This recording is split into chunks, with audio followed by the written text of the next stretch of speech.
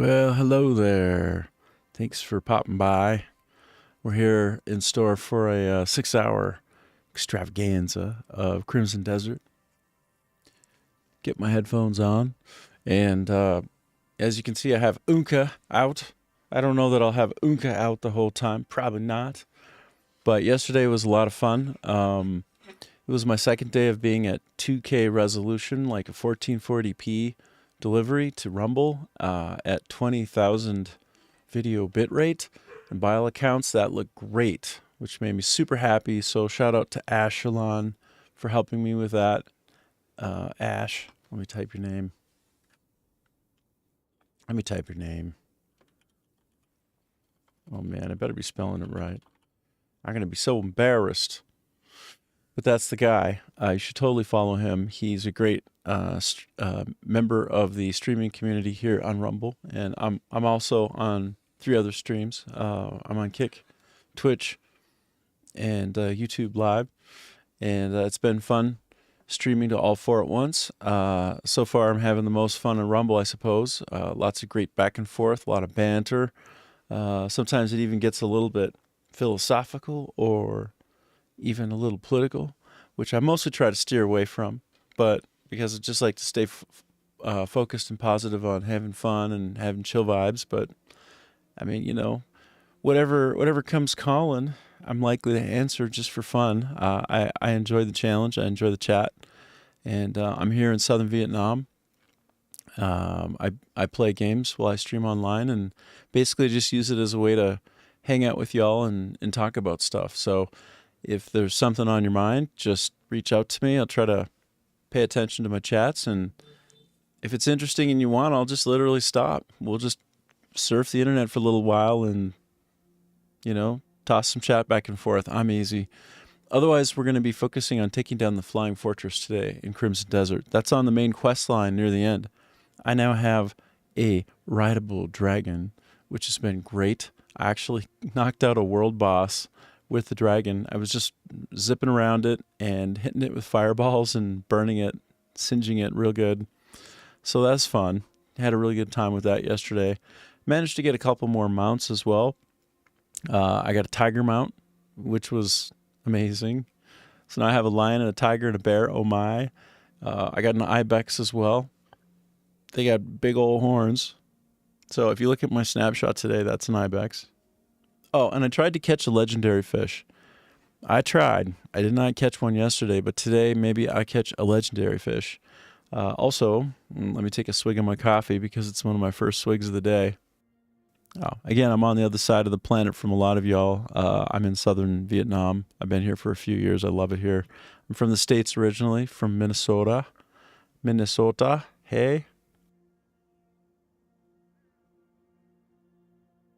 Minnesota should arguably be annexed up into Canada, not because of political beliefs, but because of passions, interests, and the weather.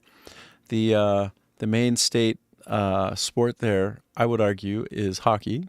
So it's Minnesota Wild before Carl Pohlad went and took the beloved Minnesota North Stars away and brought them down to Dallas, which is fine, good for Dallas. But it was, breaking the entire heart of the people of Minnesota, and I was there right when that happened. It was so sad, and it was so long ago. But I suppose the Timberwolves are okay over there too. Yeah, they're playing at the Target Center. I think they're probably still there. Obviously, the Vikings, Minnesota Vikings, Skull Vikings, obviously. I mean, I go back to watching from the Fran Tarkenton days. You want to talk about old-timey. Of course, I was just a kid then, but still, Fran Tarkenton. With his silky Jergens hair commercials. But he was a heck of a quarterback. And since then, we've had some amazing ones. I mean, when you look at some of the lower rung amazing ones, we're talking about like Dante Culpepper. He was amazing, and he was just kind of there for a bit, doing a little bit of a thing. But we more recently had the most amazing Brett Favre, right, in the twilight of his career. He showed up and actually on Monday Night Football, right after his dad had passed, and had a broken finger on his throwing arm, had like a career day. I don't know if he threw for 4 or 5 touchdowns, but you have to understand The man had a broken thumb on his throwing hand, and that was kind of he represented like the true warrior ethos, where you don't quit, and you never stop. Because even when he probably should have called himself out in the playoffs, then when we had Robert Smith, number 26, in the backfield, running like the speed of light when he wasn't looking up into the skies as an astronomer. I mean, what an interesting fellow that guy was. We had Favre staying in the pocket and getting crunched. That guy was getting smashed, man, in the pocket. I kept hoping that the offensive line of the Vikings just hold it together a little bit better. I mean, one of the best O-lines, when you look at them over a period of time, one of the best O-lines in history. I don't know, top 3, 100%. Top 3 for sure. But yeah, Minnesota Vikings. Plenty of playtime on those in those sports, except for basketball, out in the snow. So Minnesota Twins. How about those Twins? Hey, you got quite the legacy there. How about some Kent Herbeck, huh? Local boy, fisherman, Kirby Puckett. Yeah, those two heroes. Did they ever put up a statue of those two folks? Did they put up a statue yet? That's just obvious. Anyway, that's a little bit about me. I'm also a game designer and producer in the video game industry.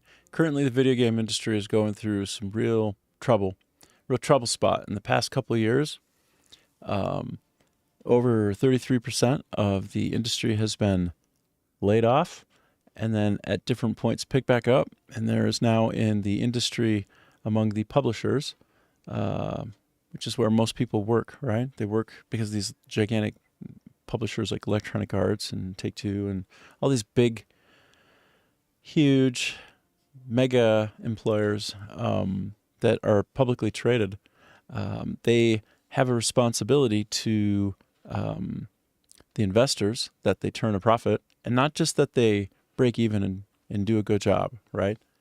But constantly improve every quarter. And the way that they do that these days is particularly because of the non-GAAP measurement of the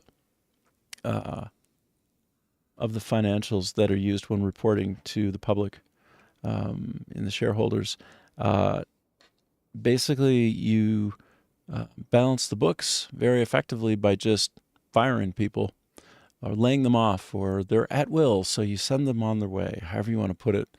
But it's become almost a depraved practice in the industry, I would say, despite posting great revenue, if not record-breaking revenue, great revenue, like revenue that does keep the shareholder doing well in the stock. They still get back 70% of the cost of a budget, which is to say lay off a bunch of people. Because when you are staff planning, and I've been there, I've been a staff planner before as an executive producer, you create a plan with people coming on and rolling off, and you even have a little contingency in there if you go a little bit over. That helps you predict the cost of the product and the project at large, even including marketing. So then when you go to market, everybody's done with the work except for maybe a small crew maintaining it for live, improving some things, fixing bugs. And then what you do is you roll them off onto another project. Well, if you have project managers who aren't doing a very good job, then you haven't figured out the next thing to do. And you're only as good in the video game industry as your latest piece of software. Okay, so it's a never-ending cycle, and it should be a spiral up, not a spiral down.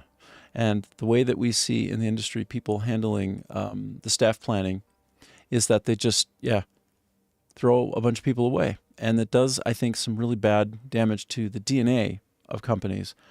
And the creatives, when they are sent away, you really are kind of doing, deep damage to your company and setting yourselves up for future failure. So I think with a lack of consideration for people's careers, like never mind that it's nefarious and almost, I would say, immoral to let 70% of your people go when what you could have done is properly planned for the next product, because you are only as good as your latest piece of software.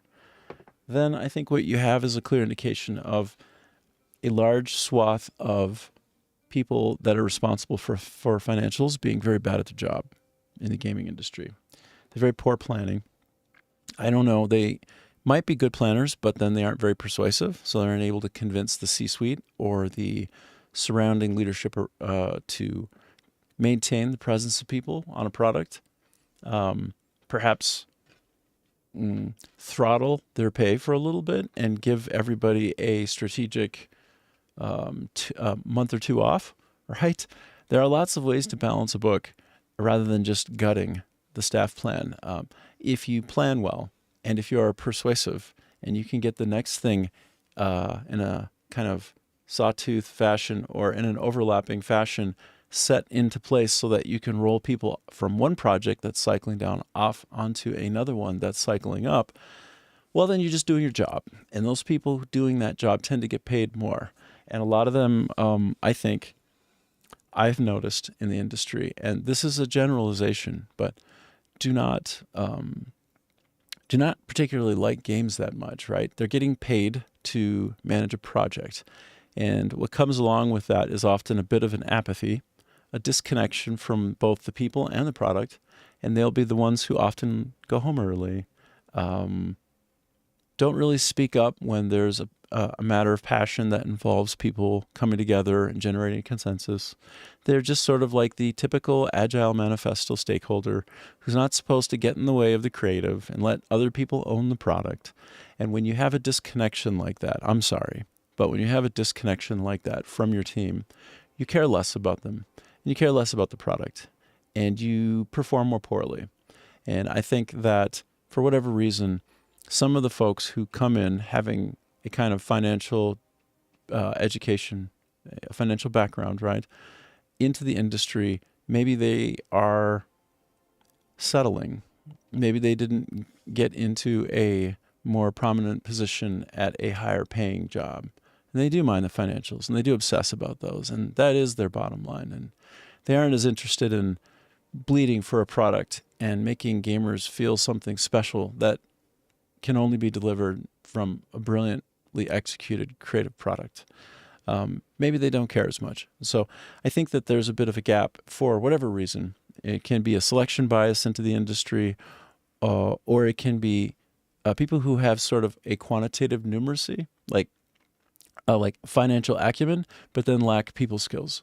Like I do recall very distinctly seeing in a number of cases, and certainly these are just generalities, but at even Electronic Arts, the core of development directors, people responsible for the project, separate from sort of owning the product, right, as like a creative lead. I don't know that they had the kind of sway and persuasive powers that, say, a line producer has. I don't think that they were selected for their ability to pitch numbers, right, to a room of people and kind of explain why something matters holistically, not just because it's a cool idea, bro, but because it is budgetable and because it is attainable and because market research shows that it can be achieved within a reasonable time frame, and that not only will we set ourselves up for this product, everybody, hey, keep listening to me. I'm so persuasive. I know the numbers and I'm so persuasive. This doesn't happen at EA, right? It's like a line producer who basically just shovels stuff into the room, just shovels coal and lights it on fire in a room. And the development director just sort of sheepishly watches on and gets, a little bit singed in the process. Well, all of that has to change if we want to have careers in the gaming industry. We want to move out of the cottage portion of being in the industry and grow up, basically, into a more professional way of looking after people's careers and maintaining shareholder value, which, the shareholders don't know it yet, but companies like Electronic Arts, their value will be dropping off precipitously if it hasn't already, because they are not prioritizing their own people. They are not prioritizing the health of their DNA, right? By laying off 33%, like a third of the industry and more. And EA is incredibly guilty of this. And so are most of the other top publishers. You are ensuring that your future success is hampered. You will be slowed down, even if it might not be noticed in the books now, in the reporting now to the shareholders. It will become evident shortly. 16 out of 20, and you've probably heard this stat many times, maybe even by me, of the top sales products on Steam are indie games now, not AAA publishers.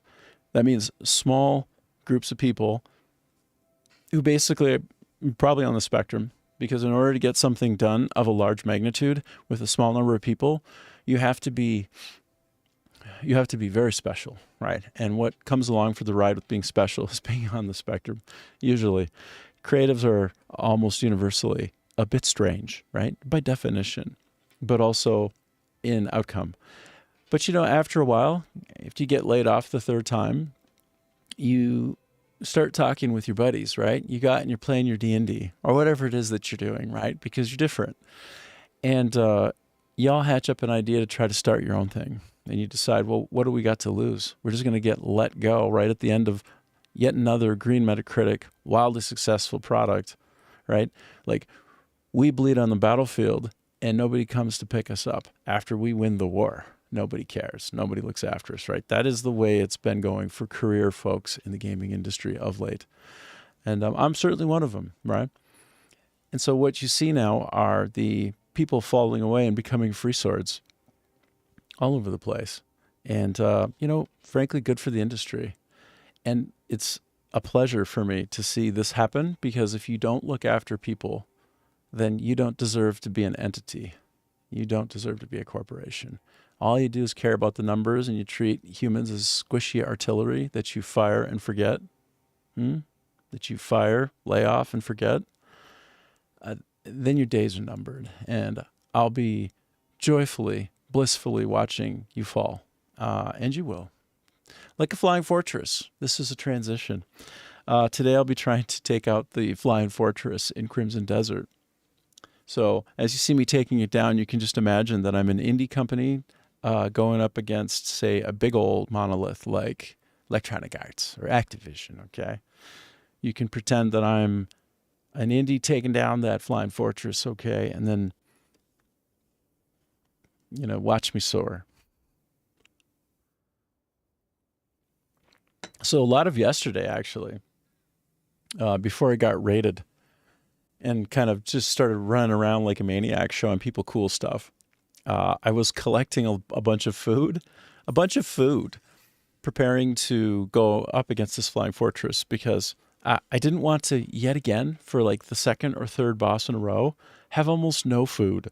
So if you don't have a way to replenish your health while you're fighting, that's a really bad idea. It's very difficult to succeed in those cases. You need to get really good. And the last thing I want is have a bunch of folks watching and I just sit there dying ad infinitum, just one death after another. We don't want to do that. We want to be winners. We want to win so hard. And so this is Unka. I just have him temporarily. Look at this beautiful area over here. This is the big old city of Pyloon. That water down there, there's a legendary fish in it. I do want to catch that legendary fish. I'm going to try. I think I'll try today. Maybe after I take down the Flying Fortress. Or maybe before. I don't know. I haven't figured it out. Okay, the nice thing about playing a game is you just kind of do whatever you want. Just chat your little head off and do whatever you want. Unless somebody online wants me to do something, then, just make a suggestion. I'm very malleable. You'll see this. Okay. I still don't have remotely enough coffee coursing through my sis. I need more coffee coursing through my sis. So it's cold up here. And I was in the process of trying to go to the butcher. There's a butcher down here Can this guy actually? This guy doesn't even have a way to fly. Oh my God! Can he not glide? He can't even glide. I don't know what is this guy? What is this guy good at? I mean, he has like that's right. I need to make something in the cuckoo pot for him so that he can actually. Dude has a jetpack. This guy has a jetpack. This has like a steampunk vibe. The game does. So it's a combination of, high fantasy, but also got that creative anachronism in it. In that, future tech that shouldn't be possible is evident, and not just gunpowder, although that's certainly floating around. I get shot from time to time by some flint pistol.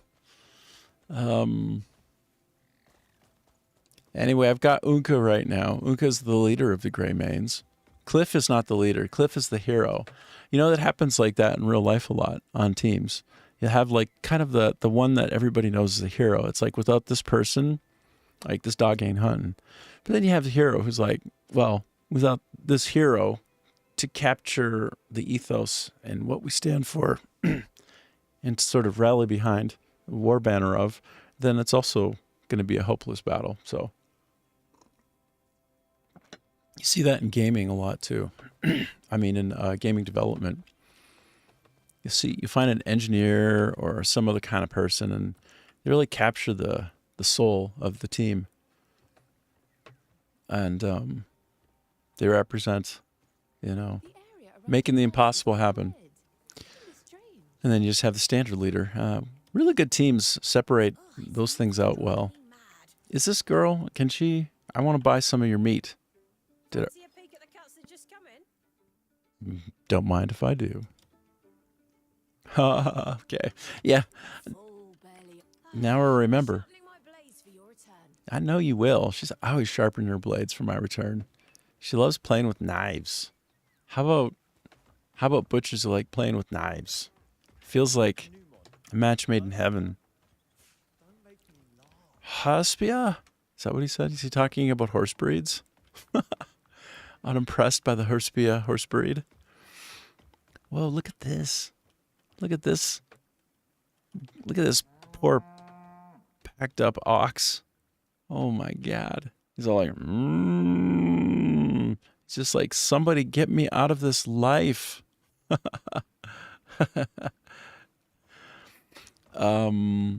Yeah, so I had this strange idea yesterday. It occurred to me to do an entire series, like just kind of role play in the game at some point after I'm done with the main quest line, and I've got a bunch of faction quests sort of under the belt, found a lot of hidden things, is to just go on bounties and listen to their silly stories, their pathetic stories, and bring them right up to the jailer, like bring them right up, just short of, and then just like set them down and untie them and let them go.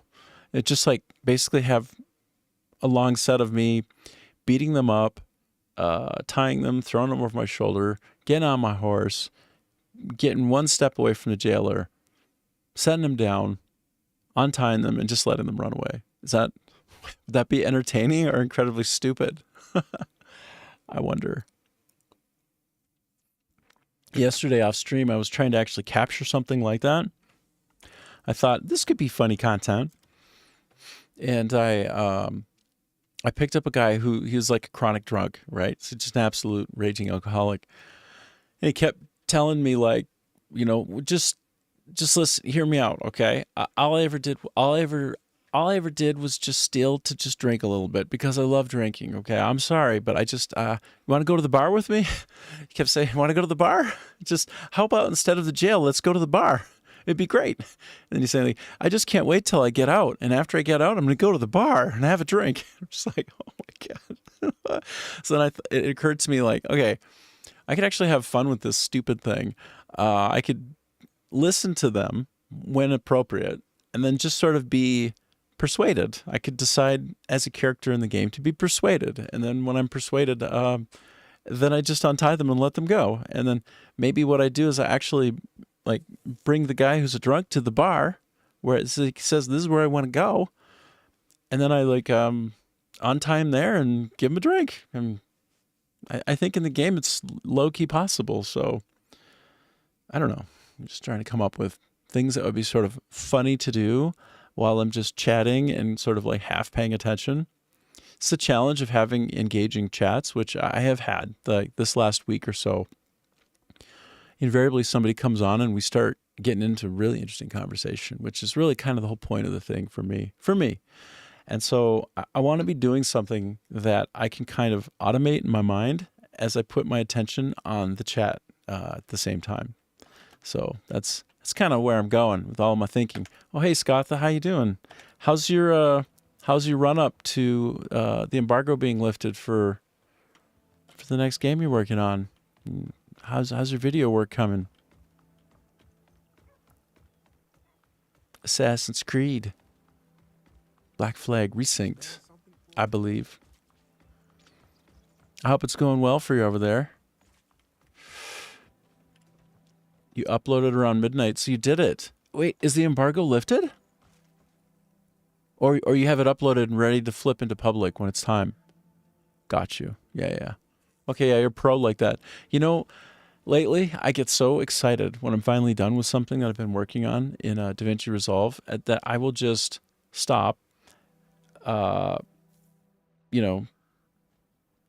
get the sense of accomplishment in it, and then try to push it through as fast as humanly possible. Go straight to public.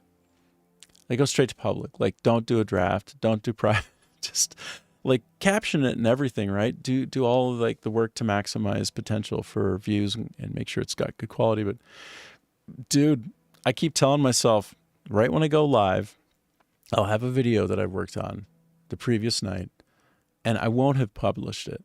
And I'll publish it right when I go live to maximize the combination of viewers with them seeing my profile that will show live on it and get increased chances of them clicking through and joining me live. Like, okay, that's probably how the big boys do it. But I get so excited. I get so excited to publish it live, man, that I just smash the publish button. I can't help myself. It's just, do you want a candy bar today, or do you want like 5 or 6 of them tomorrow? And every time I'm like, I would love a Snickers bar right now, please. That's what I have to say about what you're up to. So good for you to actually get it ready to go in a draft private state so that as soon as that embargo's lifted, bam, smash publish, be first through the breach, brah. For me, shorts usually take 3 hours on average to be featured in the short itself. So I take about 3 hours as well. Last night, I had a really good one that was getting uncorked. Surely you could spare. I'll do the same for you someday. You're a good person. Just the way that he just chucks the coins. It's very adorable. It's like, it should be like a nice cool flip. Like, here you go. Whoop-a-cha. Like, whoop-a-cha. Catch it. I see you, bro. Thanks, bro. But instead it's like flicking them at him. It's just like, here you go. Put it in your face. Pa-cha. In your face. Anyway, that's my take on when I give alms to the poor. By our ancestors' names, I'll hold this land till my last breath. Till my last breath. It does seem a little bit rude, is my point. Just chucking a coin at a person who in the game is labeled as the beggar. Feels a bit rude. So let's see. And another short when you go live, so you have maximum chances. Okay. So you probably should try to publish 2.5 hours before you go live. Yes. Yes. Yes. So you and I are experiencing the exact same phenomenon. So it takes about 2.5, 3 hours for things to heat up. I will tell you, I did have one freak occurrence where it like caught fire instantly.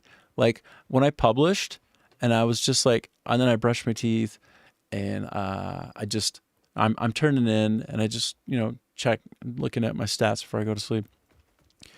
And like, I had only been live for like 9 minutes and that thing was, I already had like 300 views and I'm like, what? And then I click it again and it's like 400 and I'm like, what? And then I wait like 10, 15 seconds and I'm scrolling up and down because I'm like, this can't be true. And then I click it again and it's like another 100 and I'm like, what is going on here? So I have the exact same experience as you, though, but with that one notable exception. And exactly, you figured it out as well, which it was an epiphany for me when I figured it out. But like, don't publish a short if you have one ready to go and in the can. Like, get one in the can ready to go, and when you go live, publish it. Don't publish it right away. Publish it about 2 hours before. And you're right. It tends to catch fire about 2.5 hours after you publish it. And it almost doesn't seem to matter what time of day. I don't know if there's a queuing system at, say, YouTube, and you get into a queue and things just get sort of like zippered in, like zipped up into the short system. But it is about 2.5 hours. You're absolutely right, bro. So maybe tonight when I'm off stream and I make 2 videos. I'm always trying to make at least 2 videos now, like 2 shorts a night. YouTube basically beta testing it. Yes. Usually flat lines within the 4 hours mark, though. Yes. It feels very manufactured. Like, it feels very like there's an on and off switch, hey? Because I will see when I'm in the path of, so I can be hockey sticking, you know the hockey sticking phenomenon where you're like this and all of a sudden you're like this and you're going straight up. And I hit a wall. Like, I just hit like a wall. I mean, I can even show you the data. It's like literally I'm going straight up into the sky and I'm like, oh my gosh, is this the one? Is this the big one? Is this the big one? And then it hits a wall, and it hits it at the exact same point almost every time, except for I think there's some sort of envelope that it gets expanded upward over time as you have more success. Like, if you can organically hit 1,000 and then 2,000, it's almost like you punch through a ceiling, and that ceiling remains more open for you in the next consecutive goes of it. I don't know if you've noticed some of these data trends, but some of it is very artificial, hey? Like, a bell curve describes human behavior almost universally in all cases. A bell curve, right? Simple spread of data is the bell curve, where you have 4 standard deviations out to capture like 97% of all human behavior on a particular measured dimension. And the first 2 standard deviations will count for like 66.7% of all data spread, and that will contain the majority of the bell. And then the rest kind of tapers out on the 2 tails, either, in either direction of the measurement, out from the mean. And then as you get more data, it becomes more normal. You get more of a bell even, and those deviations become less pronounced in the data. But man, I'll tell you, I mean, I have some data science background, so I really know what I'm talking about, even though sometimes it may not sound like it. But I do understand the way that big data work, particularly in human populations. From my time in university doing research in psychology, that the YouTube data patterns are in no way normal. There's no normal distribution there almost at all. Like, it's very, very controlled. And I feel like it's meant to optimize monetizing opportunities. Like, they have an algorithm that maximizes your urge to spend for advertising. I mean, in a way that's just using data intelligently to mine streamers, to mine content creators for additional revenue, not just ad revenue, but also content creator revenue. It is what it is, man. But make no mistake about it, going organic and having big, huge success, I mean, in some ways it's somewhat impossible until you've met some criteria, I think, because they do have these really strict envelopes of when the sharing stops, like when you're no longer in a shorts feed. And like, again, I've literally been going through the roof where I'm having 100 people every 5 seconds piling on, and then it just smashes into a wall like an Audi under test going 200 kilometers an hour and just smashes into the wall. And I'm like, That's some bullshit, YouTube. Thanks. That's some bullshit. There's no way that that rocket just blew up. You just turned off the data gate. Totally happens, bro. So brutal. And it is statistically impossible for what I've seen to be an organic, natural aspect of the data pool. It's just simply impossible. It's 100% gated and manufactured. So how then to maximize viewership on YouTube? How then to do that without monetizing? Or if you can monetize, when is the right strategic moment? And I think it's when you need to punch through an envelope at a certain point. And then Scotha, you wrote, but the editing ain't over, trying to manually go through the CCs now, and then you need to start making shorts and longer gameplay videos. Yeah, dude. It's something, hey? To maximize your chances for the channel to succeed. Yeah. Well, you got an in this time. You're right in there, buddy. So, and you know you've got a chance. You got your best chance right now. It's not going to be your only chance. If you don't give up, we already know that you can go super big. You just need to get credit for it when it happens. Which, you know, when you were covering Assassin's Creed, like the version for Japan, then you did have bad success there. You didn't get credited for the worldwide phenomenon of tracking on what you did. But yeah, maybe this is the one we're really going to strike it. You're going to go boom. You're going to go kaboom, bro. I want to see it happen. I'm ready. My body and my mind are ready.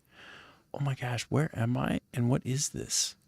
Clearly I've never been here because I had a little pop-up tell me, brand new cave. Good job finding. The shrine thing would have been huge if credited. I know. And all you needed was journalistic integrity. All you needed was somebody who was tracking on what you did to just have journalistic integrity. All you had to depend on was people doing their job right with some kind of decorum and respect. But no, they didn't do it. So you didn't get the credit. It's very unfair. Oh, well. So it goes, man. Just keep going. Don't let the things that get you down keep you down. That's why you're fighting so hard right now. So good luck. But yeah, you actually got to stop at the offices of Ubisoft just a little bit ago. In France, of all places, hey? So good. Since Asmongold, Moist, Critical, and Penguinzo, and big guys like them covered it. Right. That's the dream, right? Like that you both get coverage. Yeah, Patty, that you both get the coverage that you deserve. Hold on, a brief ASMR moment for you. Okay, here you go.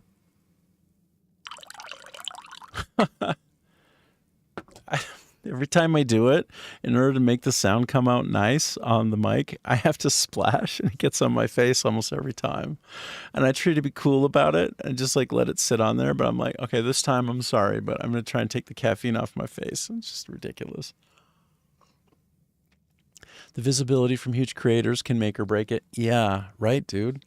That's the dream, right? That somebody picks you up and you get folded into the drama.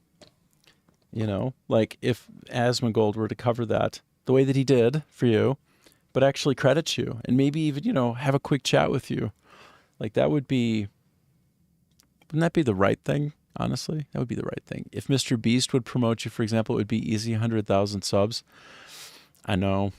You know, I actually applied to be a translator, not a translator, but like a sub adder, not a subscription adder, but somebody who takes and sort of transliterates. I think that's what you call it, the spoken word, so that people can see it for closed captioning. And I don't know why I applied for that, but I did. I just thought it would be fun to do content creation. I guess that was before I started doing anything of this sort. Yeah, translator. I almost did this right now. I'm going to do it here. This is how badly I need the caffeine. Okay.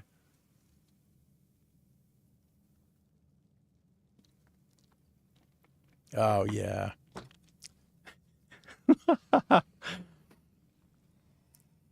Just drinking right straight from the carafe, brah. Don't even give a shit. Um, yeah, but the hard work never ends for you. But you know what? It's like piece by piece, you are building your little kingdom. So just keep building and don't stop. And the only thing stopping you is you, right? Or your potato. But if you treat your potato nicely, also known as your personal computer, maybe it'll still be okay for you. I just picked up a shovel. Why did I do that? I feel like there's something I should do in here, but I don't know what it is. And I don't know if I can be bothered to figure it out right now. Like, it doesn't seem like, honestly, there's a great deal I can do here. Yeah, I don't see a lot to do, man. So I can't do the fist punch of justice, right? I can't do the spirit punch in here. For some reason, I'm blocked.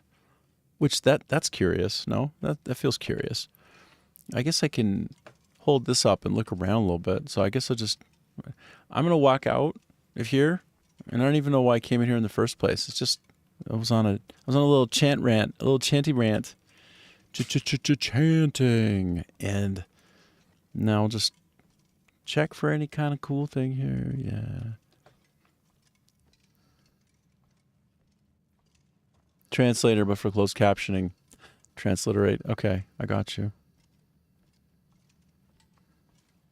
You know, I worked at the company where Mr. Beast first cut his teeth on making videos for Battle Pirates, a company called Kixeye. They their home office was in San Francisco on Bush Street, and the officers in that company were, by all accounts, stark raving mad.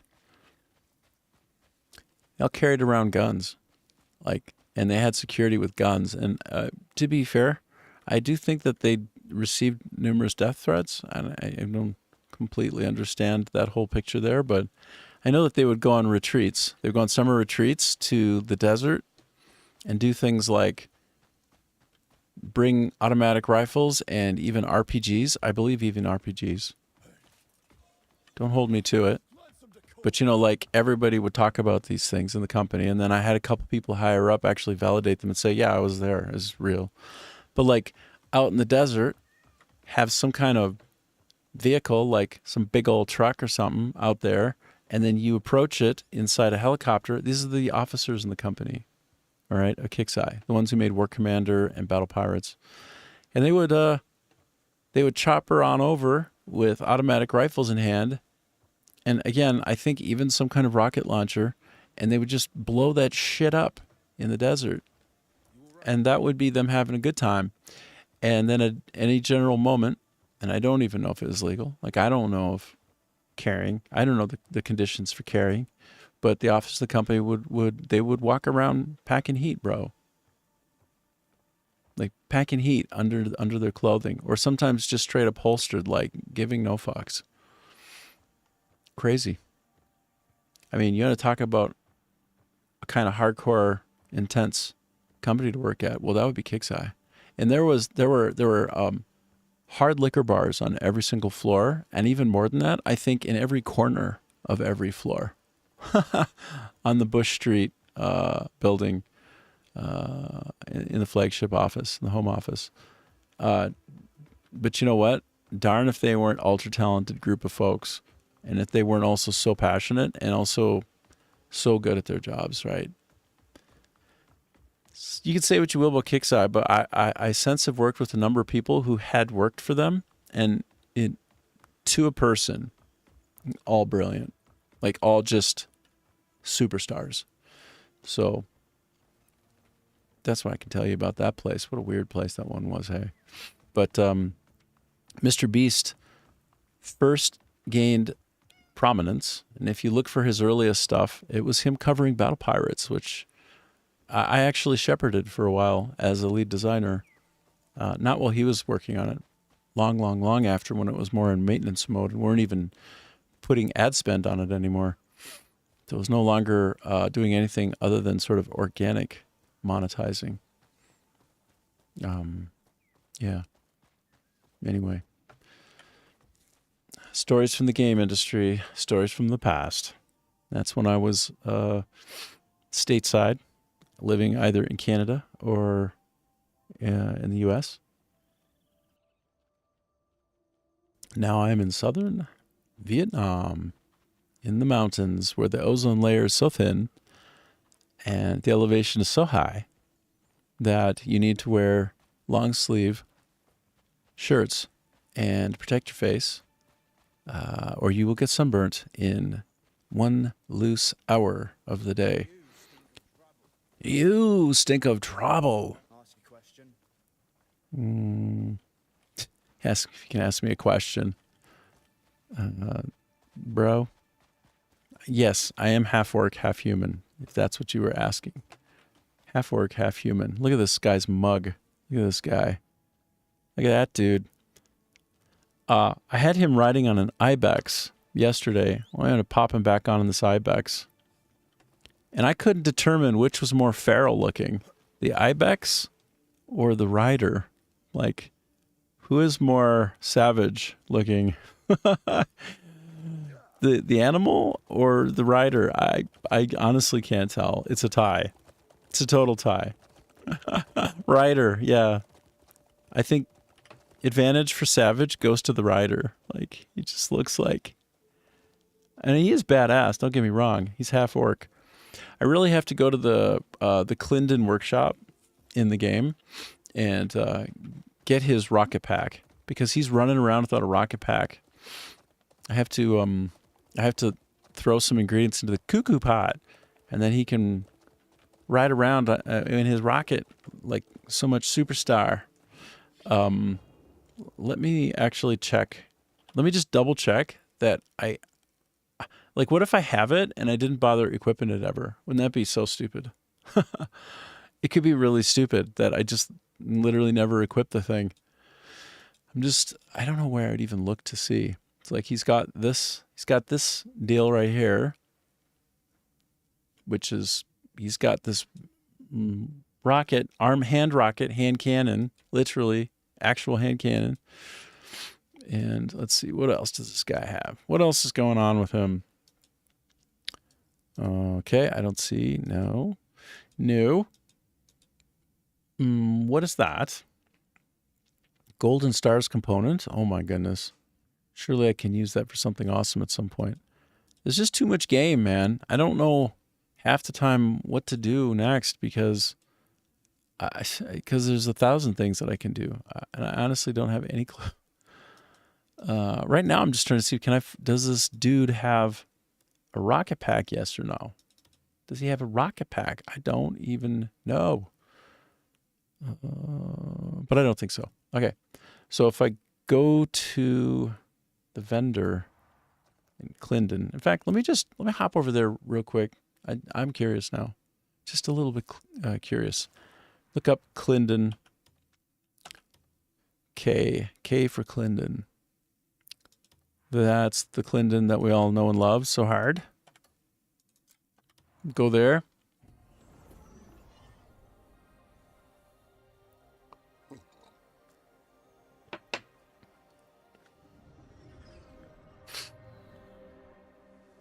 Man.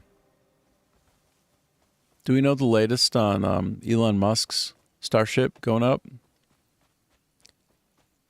I'm so nervous. I want it to go well. I'm so nervous. Every time that thing goes up, I feel like human history is in the balance. I do think that we need to be interplanetary. Like that whole line, the way that Elon has sold the dream is, I'm very invested in. And I know a lot of people they think dubious things about him, but I don't. I think he's like patron saint for all nerds. And he's got a big heart. You see him in a lot of cases, like break it down a little bit, right? He's got a big heart, but also just a great mind. He's the inventor of our age, But yeah, man, when does that Starship go up? I'm so nervous. Please work. Just get up there. Okay, so I was curious to find where is it that I can create a rocket. Oh, it's right here. It's right here. This is it. Okay, so for one thing, I don't have a cuckoo pot. Okay, I can make one of those right now.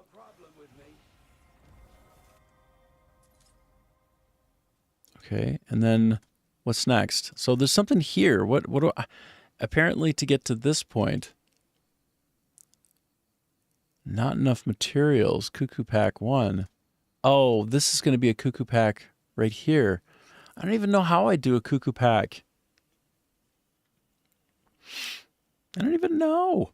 Well, this rocket pack allows Unka to actually fly around. Oh, Unka spelled with 2 O's. Damn. Okay, well now I know. It's not an easy to spell one. Awful inventory management and then crap ton of research. Yes, absolutely correct. The inventory management in this game, if so, it feels like this is an interesting convergence of sort of like junior designers and then some of the best designers that have ever lived, like in all of human history. Like, I feel it's a combination of the two, and some maybe one or two in the middle, but mostly you just have master craftspeople who make some of the greatest designs in a game ever, and then some other folks who, like, honestly shouldn't have been left alone to do what they did, and they output some absolutely asinine functionality, like literally a year 1 designer would do, right?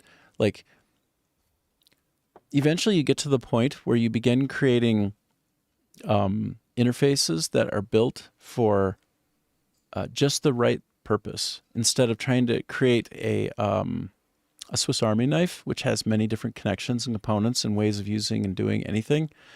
That is what a junior designer does, in my opinion. And some people would disagree with me on that, but they would be wrong. I'm sorry. As a designer, you build something for a purpose that does something well, and that's it. All right? And you make it so that anybody can pick it up and use it. Now, to use it better than another person, well, that just is a function of how good are you at things and how much time have you spent using it. But this game smacks of somebody who's a junior designer who tried to make, Swiss Army knife implementations. Right? It's like, I'm going to make a masterful thing. It's like, you did not learn about the art of parsimony, the art and science of being parsimonious, which is doing the least that you need to, but not so little that it's lost something that's core to what it is, parsimony. Like Occam's razor, So yeah, it's just bad design. Yeah. So you say, only thing I will complain until the very end, I rather have big messy inventory than have to manage it every 30 minutes or so. Yes. And that's one of the funny things about this game is that they create a reward structure around doing things, like accomplishing things in your camp and just basically being a good guy in the world. They have a reward structure around opening up your inventory as you do things. But it's like, I think you should have started with double size in the first place. Like, we should be operating on a local inventory of 1,000.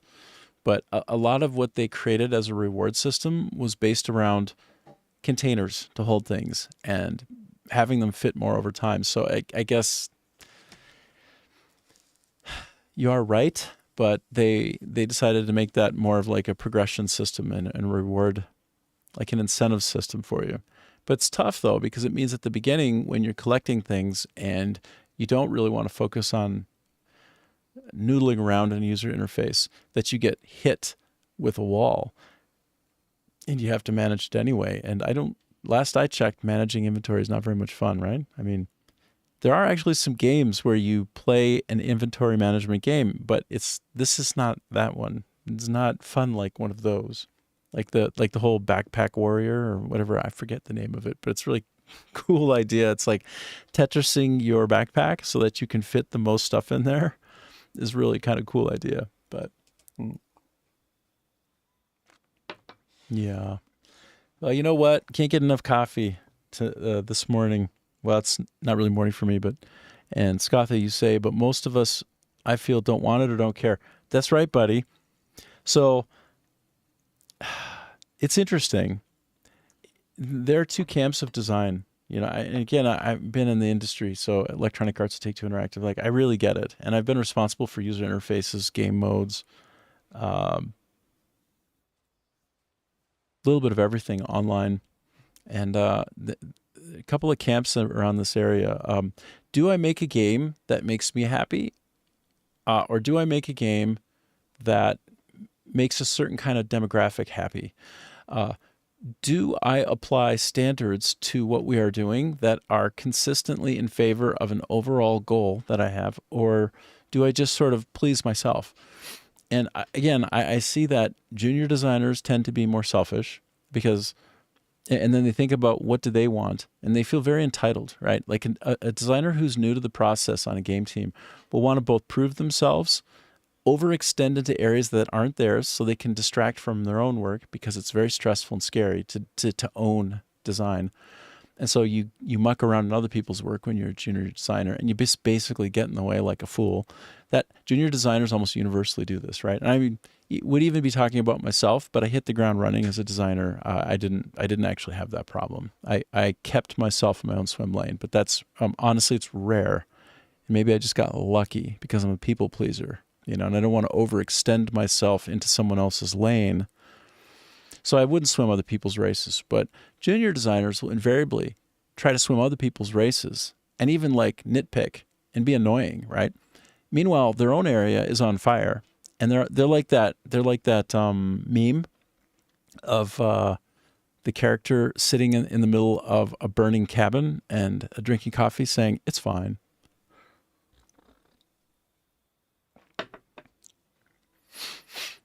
Yeah, I got you, Scatha. I mean, people are individuals, so if you have a really good a team composition, then everything just sort of works out.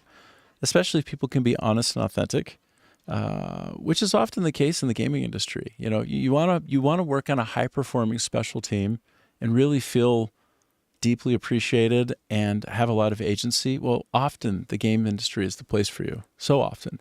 And it can often be that there's so much work to be done creatively that people just don't have time to be distracted about what other people do and just hope that the person over there is handling their gun properly, right? To use like a war metaphor, like let that person shoot their own gun, let that person change their own ammo, mark their own targets, keep their own helmet on. I have to focus on what I'm doing with all of my stuff. So a team that's really busy is a team that also gets a lot done without creating noise for one another, honestly. Say, as a security, when arresting people, not arresting per se, but you know what I mean. Yeah. Oh, you have to do that daily. Yep. Oh, so you're a security guy. Oh, that's awesome, dude.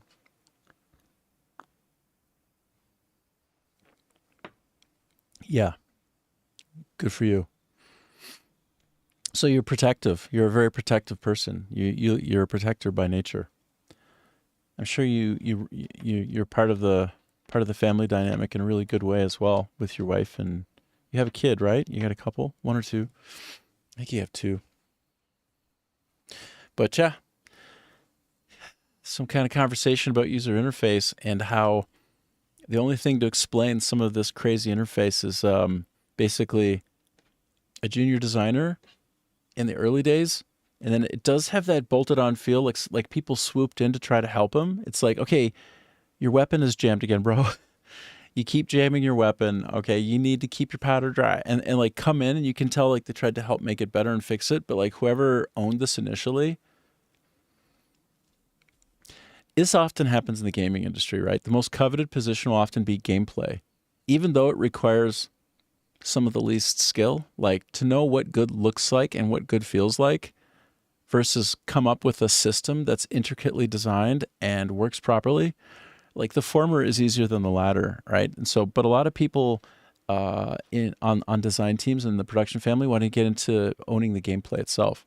So the problem is everybody chases and vectors right into the gameplay area, and that ends up being your fast track to being like the person running the whole product, like the line producer, because gameplay is the beating heart of a product, right? It's just kind of obvious, but you say 5 kids planning to have, okay, so that now I remember, right? Because I have 4 as well, 2 identical twins. Yes. 4 going on 5. That's right, bro. Don't ever stop. You can't stop. Never stop. Can't stop. Won't stop. It's awesome. And no twins. So oh my gosh. So there were 3 pregnancy events, right, in my life. Not 4 separate ones. And now maybe a 5th one for you. Dude, that's so wild. Oh, so the first 2 that I was a part of, I was always like right there at birth, right? And I don't know about for you, but the first 2, I would sit down and I'm holding on to the hand, right? Giving the encouragement to the expectant mother. And okay, we're trying to figure out: do you get an epidural? Do you try to push it through? Like, what's our risk here?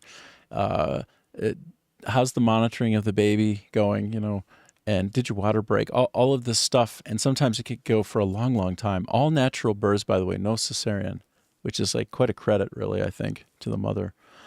And I noticed that by the time I got to the 3rd one, and I understood all the potential risks, that I would almost get to the point of passing out. So, like, the first one, I didn't know what I was getting into, and I was just like there, and it was like a sideshow. It was like I was at a circus. It's like, dun, dun, dun, dun, dun, dun, dun, there comes the baby crowning its head. Do, do, do, do, do, do, do, slap that baby's butt and a breeze. Do, do, do, do, do, do, do. It was like that. And then the second one was like, oh my, you know, like what is, we're going to get a better room this time? Oh, you know. And then the third one was when it was the twins, and it was like 8 minutes to midnight, and we had a guy who was just like Mr. Miyagi delivering the babies. And at some point, just like at the end of Karate Kid, when Daniel LaRusso gets like his thigh sort of torn up or broken or something. Hold on. I'm taking a break. But the next time my wife is in labor, I will tell her in the delivery room, and now you know how I feel when I have a cold. Oh, yeah. She'll squeeze your hand so hard that she will break your fingers this time. This time she will break your fingers. Or maybe she'll strategically just say, take one of them, go like this. She'll just be like, fuck yeah. And you'll be screaming right along with her. And then it's like, oh, who's the bigger baby? Men cannot take as much pain as women in general. You know this, right? Women are, I think, fundamentally tougher. Like, they can endure quite a great amount of pain.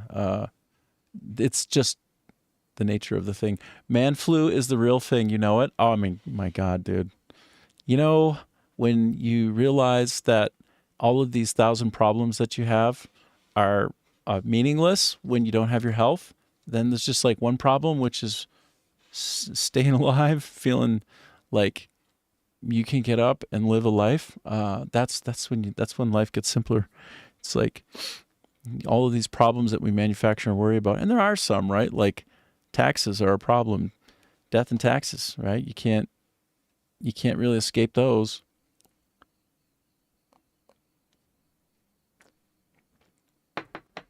Dude, have you ever been hit with like a softball or a baseball? I don't know if you play any of those sports. Like, have you ever been hit there? Like I had a ball bounce off. I was playing some softball. I had it bounce off the plate and right up into the nads, and that was it's the pain is it's indescribable, right? Hockey puck. Oh, just hold on. Oh, dude,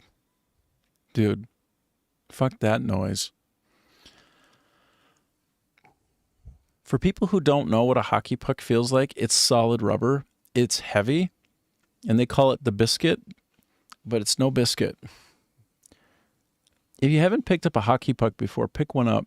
If you have ever received a hockey puck like onto any part of your body, like you will get a massive bruise, and you might even get a broken, shattered, fractured thing. So if you get a hockey puck to the nuts, that's endgame. Like, if you're playing hockey and you don't have a protection down there, you don't have like a cup down there, then it's not a good idea. Oh, it hurts like it hurts a little bit, hey. Just a little bit. I Okay, so hockey rooms are ridiculous, right? Just like saunas where like you're not going to have a lot of clothes on, right? This is natural and normal for sports and saunas and all this, you know. And so I saw a guy he got hit by he got hit straight on to a nut shot straight on with the hockey puck. This will happen as a goalkeeper a lot, right? A goalie will get this like you read about. Just a little bit to the side when the cup was not on spot on place. It was just it was just a glancing blow. Yes. So this person took it straight on. Okay. This person took it right on the nut cup, like directly, like direct hit, like you sunk my battleship, direct hit. And it shattered it. Like it basically cracked the cup. And he was like, look at this. And like the ring around like the cup area in the front, like where the protection zone, like around it on the outside is like where it's up against like the leg and the body, right? And it was like the whole thing was like the ring of death. Like it was one big like circular bruise around there. So yeah, try taking a hockey puck without no, actually that would be just bodily destruction. Like you cannot survive a hockey puck to the nuts without a cup on. You actually can't. Like they might actually get somehow disconnected, like literally separated, or even if it hits like your junk, like your main man junk, like it's over. There's no coming back from that. There's no surviving it. Like it would just break your thing. Your thing will be broken. But baseball is hardcore bad too, right? Like if you get it and it bounces just in such a way, or you just straight up get pounded right there, that's, it's not good. It's not great. You have the incoming puck in the bat. Either way, it's not good. You don't want that. In your life, you don't want to have that happen. But eventually and invariably, it'll happen. And the girls, and they think it's so cute to just kind of like tap you there. They think it's cute. You just give you a little tap. You know how they think that's cute?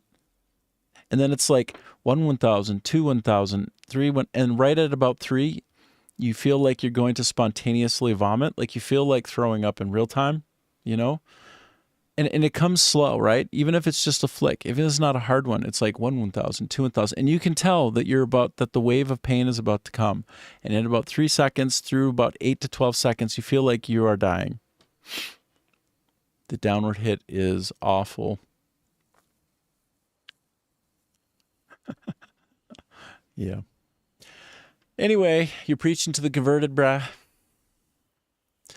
And if I were to get a Cuckoo Rocket pack, but first I needed a Cuckoo pack. All right, let me write. How do I get a Cuckoo pack? Like, I'm just going to take a quick peek, okay? I'm going to share my screen for a sec. We're going to do a Gemini search. I can't be bothered to try to figure out how to do that, like in the actual game. Like, can anybody be bothered? Anybody on Earth be bothered to figure that out? This game is a very social game in one way. Nobody knows how to do anything. Nobody knows how to do shit in this game. So we got to look it up and support each other how to do it. I swear. That's the way in which this game is social. It's like, oh, there's a hidden thing. Did you know there's a hidden thing? Well, yeah, there's like 1,000 hidden things.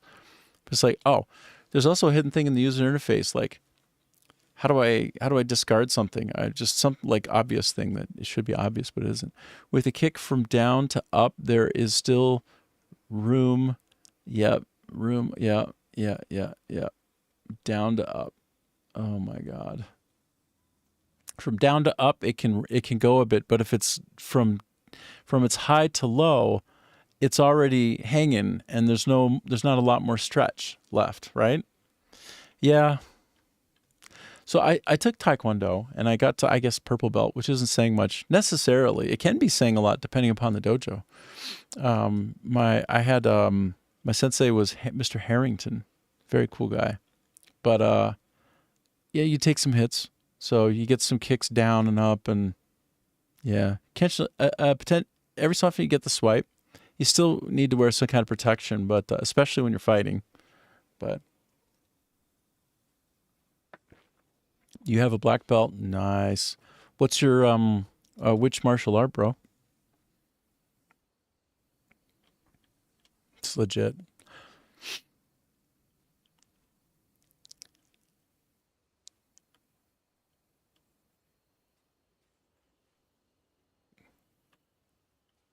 Oh, yes. Your belt is black from getting into lots of dirty.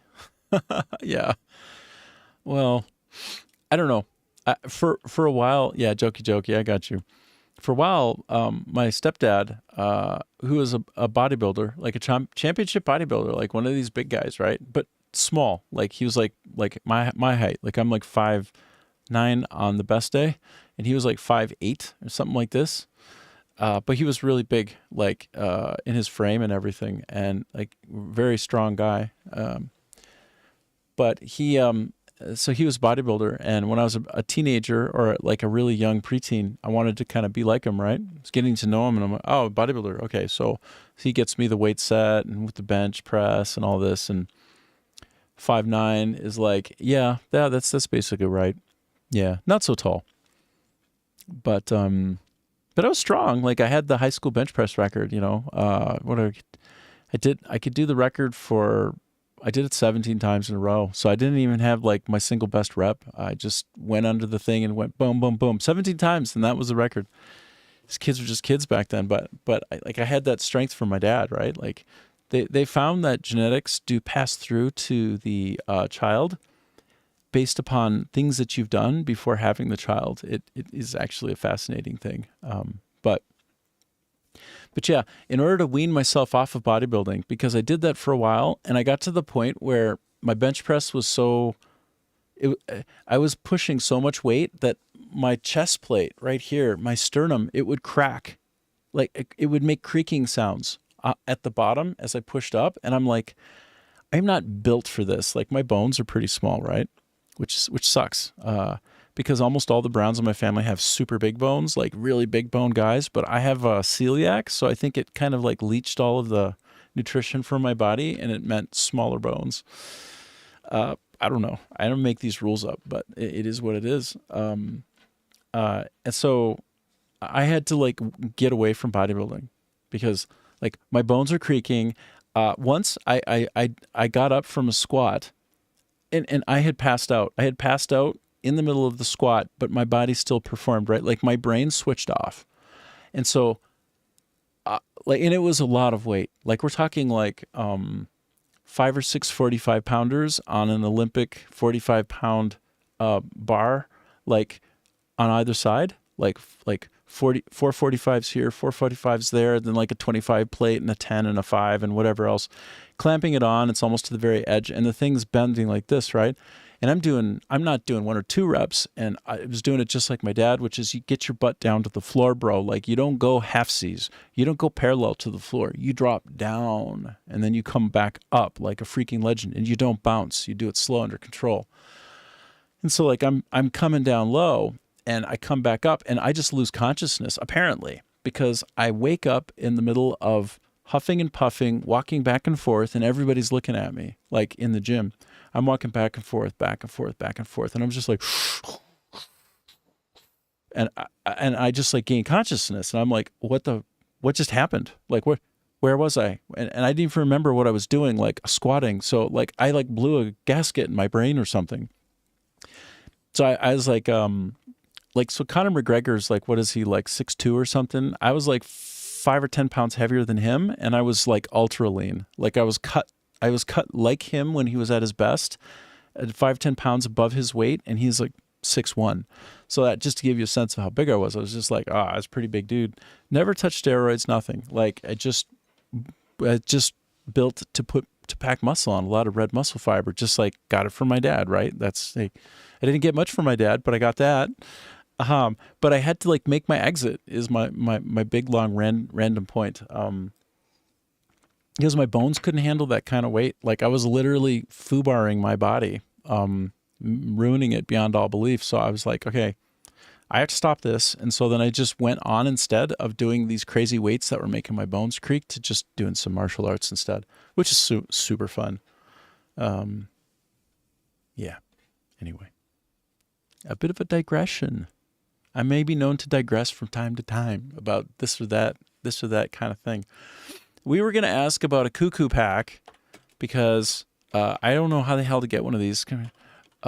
Clinton Workshop. Oh, I have to give even better context.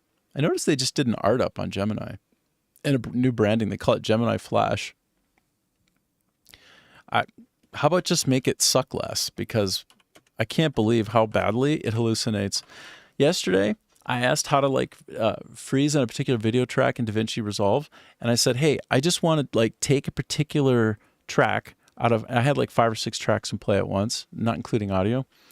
And I wanted to freeze one of them at a certain spot so that it just becomes a still image. And it's like, oh, okay, well, first you do Control B, and then you right click. And I'm like, wait, no. I can immediately tell that what you're saying is total bullshit. I have to press the B button to access blade mode, and then I press Control + / to do a segment cut. And you told me Control B does a segment cut? You're lying!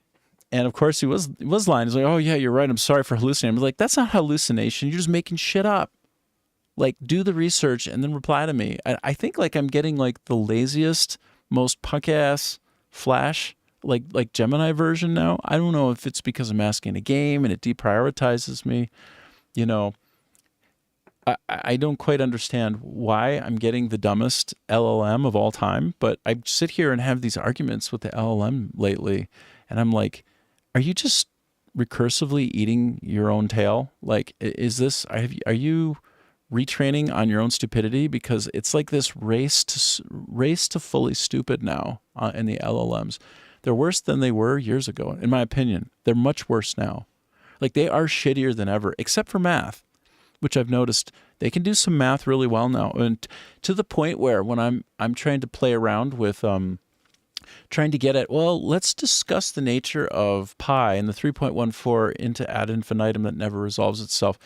Let's discuss the concept that we are doing an incomplete measurement in 2 dimensions of something that's actually a projection from 3D space and arguably even 4D space, like a spinning sphere over time, so that you're capturing both the volume and the motion around a particular locus point in space.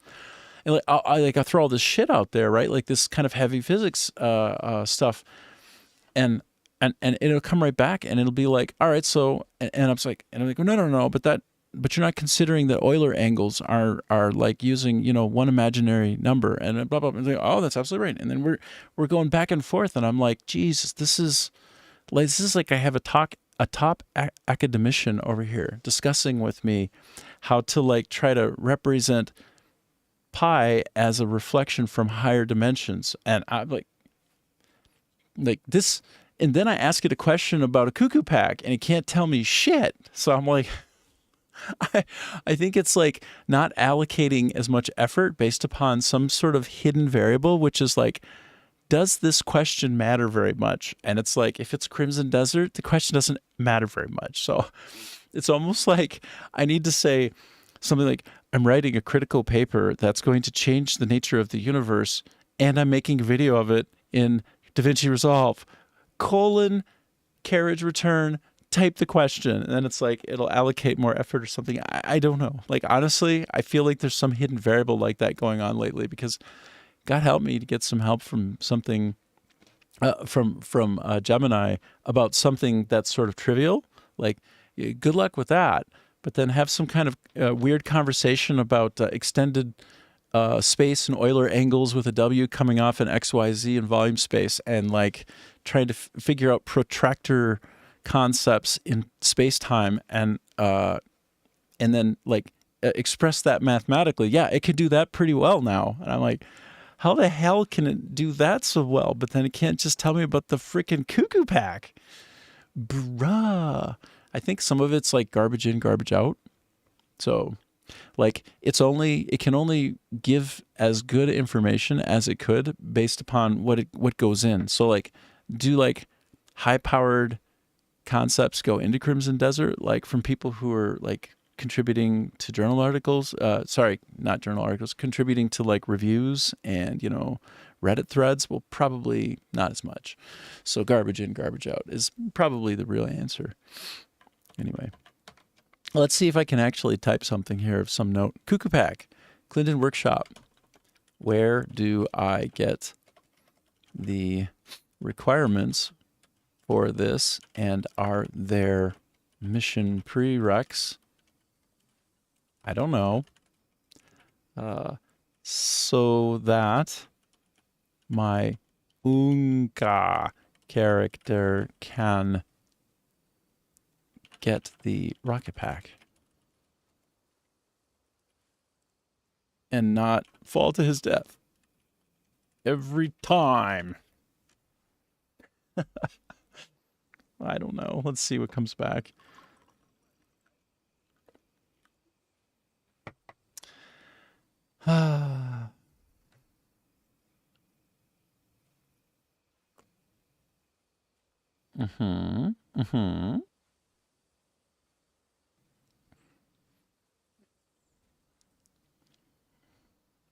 They completely redid the layout as well of how they provide information. They're doing more like inserts and more inline linking. This does seem like it's much better, although it's taking I'm having to adjust to the new format, but it is a fundamentally better format. It doesn't feel like it yet because I'm so used to the old way.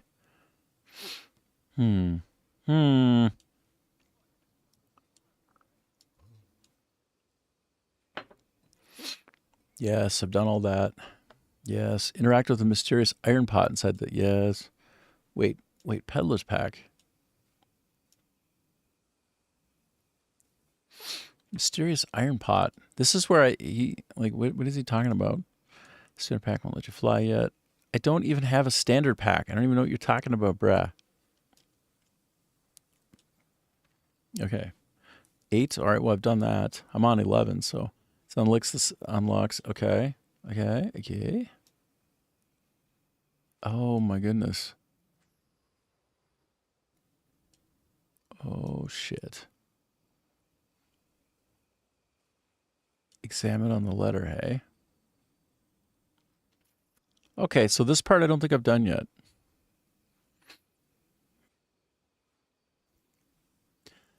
And I have the rest of all of that. Goodness knows I have more than enough of that. So I just need to find the letter. Okay. Back to the interface. To the interface of Doom. This kind of work isn't as easy as it looks. Isn't as easy as it looks. Every time I hear that, I'm trying to place what movie I've heard that kind of tone and phrasing in when he's talking about easy. I'm like, and it kills me because it's from a movie I think I like. I just can't remember. What is it from? Oh, what's it from? I don't know. Endlessly caught in a loop with that one.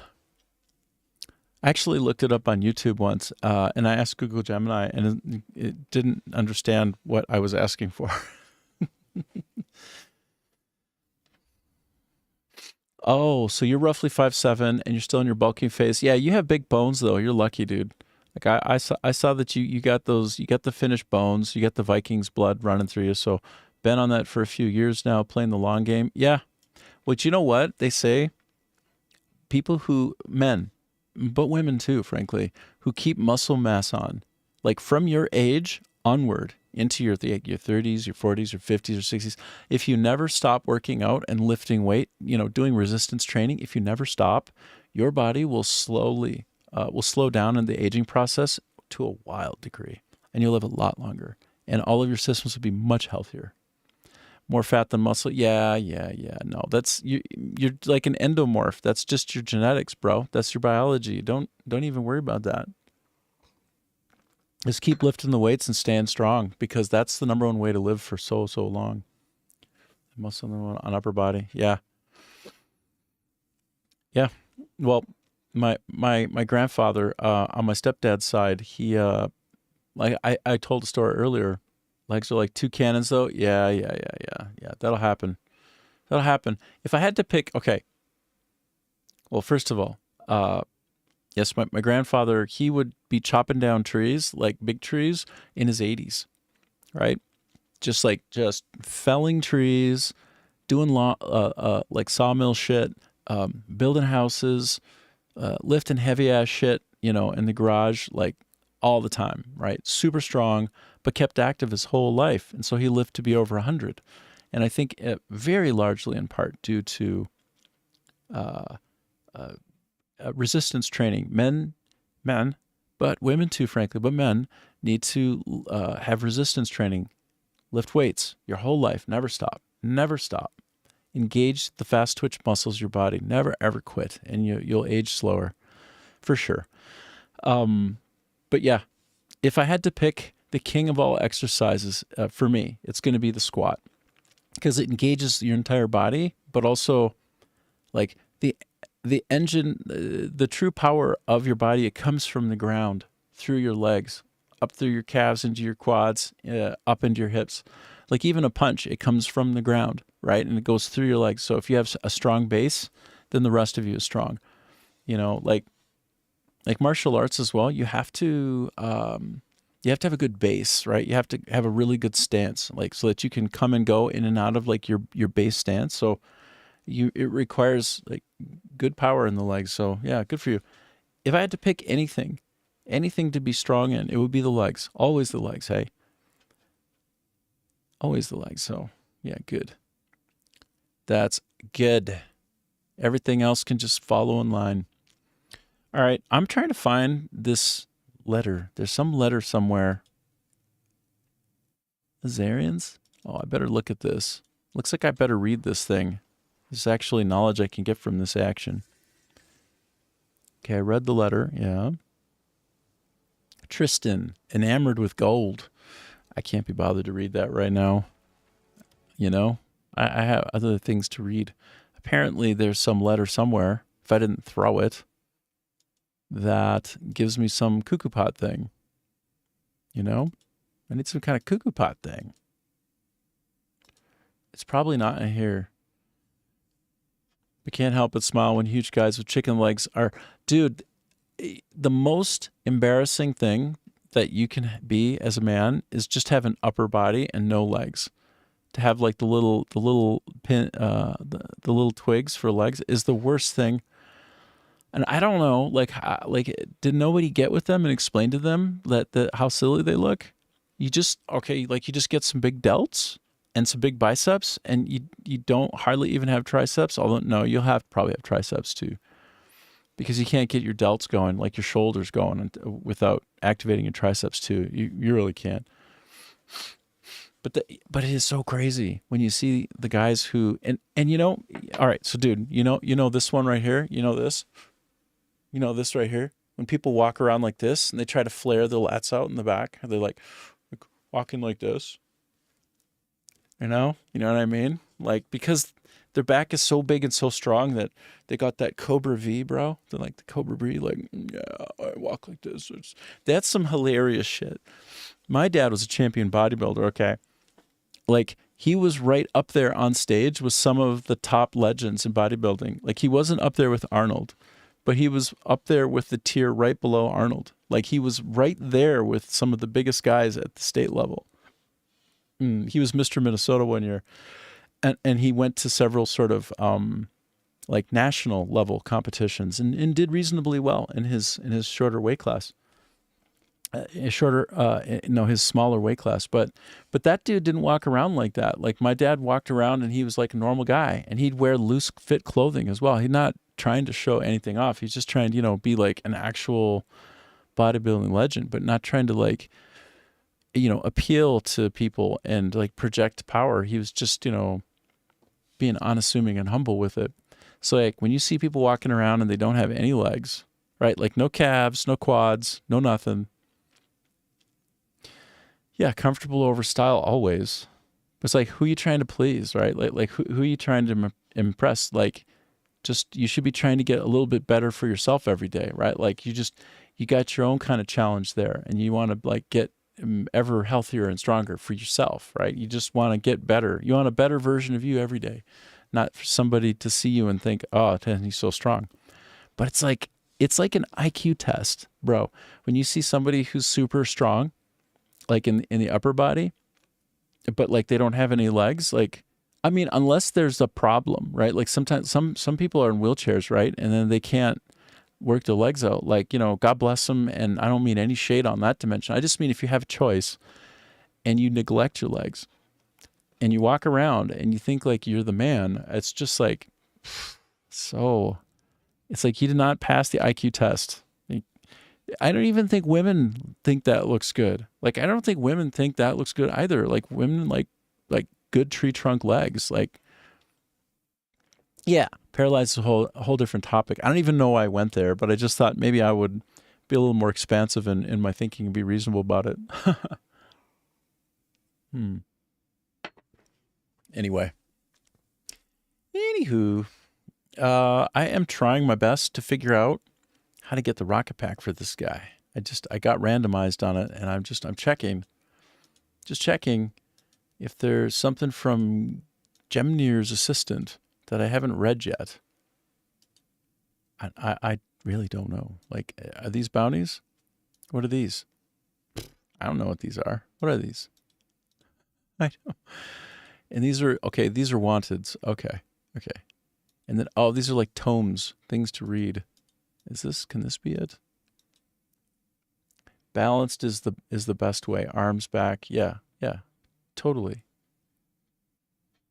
Yeah. Just focusing arms is 100% IQ topic. IQ topic. So here's the thing, like some people don't have really like wide shoulders, and so it makes sense to kind of prioritize delts, right? If you want to have like a slightly wider looking back. Like that's just being smart with it in a way. Like I get it. That's cool. But like you just neglect like parts of your body. It's like what do you have going on in your brain that you think that looks good? Used to do wrestlers' bridges when I was wrestling. Oh, you did wrestling too? I was a wrestler, dude. I was a wrestler. 100%.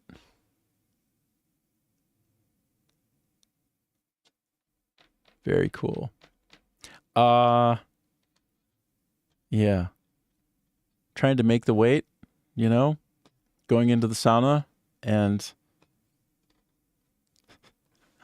wrestling is pretty hardcore, man. Like, I got into it when I was in, what was I? Was I in junior high? Yes, I think I was in junior high, in my last year in junior high before going to high school proper. And that's when I got into it. Like one of my buddies pulled me in. He was like a WWE, WWF like fan, right? He like watching it on the TV. And so he's like, oh, let's go do this wrestling. And so the Greco-Roman style, actually. Yeah. And that I thought I was strong, until I got into wrestling. And then I realized like, oh, maybe not. Maybe I'm just average. But yeah, there's nothing like close quarters combat to really feel the potential of losing your life, like how mortal you are. You want to feel a sense of mortality truly, like right in your face, like jiu-jitsu will do it. Wrestling will do it. Right? When somebody has you in some kind of an armbar or some sort of choke, and you realize if they keep going, you can be destroyed. That's a humbling experience. You were best on your team, but got kicked in your. Yeah. I did. Well, I did some. I did a little bit of competing in a taekwondo. And then I did obviously a little bit of competing in wrestling. Like you have to, right? You can't just wrestle and then not go to competitions. But my favorite was when there wasn't anybody at my weight class by chance. And like, it's like, well, we got to have somebody go. And so like the two coaches get together at the meet, and my coach is like, yeah, all right, that's fine. For two weight classes higher, it was 2 or 3. And he was like, I don't know, 4 inches taller than me. It was stupid. Like he was like, and he was bigger, thicker, like stronger. And that guy, like, instead of fighting me fairly, and I guess it depends on what you think is fair, but he kept grabbing my nuts, right? He kept grabbing my balls and even my junk, right? Like grabbing it. And it started making me more and more frustrated. And then the guy actually, oh, sorry, I bumped this. The guy actually tags me in my nose. And I don't even remember anymore how he did it. It was either with his elbow. I mean, he was a freaking hack. And but he's like a bigger guy, so it's like, well, what's your deal? You gotta like manhandle the smaller guy, like you're a fool. And so like he tags me in my nose. I'm bleeding out of it. Stick the toilet paper up in there, and it's like, and this was the first time I learned something about myself. And I don't know if you ever learned this about yourself, but like you can be put into like that bull state of seeing red. Right? Like it turns out when I see my own blood and somebody did it to me, that's when I get like the extreme adrenaline boost. So let's see, for you, it was similar, not in the same weight class. So opponents were older and bigger. Yeah, right? Like older, bigger. It's like, oh my God. Thankfully, it was clean and fair game for you. Yes, no nasty tricks. Well, so this guy was like grabbing onto my junk, and he was also like knuckling me right in like my hole that is not my mouth, okay? And then he like gets my nose and I'm bleeding, and at that point I like okay, then the ref comes over and he goes up or down. And at this point, with something stuffed up my nose, there's a part of me that I never experienced before in my life, which is like, well, that's not true. I experienced it a couple other times, but it was a flashpoint right in this moment.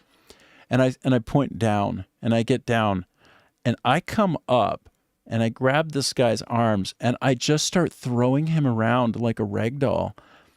And I like shoot on the guy, and I instantly turn it into a fireman's, and I flip him over, and I'm just fucking this guy up. Because I had it with being emasculated, right? I'd had it. And then like you damage my nose, you making me bleed. And I'm literally just throwing him around. And like I won by 2 points. It was just a gong show at that point. Like I just throwing him, right? I'm literally just taking him and throwing him around this big guy. So I guess until you experience close quarters combat, you don't really know at all what you're about. You don't know what it means to actually be close to death. You don't know. But then you learn, and you also find out like if you're the fight or flight type.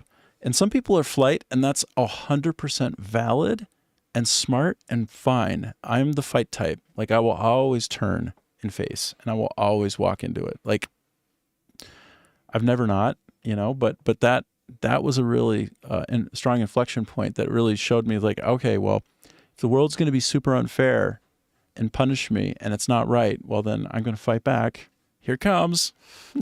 Throw you around like a ragdoll.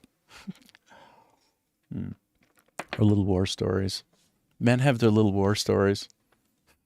Anyway, you might have some real war stories. I don't even know, because I know you're in the military, bro. No, I will never.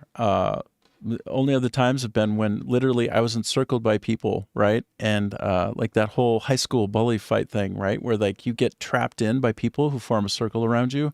And then one of the buddies like gets behind and like gets on his like basically creates like a table, and then the other guy pushes you over, right? The guy behind you, and then everybody laughs, so cute. That can be kind of a bad experience for the people bullying you when you have a lot of adrenaline on command. And when shame is a motivator, when everybody's laughing, that's when it's like, Jeremy spoken class today, that whole Pearl Jam ditty. I had a couple of those Jeremy moments, once per school. And then I think at that point people realized, no mess with this guy. But yeah, I will always run, like, unless I'm cornered, or if here's the other problem though, and you're a man with a wife and kids, so if there's a problem and you can't just run yourself, right? But you got people that you have to look after and protect. That's when it's on. That's when it's on like Donkey Kong, right? Like I was at the top of stairs at a church, and it was kind of like a cloister. It was inset, and it was late at night, and there's this big drunk guy coming up, and like I have a girlfriend right there with me, and the guy is being really threatening, and I don't have any choice, right? Like there's no escape, and I can't run for the girl, so I have to literally protect the girl, and that's, oof. If you got that protective instinct, then that's also, you know, where you fight harder than you ever could or would for yourself, but you do it for others. And that's just the whole concept of being on a battlefield for your country, right? It's those kinds of people are they're the ones. They're the ones. At work, very huge, like right it up, 3 heads taller than me, started to rage and hulk up to older man. The right one was high as fuck. Oh no. Yes. Continue. Go on. A couple others went to stir the pot. Yep. See, you know this, right? It's just like that. So I did let him hit once. Right? Right? You ever done that sick ass turn the cheek thing where like you get cold cocked and they don't catch you? Like you turn your chin perfectly as the hit comes in, and you literally take no energy in your face. You like literally, he just goes right off you. Like you just kind of like that right there. And then you just look back slowly and you're like, try that again. Turn the cheek one time. A couple others went to stir the pot, so I didn't let him once. And when he started to load the second punch, I went for that arm like a K9. Like a K9. All my weight and one arm, and he came down. Yeah, right on. You got that arm in control. You cuff the hand, bystander jump onto the other arm, holding it at a 90-degree angle. Oh boy. Yes. Okay, so you know about that close quarters combat, don't you? I mean, bro, you're in the military. You know actually all about it. Like you don't come out the other end of that without some kind of understanding, do you? Yeah. Hardcore. You got the arm in control. We got that hand in the cuff as well. He still tried to spit, kick, etc. So I had to give a little gas from the cuffs. Yeah. Yeah, that sounds right. Like while cuffed, twisting the cuffs. Ooh. Yeah. You know what? When you have a lever and you take advantage of that lever, I can do it. I can do it. Put that twist on. Amazing. Amazing. You know what? Apparently there's something I should be reading here. There's something that I should be reading that helps me make a rocket pack. You know, I have a feeling though, actually, that I probably need to find a related quest if I'm, and I wonder if there's even like some art on here somewhere that shows me like Clendon. Is there something about Clendon around here? I have something about Clendon. It would be in here somewhere, I imagine. This is crazy. I haven't even touched this one. So yeah, that was quote unquote fun. Yeah. Later on, I was told he was just released from prison for taking another person's life. Okay, so you say like, well, twisting the cuffs, yeah, it hurts like an MFer. It took 6 cops to control him, and the police asked if they can keep my cuffs on. It's like, yes, you may. Wow. So, dude, you were literally dealing with somebody, and it was a potential life and death situation, like completely unchained maniac. Hey, see, that's the thing. You always have to take something into consideration. If somebody, because I'm a peace-loving guy, right? I always have been, I always will be. Like, same with you. I have no doubt, right? Like, just like Jordan Peterson says, if you want to be virtuous in this life, if you want to be virtuous, then you have to have teeth. If you don't have teeth, then you're a rabbit. And like, how can a rabbit be virtuous? A rabbit just eats food and procreates. Like, that's nothing. So you have to have teeth to be virtuous. You have to have teeth not to use them. Otherwise, you couldn't use them. So I guess, we want to be the good people who kind of integrate our shadows, and we have the potential to do harm, but we choose not to. So, and you write, so pipe vision to that arm, not letting go no matter what. Yes. So basically just like focus on that. That's the start and the end point of all potential harm. And if you hold that in check, then you're good. Totally. I totally get that.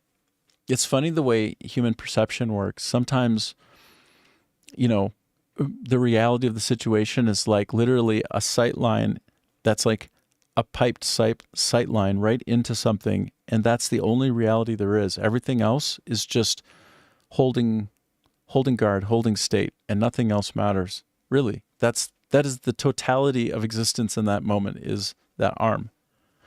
I totally get it. 80 to 90 kilos on one arm will be too much for most humans. Oh no. So he was a big dude too, like powerful. But these guys, right? These guys, when they come at you and you're peace loving, but they're willing to do harm and they're bringing harm, it's not like it's the first time they've ever done it. It's not like they're doing this because they're not sure if they can be successful in applying their aggression. No, they're doing it because their aggression has worked for them well in the past, and that they've had outcomes that favor them regularly. And typically those outcomes will be the type that emasculate you and aggrandize them, that make them feel strong and make you feel weak. So when you have somebody coming at you and you're peace loving, and they have teeth, and you have teeth, and you can do something, and you can run, it's wiser to run. If you can go and you're not protecting somebody where you got to stay locked in and you don't have a choice because you can't run for like a kid. You can't run for like the woman with you who you have to protect. Like, it's not like that in this case, right? It's like I have to stand my ground and defend because these people require it of me. Then that's when it's game on. But otherwise, you get out, because those kinds of people, they hurt other people and they've been good at it. The reason they're willing to do it to you is because, one, you look like a target. You look like you're peaceful. And two, they know they can probably take you out. And three, they've had the experience to do this many times, and they've gotten into a lot of trouble, and they've come out the other end feeling like they had a success. And, all humans learn from things. They might not learn the right lessons, but they learn. So a person who keeps getting into fights, they're going to be better at fighting. Even if they're not so strong, they're still going to be better at it. So, man, people who come at you wanting to fight, that's for a reason. Yeah, so you have to be careful, right? If you pick and choose when to fight, and you haven't used your teeth a lot, man, you could really get hurt. That's for real. It's no shade. You have assisted medical staff with mentally ill people, and the strength on them next level, like no cap on the strength whatsoever. Yeah, because they've got like a full, complete, unfettered access to the nervous system. Like the nervous system is on fire. And when you have adrenaline on command and you can pump it into your blood, you're like, 60% stronger, sometimes even more. These stories of women who go up to a car and literally lift the car up off their kid because the adrenaline goes through them. Like the spirit of God goes into them and they just literally lift up a car and the kid gets out. Like, that shit happens. Like, I know I was a little boy and my dad got trapped under a really heavy sort of premium snowmobile, right, out there in Minnesota. And I just picked that shit right up off him. And I was this little. I just like, fuck that. Boom, picked it right up. Like right off the heavy engine part as well. Because the way that it was set, I just lifted that shit right up off and moved it. Something about the adrenaline on command, and a mentally ill person will have more access to that. So also we need to be careful not to break anything. Well, see, that's half of it or more, right? That's what people often don't realize. And it comes along for the ride when somebody's explaining it, which is like, the guy's talking about, it took 8 or 9 people to keep me down. It's like, it took 8 or 9 people to keep you down because otherwise they could have snapped your neck, and one person could have snapped your neck and killed you, bro. And then they just drag you right over wherever they want. But that's not what's going on here. They're not breaking your fingers, right? They're not doing some kind of mortal damage to you. So yeah, you feel like you're tough, but meanwhile, they're using the kid gloves on you. So 8 or 9 kid gloves required to keep you from getting hurt. That's so true. These foolish people who think that they're so strong, right? Against the police officers trying not to kill them. It's like, you're not so strong. It's just the police officer holding back. Thankfully, I have not encountered a situation yet where I'm forced to use the baton since I'm going in full force and it will break bones. Yes, no doubt. That's what has been taught us. Yes, like a heavy oak, like not like thin wood, but heavy oak, like dense wood. That'll shatter the bones like you read about. Like, no worries. Just one good swipe, boom. Not even a hard swipe even, and you break a bone, bro. Like you fracture it easy. Yeah, you either use it all the way or don't, right? You either bring the full force of it or you don't. Like you only use it when it's necessary, and when you go all the way. Police, oh, metal, oh, bro. Little taps and strokes with baton, no point. That's right. Baton as police baton, metal. Oh, dude, like heavy metal? Like heavy metal? Like some kind of cudgel from the medieval times? Like actually heavy ass metal, bro? Oh, God. Oh, solid metal. Oh, jeez. Oh, my God. Oh, jeez. Telescopic baton. All right. I think I'm still not sharing game capture, so don't mind if I do. Show me. Actually, let me just do it right straight on Google. Show me police military grade.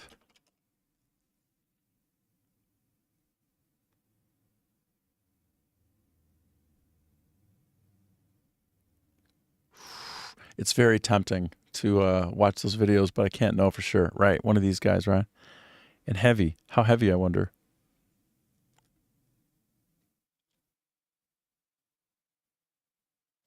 Like this? Is this what we got? That about right?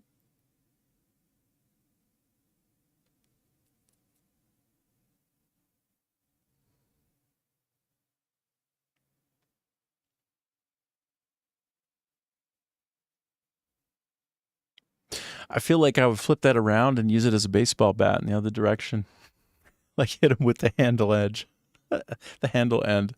That's not yeah, so that's it though. Yeah, I got you. All right. So okay, hold on. I'm just curious. I'm gonna do just a little bit more on this. I gotta switch up my view. How do I get back to okay, yeah. Okay. So yeah. Okay. Change topic. No, let me just do this. Am curious. Discuss force and damage potential compared to other things like bats. What's weight comparison? Compare also fist to baton force. All right, let's just see what comes up. I'm just low-key curious. You say, only the tip is solid. Oh, the tip is solid. Ah, so that you end up having like force on the end of it. Okay. Even just opening it is enough to get most people to stop their attack plans. I don't know, like for me, I don't properly appreciate the weight of these, and I don't understand what they could do. Honestly, I don't. Like, I've had nunchaku in the past and like gotten good at flinging those around and realized that, with solid oak, like, okay, those could definitely break bones. But I never got anything like this. So let's see. It's for an expandable baton, highly specialized, less lethal impact. Unlike cheap novelty versions that bend or collapse, duty grade models, 4140 high carbon steel aircraft tubing. Okay, so. Okay. Oh, let's see here. I'm curious about this. So 8-inch collapse, 21 expanded versus 31. Oh, I see. So actually, they're pretty damn long, bro. It's like 21 versus 31. That's okay. That's expanded quite a ways out. That's bigger than I thought. Okay. Oh, look, we're getting into kinetic energy transfer.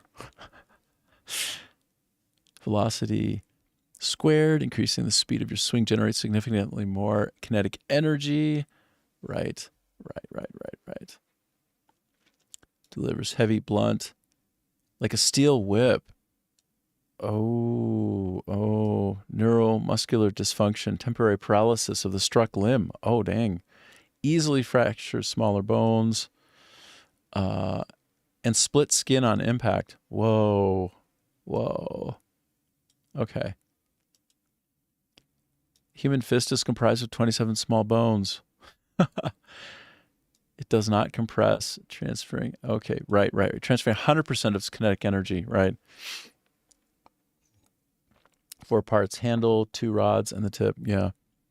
Okay. Okay. The result: an average male punch. This is the part I was curious about, bro. Like, check out. This is interesting. This part is very interesting to me. An average adult male punch can generate roughly 150 to 400 joules of energy distributed across the knuckles. A properly executed full velocity snap strike from a 21-inch steel tactical baton can easily exceed those numbers while focusing on.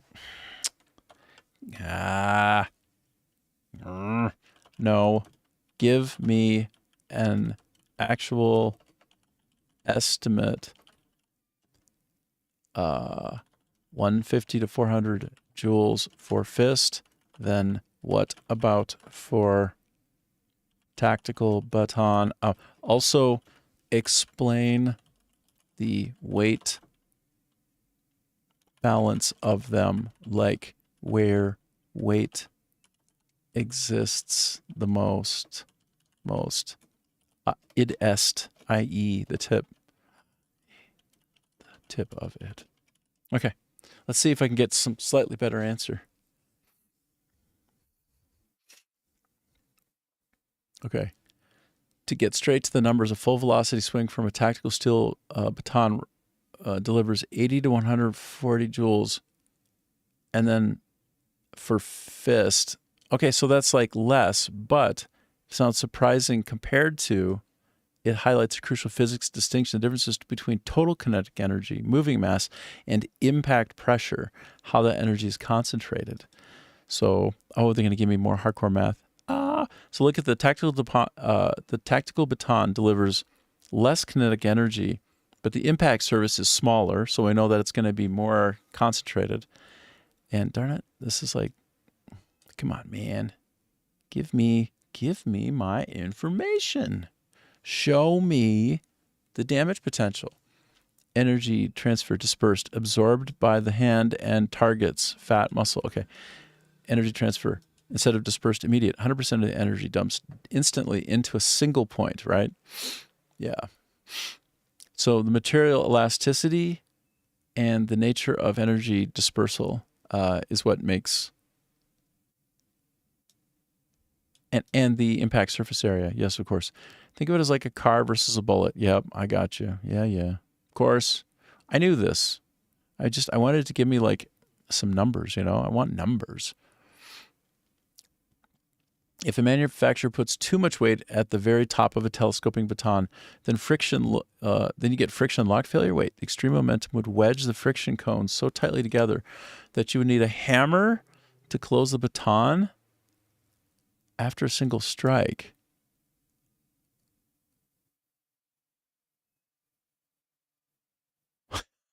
Oh, God. A front heavy impact weapon is hard to stop. Right. In a defensive situation, if you miss a swing with the end heavy weapon, the momentum pulls your body out of alignment, leaving you completely exposed to a counterattack. So a grip heavy baton lets you stop your swing midair or instantly transition into a second strike. Okay. So this makes sense, right? Of course. We close them usually on the ground or to metal plates when training. Right. Because I'm writing it because they are so heavy.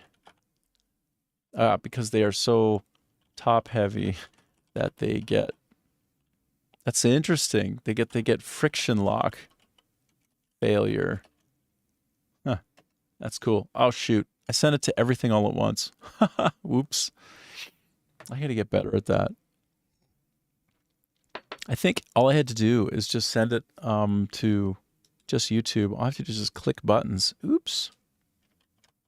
Because friction lock, yeah. Well, the things the things I didn't know about that you got to deal with and be ready for on a daily basis, given that you're doing your guard stuff and in your in one part of what you do in your life. This other part that you're all about is trying to make great videos and kind of capture some interesting moments and share them on YouTube and so on and so forth. So like when the embargo lifts for Reloaded version of Assassin's Creed Black Flag soon. And once again, good luck with that. Oh, what are we researching? Well, it's funny you should ask, sir. Good sir. Sir? Good sir. Adam is asking a question here. Use baton on humans, 0. 0C spray, 0. But threatened with it once. Once. Yeah, I got you. Well, the thing is, you want to have teeth and show them in a way that makes people not do the bad thing that they shouldn't do. And you don't want to actually have to use them, right? But yeah, you got to be ready. You got to use them if you have to. Use the baton for light switches that are high a million times. Yeah. So we were looking at the nature of fists over batons in terms of the joules of energy transferred, Adam, between them, which this would be right up your alley maybe. But like a human punch actually delivers more joules of energy, but it's got more dispersion. It's on a smaller, like a larger impact surface, and there's a lot of material elasticity. So basically, it's everything we already know, but just with some kind of sciencing behind it. So like if you have a tactical baton, which have heavier end tips, but not too heavy, so that they remain functional and more usable in the moment, right? Like you can dynamically alter what you're doing, like not super heavy at the end, but heavy enough, like solid metal at the end. Then when they project out and you use them, even though they have less kinetic energy, they have a smaller impact surface, a much more rigid elasticity, which is to say no elasticity.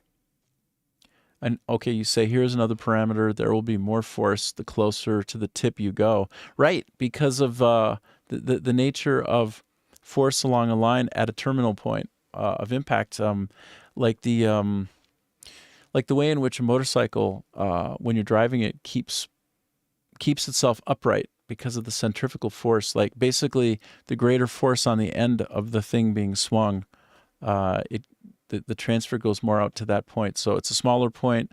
The energy has traveled to the very end of the swing point where the impact occurs. And yeah, anyway, I suppose that's what we're talking about. That's what we were talking about, sir.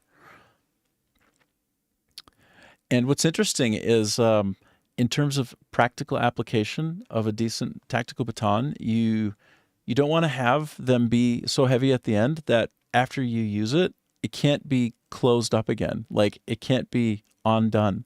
So, I got to catch up with what you're saying here.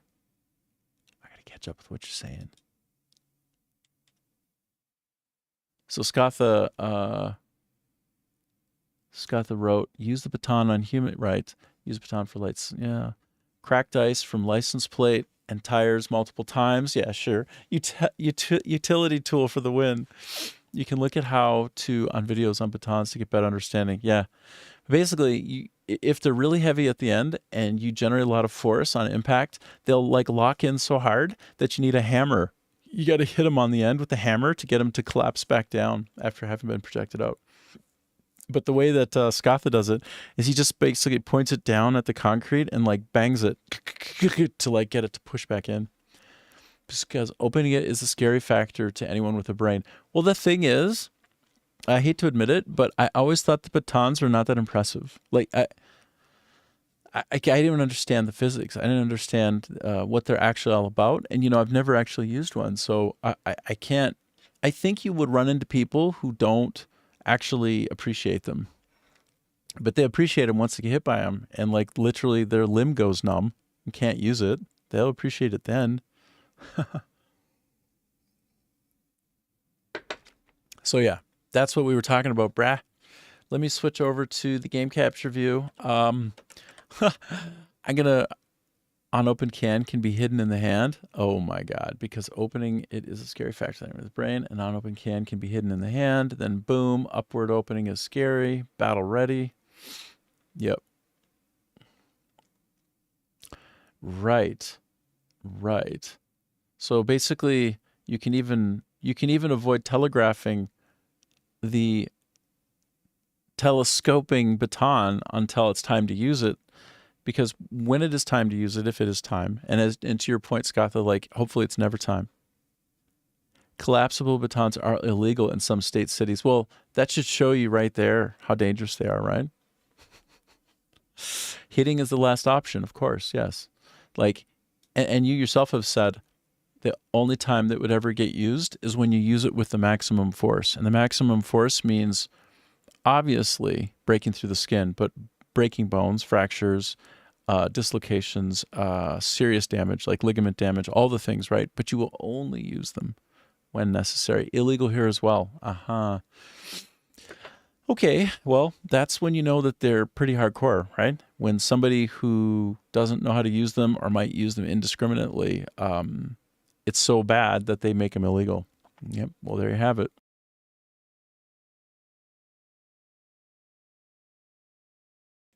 Yep. Well, I was thinking to try to make a cuckoo pack. And so I'm trying to find a faction quest that might allow me to do that.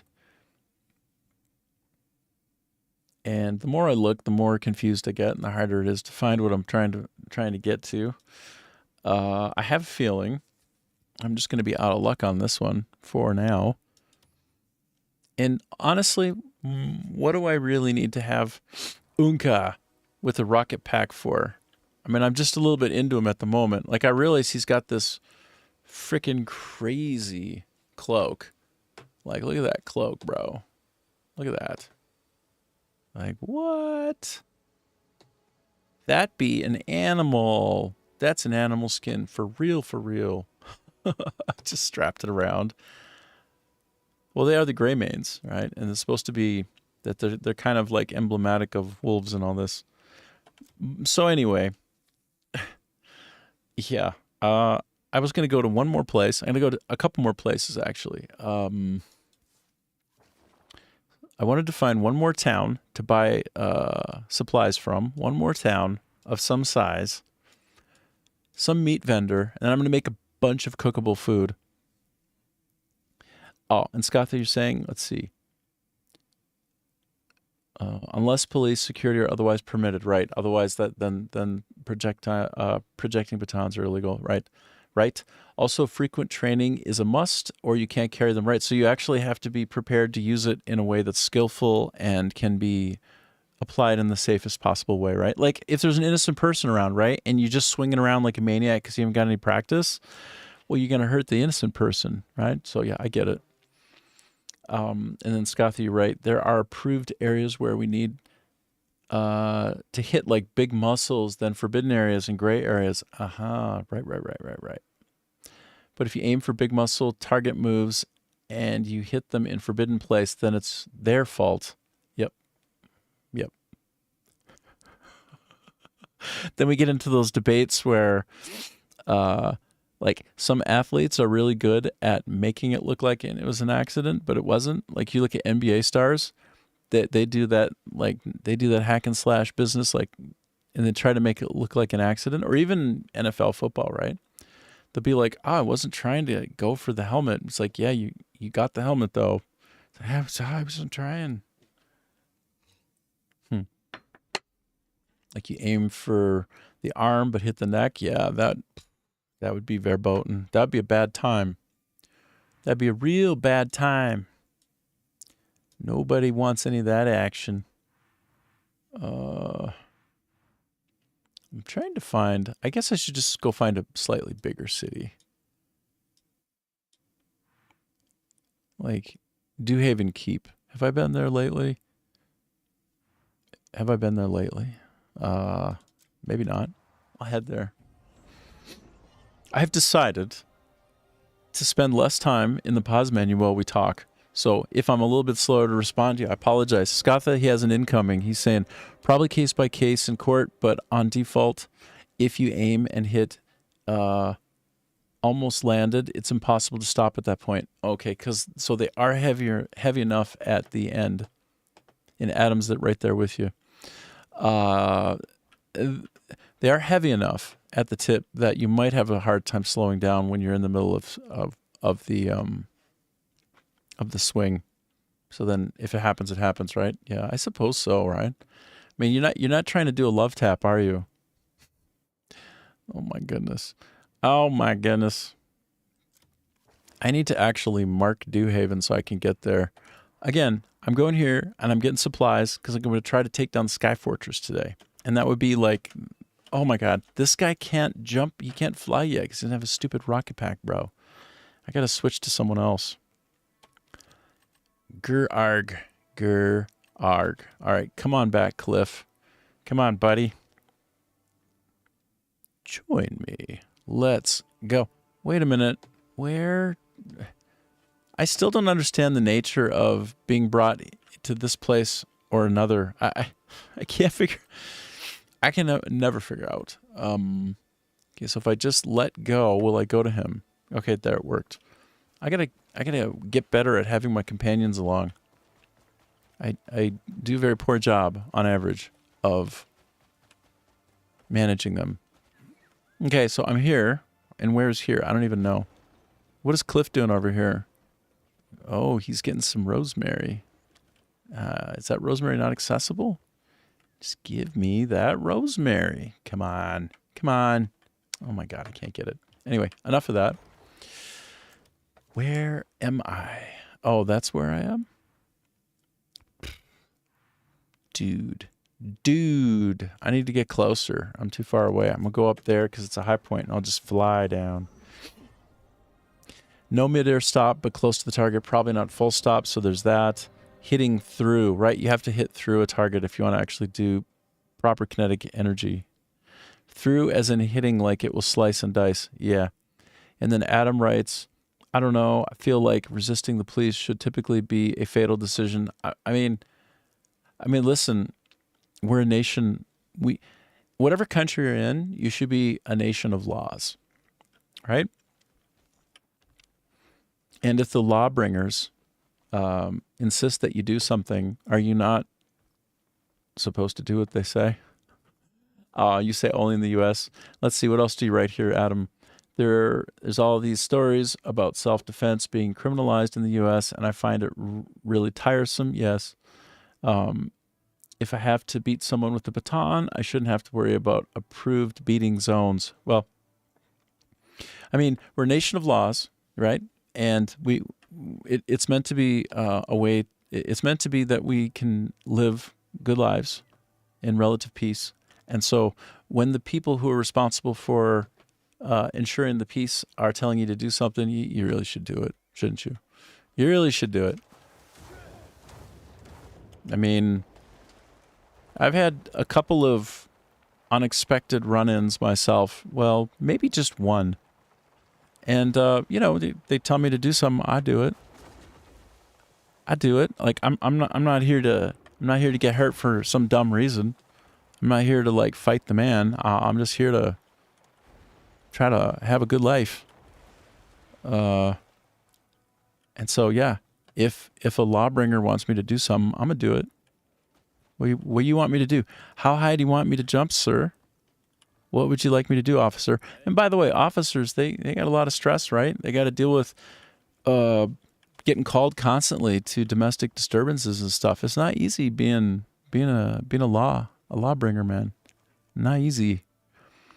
All right, so I am looking for someone who sells meat, but I can tell I don't think I've ever been here. This is like the first time I've ever been here, dude. Why is this game so big? It's so immense. Your police call people customers, not suspects. Nice. You say true. Sorry. Hard to find around here. If you find something that looks truly solid, could you bring it to me? Like a tactical baton? With it, my blueprints could finally And bones could shatter. I'm trying to keep it like topical and on point. So you write, Scatha, true, can look up Finnish police and American police comparison, or when an American officer came to Finland, our police call people customers. So you know what? Let's not forget that, like, the credo of the police force is to protect and serve, right? Like, we all know this. And so it is the job of a police officer to protect and serve, not to beat down. But nobody's saying that. Conduct here always takes the world one step further. Damn you, Henrik, shut your turkey throat. Shut that throat. Shut it. Shut your mouth.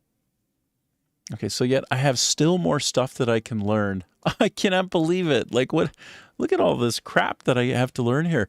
There's like 5 or 6 areas in the world where there are things like this to learn. I don't even know how do I do any of this? It's so much work, bro. New discoveries await us today. New discoveries await us today. Our research will one day shine for all to see. Yeah.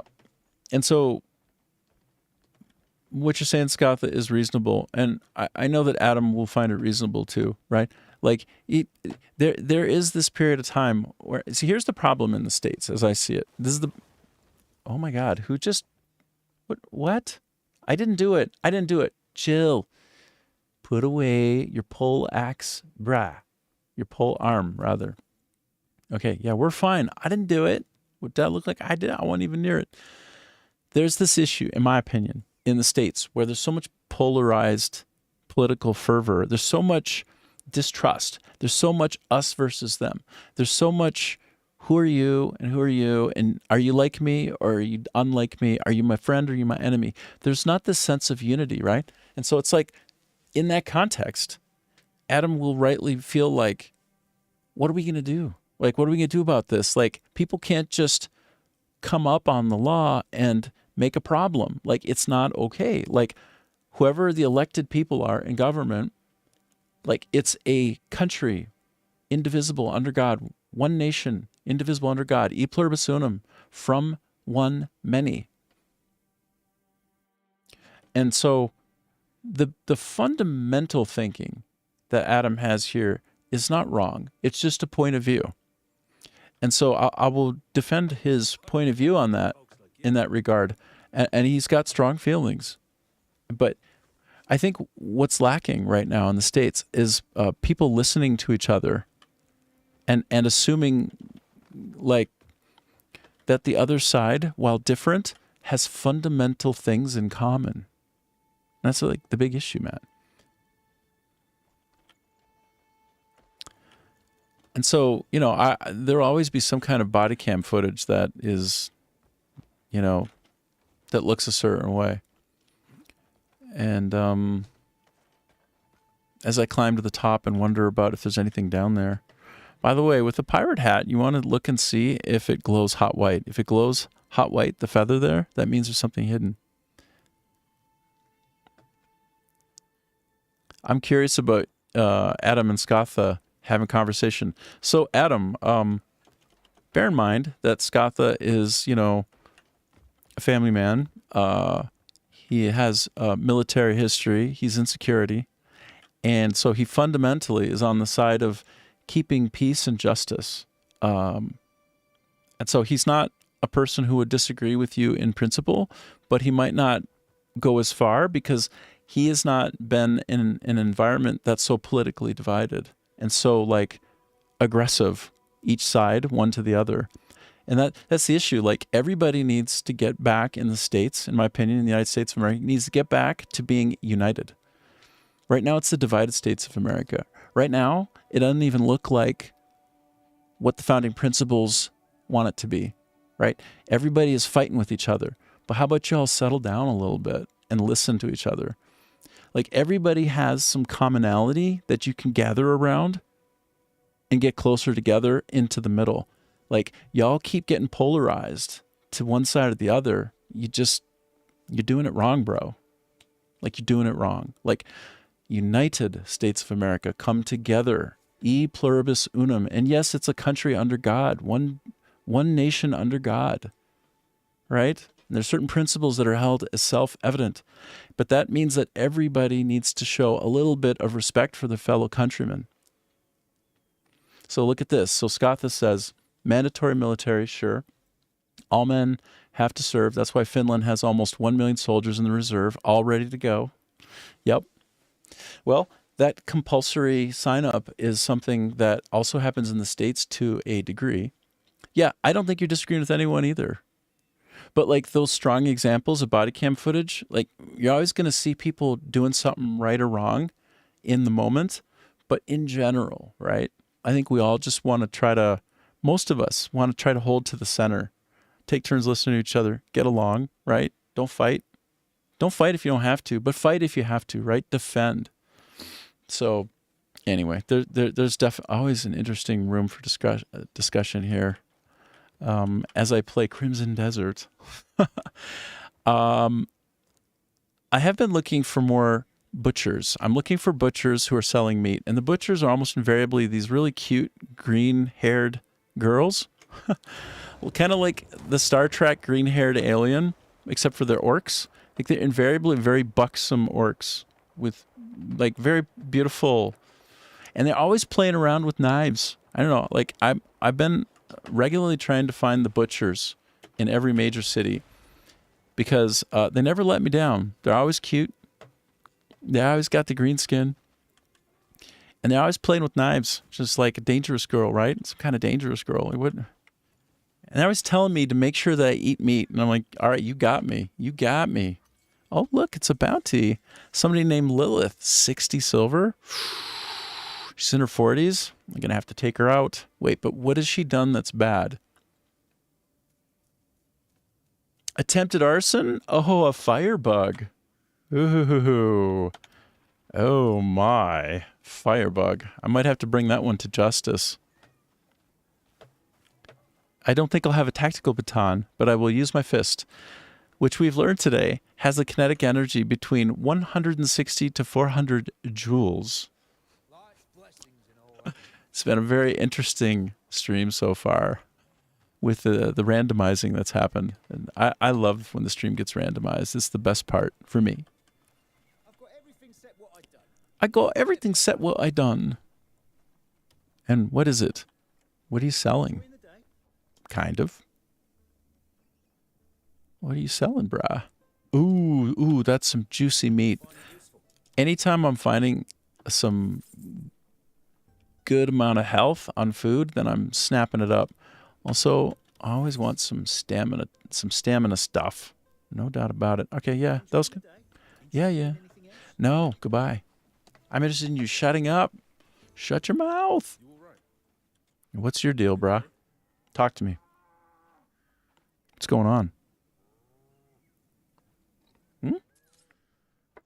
He gave me a note. Let's read the note. What are we talking about here? Quiet ripple. So I'm supposed to read that, I guess. Okay, I'll read it. All right, he gave me some piece of paper. I'm supposed to read the piece of paper. What are we talking about? What's going on here? Where is it? Am I sorting by type? Of course I am. But it's in here. Let me find it. Here it is. Let's read. What's going on? What does he want me to do for him? Everybody wants me to do something. To whomever came all the way to the farm looking for me. Oh, look at the side chat going on here. Bro is calling orcs cute. That's because they're adorable. Have you not seen them? I'll prove it to you. And they're big boned. They're like big, buxom, like they're Zoftig, right? In German, you would call the big, buxom woman Zoftig. Zoftig. All of the ladies selling the meat, all the butcher ladies, they hold the knives. They're buxom. They got really good green complexion. Somehow very cute. I don't know. Captain Kirk would go nuts on these ones, is what I'm telling you. Captain Kirk, right? The original Star Trek. He really goes for the green aliens. These green orcs. Dude, he would be very distracted. No mission would be handled. He would get so distracted. All right, so blah, blah, blah. I don't know. I didn't read it. I can't be bothered. Do something. Okay, I'll do something sometime. But we are still looking. I'm just casing the area out for a butcher. Do we have a butcher? Let me look on the map. I have simple needs, okay? Sometimes my simple needs are find the butcher. Find the butcher. Talk with the butcher. Prove that she's actually super hot. Prove it. Don't just say it. Show it, brah. Okay. Blah, blah. This guy wants me to talk to him, I think. What is going on? Oh, it's on the other side. My bad. Wait, is this... Wait, who... Trying to figure out who I need to talk to. Do you see there's a question mark on the mini-map in the bottom left corner? That's what I've come to. Okay, so it's a boy. Oh my god. Rock, paper, scissors. Okay, let's do it. Let's find out. Let's play rock, paper, scissors. Okay, let's crowdsource this. What are we doing? No crying if you lose. Okay. 2 out of 3. Do your best. Okay. I'm going to start with scissors, okay? Starting with scissors. Scissors and scissors. Damn it. Die. All right, what's next? Paper, rock, or scissors? What's mathematically the most likely way to succeed? How many X's do you have again? Well, you know what? A few. Let's try paper. How about paper? Paper beats rock. I win. Okay, I'm up 1. Okay, paper, rock, or scissors. Scatha, you say, but you'll do your job regardless, of course. Of course you will. And if it's alcohol and stuff to be sold and no sympathy for me, right? Yes. May I recommend avoiding ladies that look like orcs? You can recommend it. Yes, you may recommend it. I won't do it. Just have you not seen the butchers playing around with their knives? Looking so good. Have you not seen them? Okay, I'm going to do paper again. I don't know why. Paper and paper. Shoot. It's a tie. Okay, mathematically, what should I be doing here? Should I be doing paper, rock, or scissors? Like, that's what I don't know. Paper, rock, scissors. I lost this the last time, and then it goes on a cooldown. You can't do it for 2 more days, so... Paper, rock, scissors. Paper, rock, scissors. Hold on. Okay, this is the kind of nerd I am. I'm going to go off game capture, and we're going to ask a question. Okay. All right, Gemini. Statistically, what's the best thing to pick in rock, paper, scissors when first was a tie, then I beat, then a tie again? You say paper? All right, I go paper. I want to see what Gemini says as well. While a computer playing perfect Nash equilibrium will choose completely randomly. Real humans are... Okay, so the question is, are they modeling human behavior, or is it pure random? Win, stay, lose, shift. Okay. Oh, so if you... Oh, so the baseline human behavioral loop is actually if you win, stay, and if you lose, shift. Dang, that makes sense, doesn't it? Wow, this is like Kahneman economy, like loss avoidance behavior.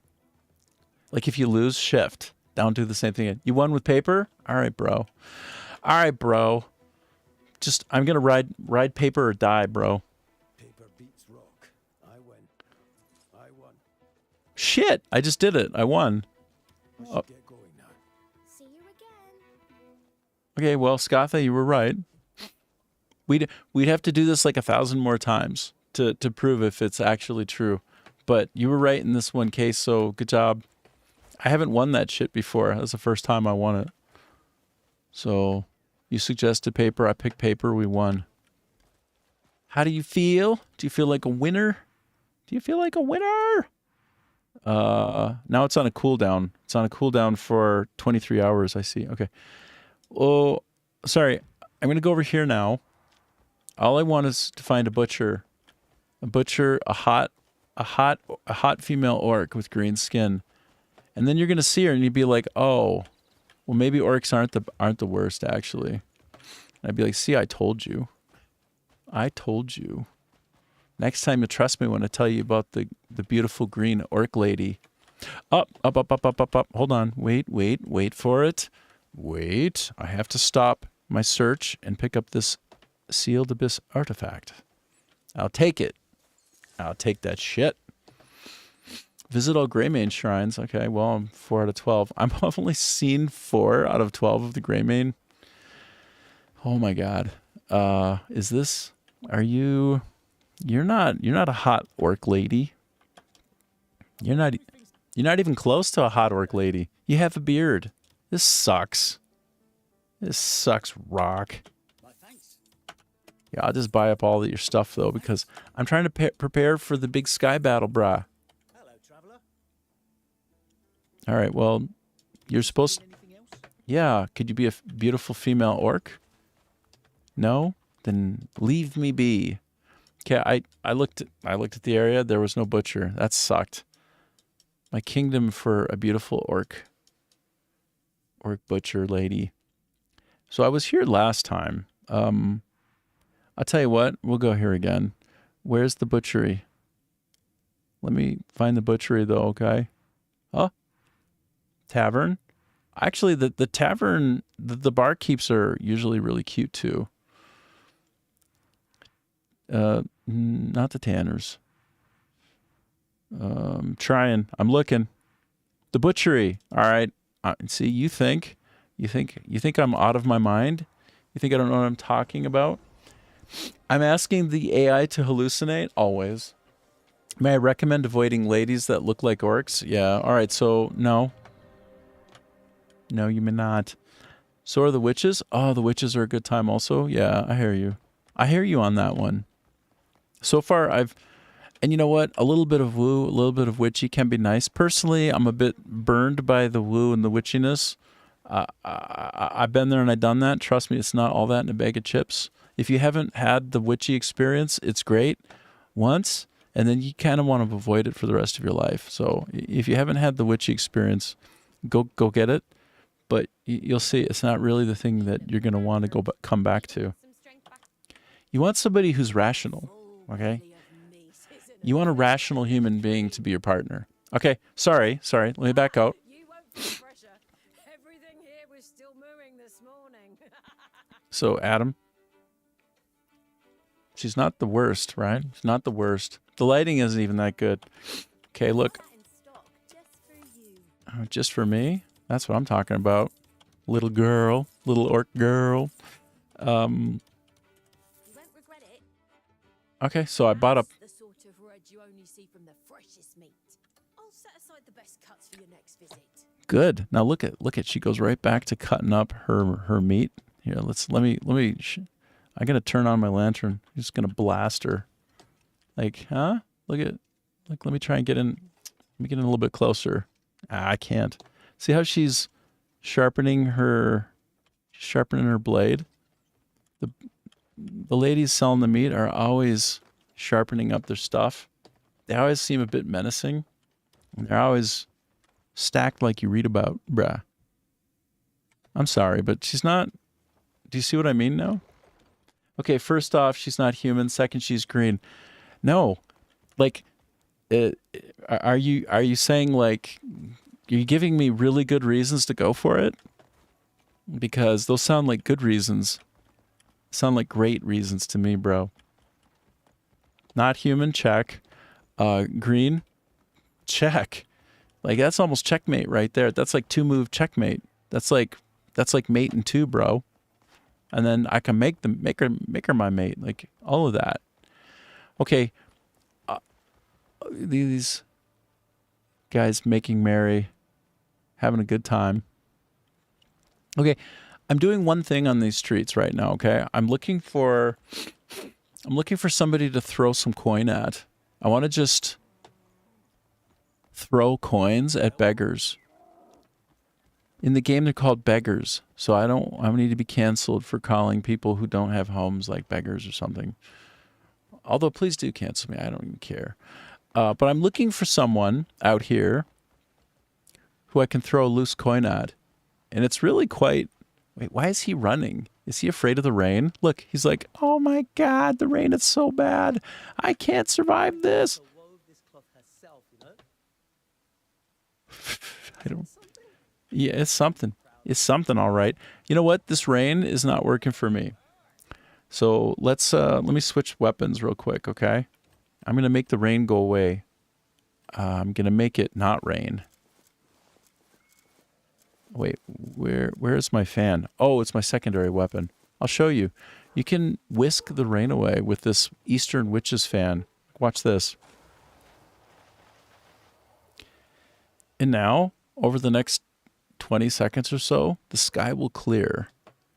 It'll clear completely, and the sun will come back out, pleasing Annie very much. Says the sun isn't going to come out tomorrow. It's going to come out right this moment. I bet your bottom dollar that today, right now, there will be sun. And there it is. There it is, and there it was.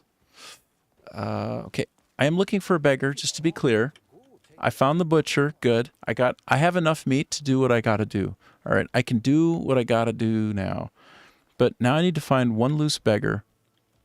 One man walking the streets. Anywhere. I find any man who has a beggar walking the streets, then I'm gonna throw a coin at him. That's the plan. So I'm just gonna run around aimlessly looking for someone to just basically just toss copper at, almost in a very rude way, really. I find him, like the mechanic is you press the E button to throw a coin at them. Like it's meant to be like you flick it like this is like, hey buddy, whoosh, like whoosh, and it flips, whoosh. And that mechanic is meant to kind of look cool. It's like, hey buddy, like whoosh. But actually it seems quite insulting. I feel like it's a bit rude to like throw a coin at somebody as they're walking away. And now you know what I'm trying to find and do. I'm trying to do that. Where is a wandering beggar? Show me that beggar.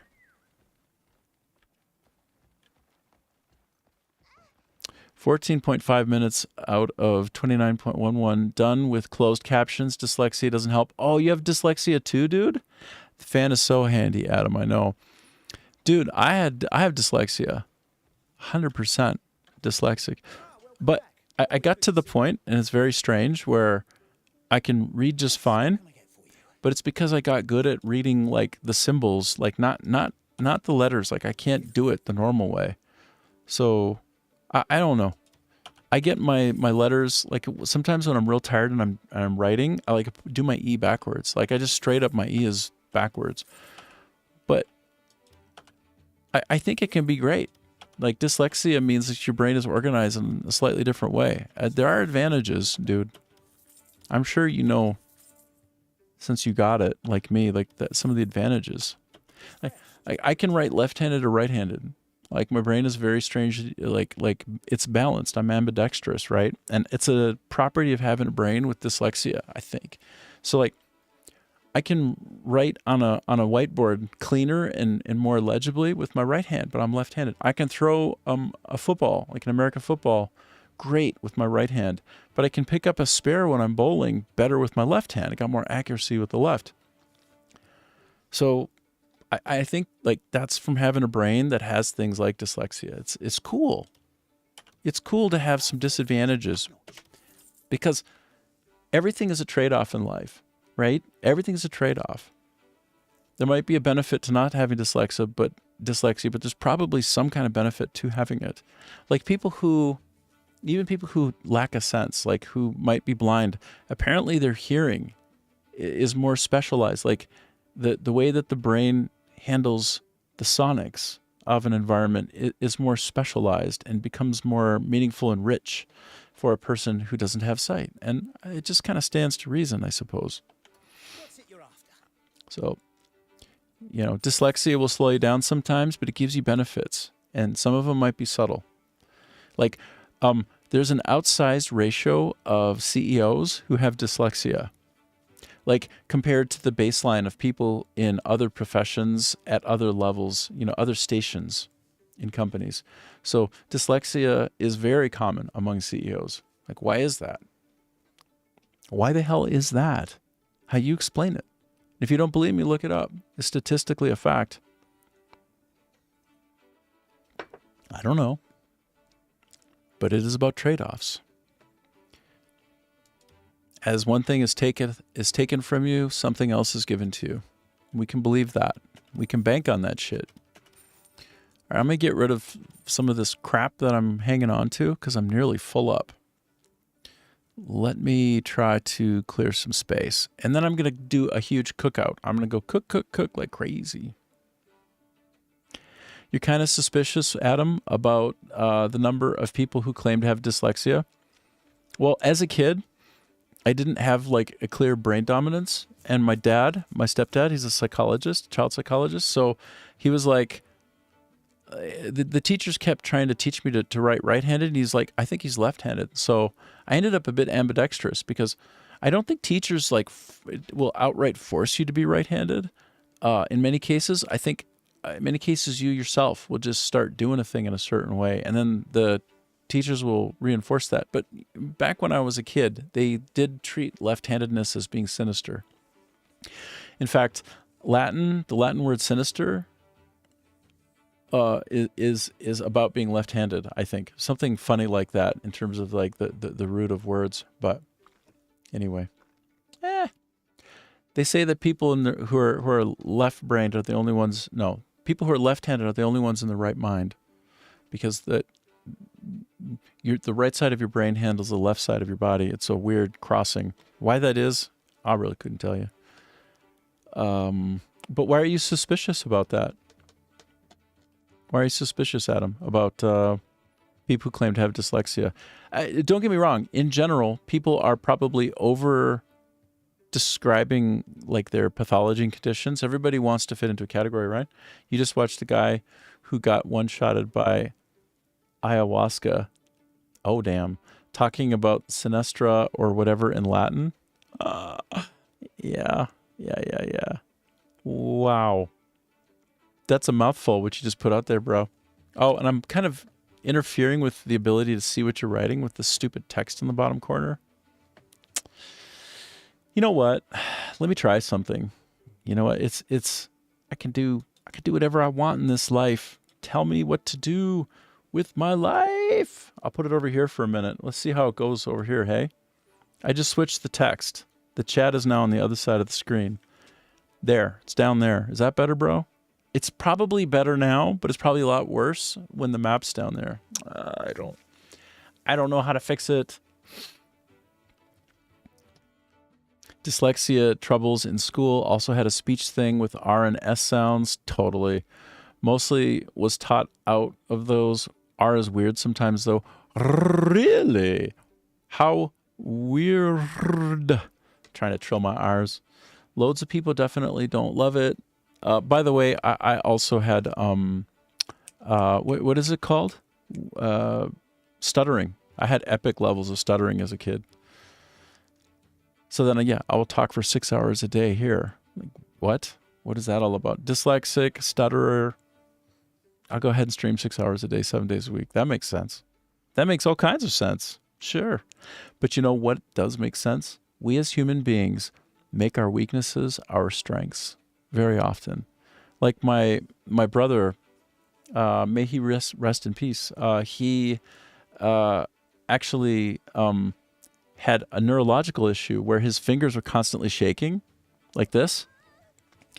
And but he could shred on the electric guitar like a legend. He could play it like a legend. So when he put pressure on, suddenly he could perform great dexterity, but otherwise shaking the whole time. Like try to press something and shaking. Just born that way, congenital shakes. But then he ended up making the use of his fingers a strength. Like he could shred Metallica just right. Like if you're listening to Metallica song and you're like, damn, that sounds good. He could have stood in for one of those, for like the rhythm guitarist. He could have stood in and played with everything, the hammering on and All of it. He could do it all. By ear, by the way. So yeah, we tend to make our weaknesses our strengths in life. And I don't know why that is. But when you see somebody particularly good at something, they were terrible at it when they were a kid in many cases. And then they were driven to get better. They just something about it. They were driven. So Scatha, you're saying, like I can read all typos, text, and a few moments later I realize that it was misspelled. Yes, I know. But you know what? That's in this modern day and age, spell check is a thing, right? So as long as you got, you're passing it through spell checker, you'll be good. And by the way, let's also point something out, right? Like how many languages do you know, Scatha? How many languages do you have? Do you have 2 or 3? How many do you actually have? Let's not forget that you're bilingual or multilingual even. I don't know. 2. So 2. Your English is excellent, even though you say, oh, my accent, blah, blah, blah. No, dude, you're great. You're fine. You kidding me? No worries. That's all just like flavor and style. Don't ever stop being you. But yeah, you have 2 languages. So you should know Swedish, but you can't remember. Yeah. Yeah, well,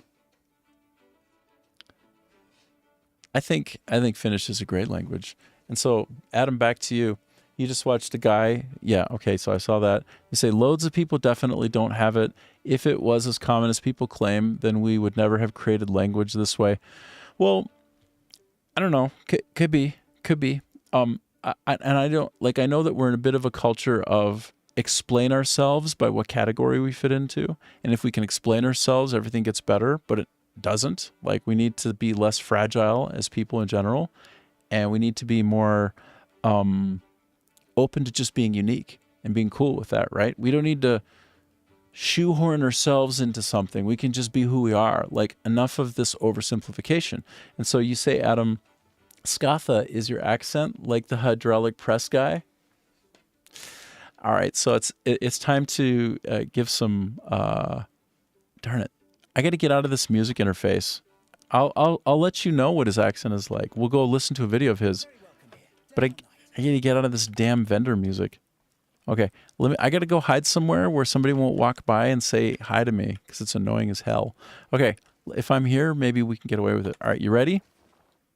Okay, let's switch over. Okay, I am off my game capture render buffer view. Okay, so let us go find someone named Scatha. You're gonna hear what his voice sounds like right now. Right now. Oh, what do I get? What do I get served up? Let's take a look at what Rick gets served up on his YouTube feed. We get a little bit of everything, don't we? It's because I'm all over the place. Look at this green orc. How's that green orc doing? Anyway, yes. Apologizes to Theo Vaughn, really. All right, I'm getting distracted. I'm getting very distracted. Okay, focus.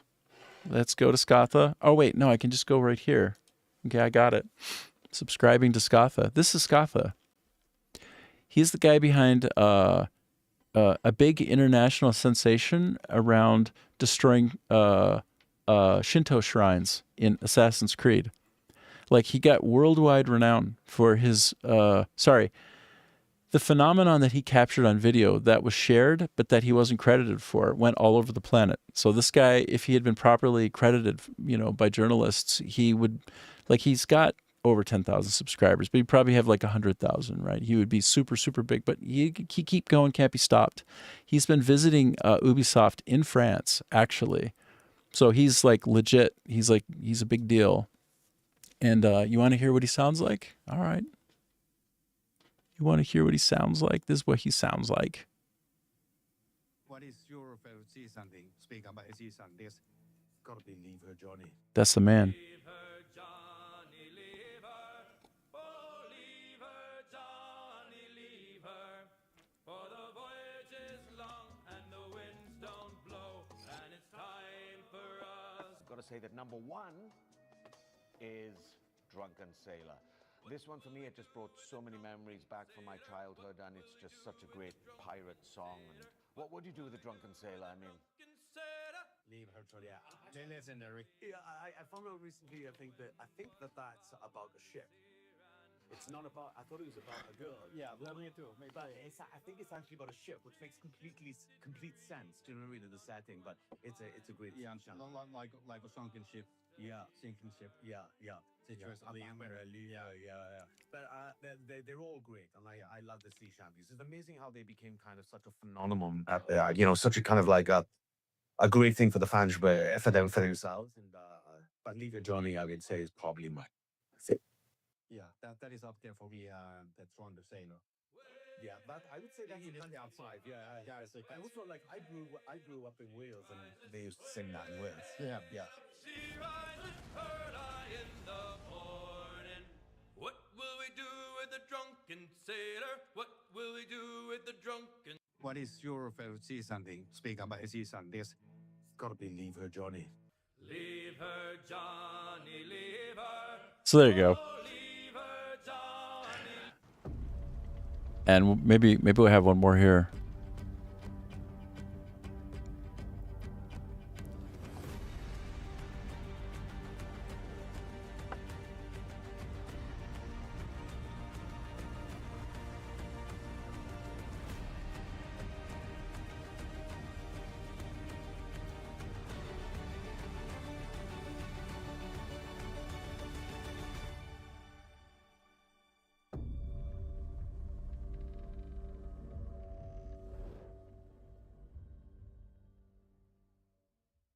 Dang it. All right, so hold on. Which one? You know, there's a joke about the day we invented time machine. This You wanna this ask, well, what this is not.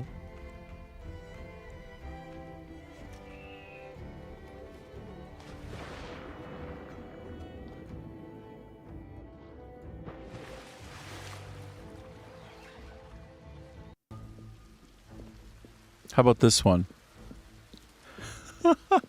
No. The upside from learning from YouTube. Now. How about this one? So here's the thing. You probably have a lot of shorts that are not that. So if I go back, what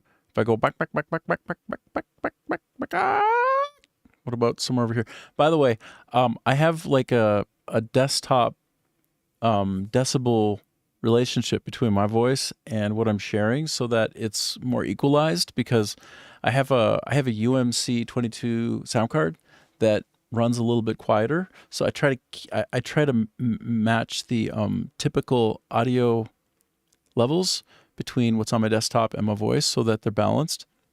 But that mine is slightly preferred, a little bit louder. But that would be why you're a bit quiet there, and that is mostly my fault, my mix. So I apologize for that, Scatha. But yeah, if you haven't gone on YouTube and found Scatha, then yeah, please do, because he's got a lot of interesting shit and it's super high quality. He talks about doing stuff on a potato, but it's not a potato. He does really good work, bro. No doubt about it. Okay, so what's another one with a voiceover? Like what else should we check out that's gonna have what's got some fire in it, bruh? Were you talking about cracking people with batons, bruh? Probably you don't have one like that here, eh?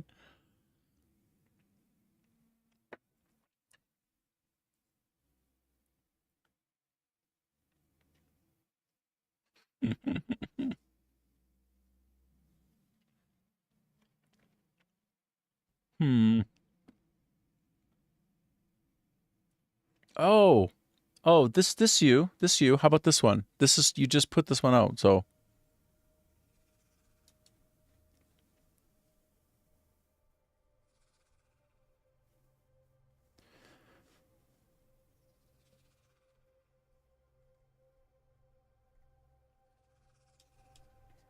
crank up the volume again. And hey, hello, everybody. Welcome back to another Assassin's Creed Shadows live stream. In this one, we are gonna take a look of the Animus exchange items one day early. So just give me a couple of moments so I can do the settings for the live stream. After that, I'm all yours. And of course, I am still editing the AC Black Flag FreeSync video that is coming out hopefully tomorrow when the embargo lifts at 6 p.m. CEST. But yeah, today we are gonna see the daily and weekly items. Actually, just 4 minutes ago, when the actual reset did happen, there was Destiny screen for now, so from the Underworld Shadow pack. So definitely take that if you don't have it yet, because yeah, the Underworld Shadow pack, it is still absolutely the best pack in the game at the moment. And of course, remember to smash the like button. Speaking is really hard. I have been really quiet for a couple days. Well, not including yesterday's stream, but other than that, I have been mainly just focusing on the editing and really hoping that you guys will enjoy it when I can publish it. So for now, remember to smash the like button. That would be super duper helpful. Smash. And I actually will be done with the settings in couple seconds. So yeah, there. The game we are playing is AG Shadows. The weekly reset that is happening tomorrow. So it is now 20th of May 2026, and the reset is happening on 21st of May 2026. But with a little bit of time-changing magic, we can actually see the items 1 day early. And remember, you have 24 hours to claim. Buy, Oh! claim Oh. the Destiny screen trinket for now from the daily selection. But tomorrow we are having the baby dragon on quote mark. The baby dragon. Boar. A And boar this one not is just a cutie, so definitely take this one. boar not If you have enough boring. keys, that is. Also way too expensive knowledge points.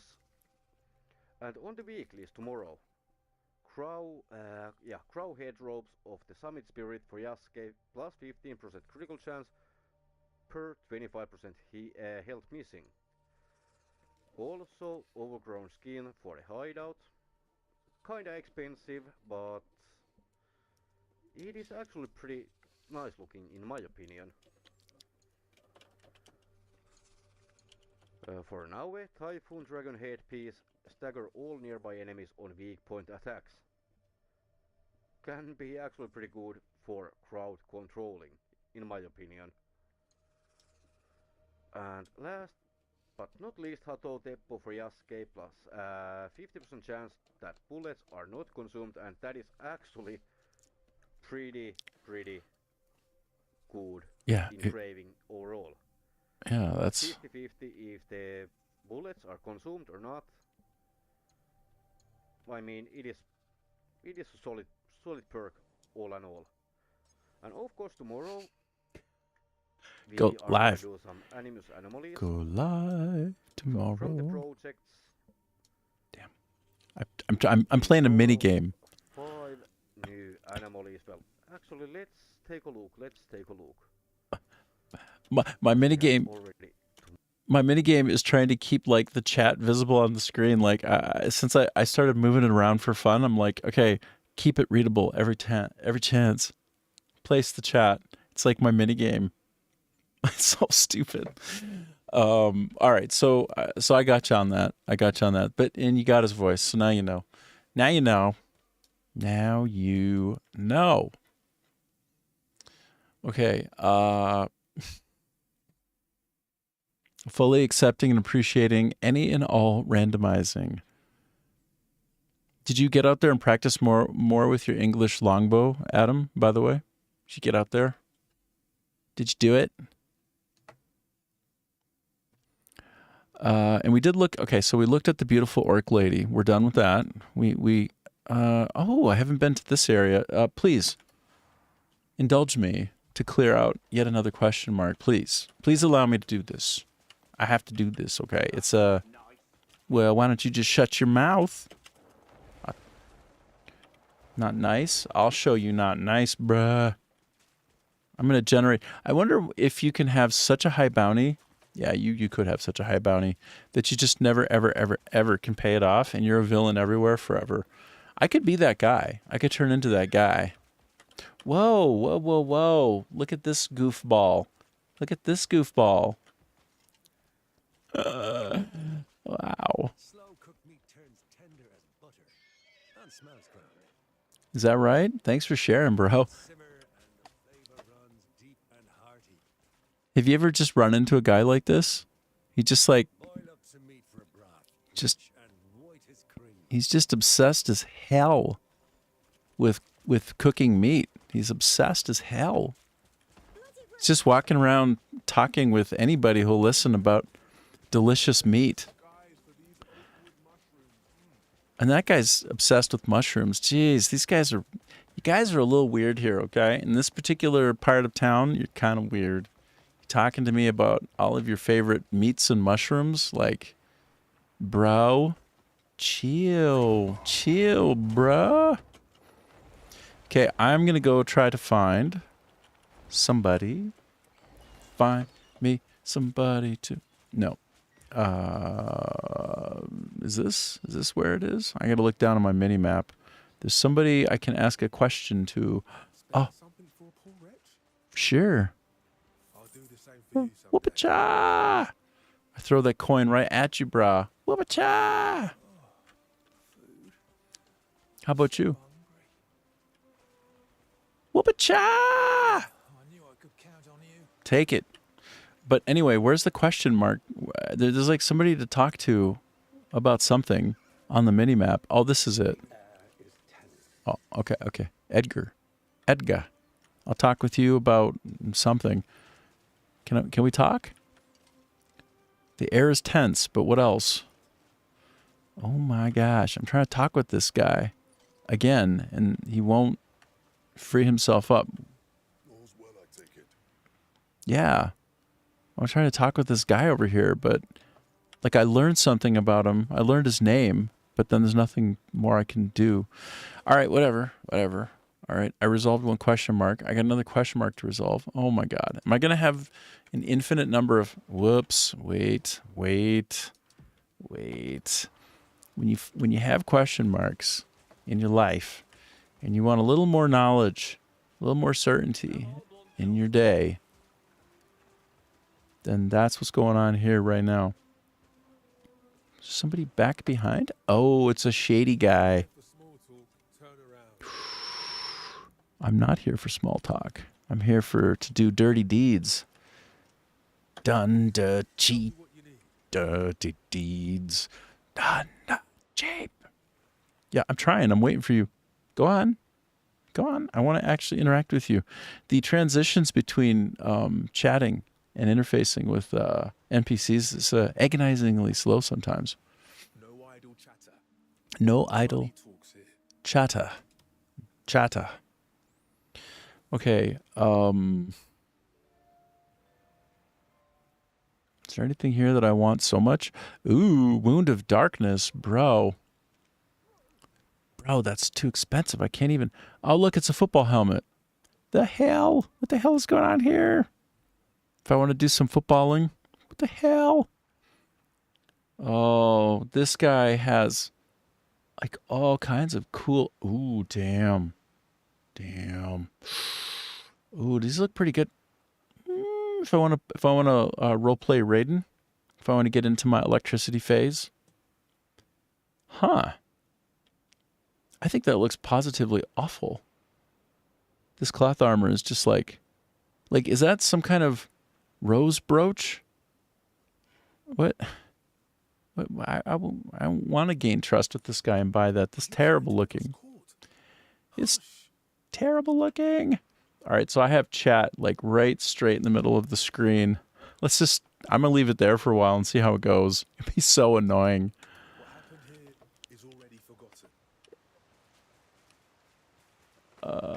It's like literally right in the middle of the screen. Actually, the dead center of the screen is the best place for the chat if we're putting it at a premium. Well met, traveler. Okay, I want to resolve these 3 question marks. Oh my gosh. All right. Oh no, it just goes on forever, bro. I never get out of here if I resolve them all. All right, I tell you what. No, I'm not going to do it. New plan. let's go into the Flying Fortress. Let's try to actually make this entertaining. Okay. Let's try to make something sort of entertaining here. So Scatha had told me that in the approximate vicinity of the starting point, from a fast travel point here, I think, is a, oops, is a place to do advanced cooking, which would be ideal. First, I'll talk with this guy. I went to check on your progress, and I was told you've already finished repairs.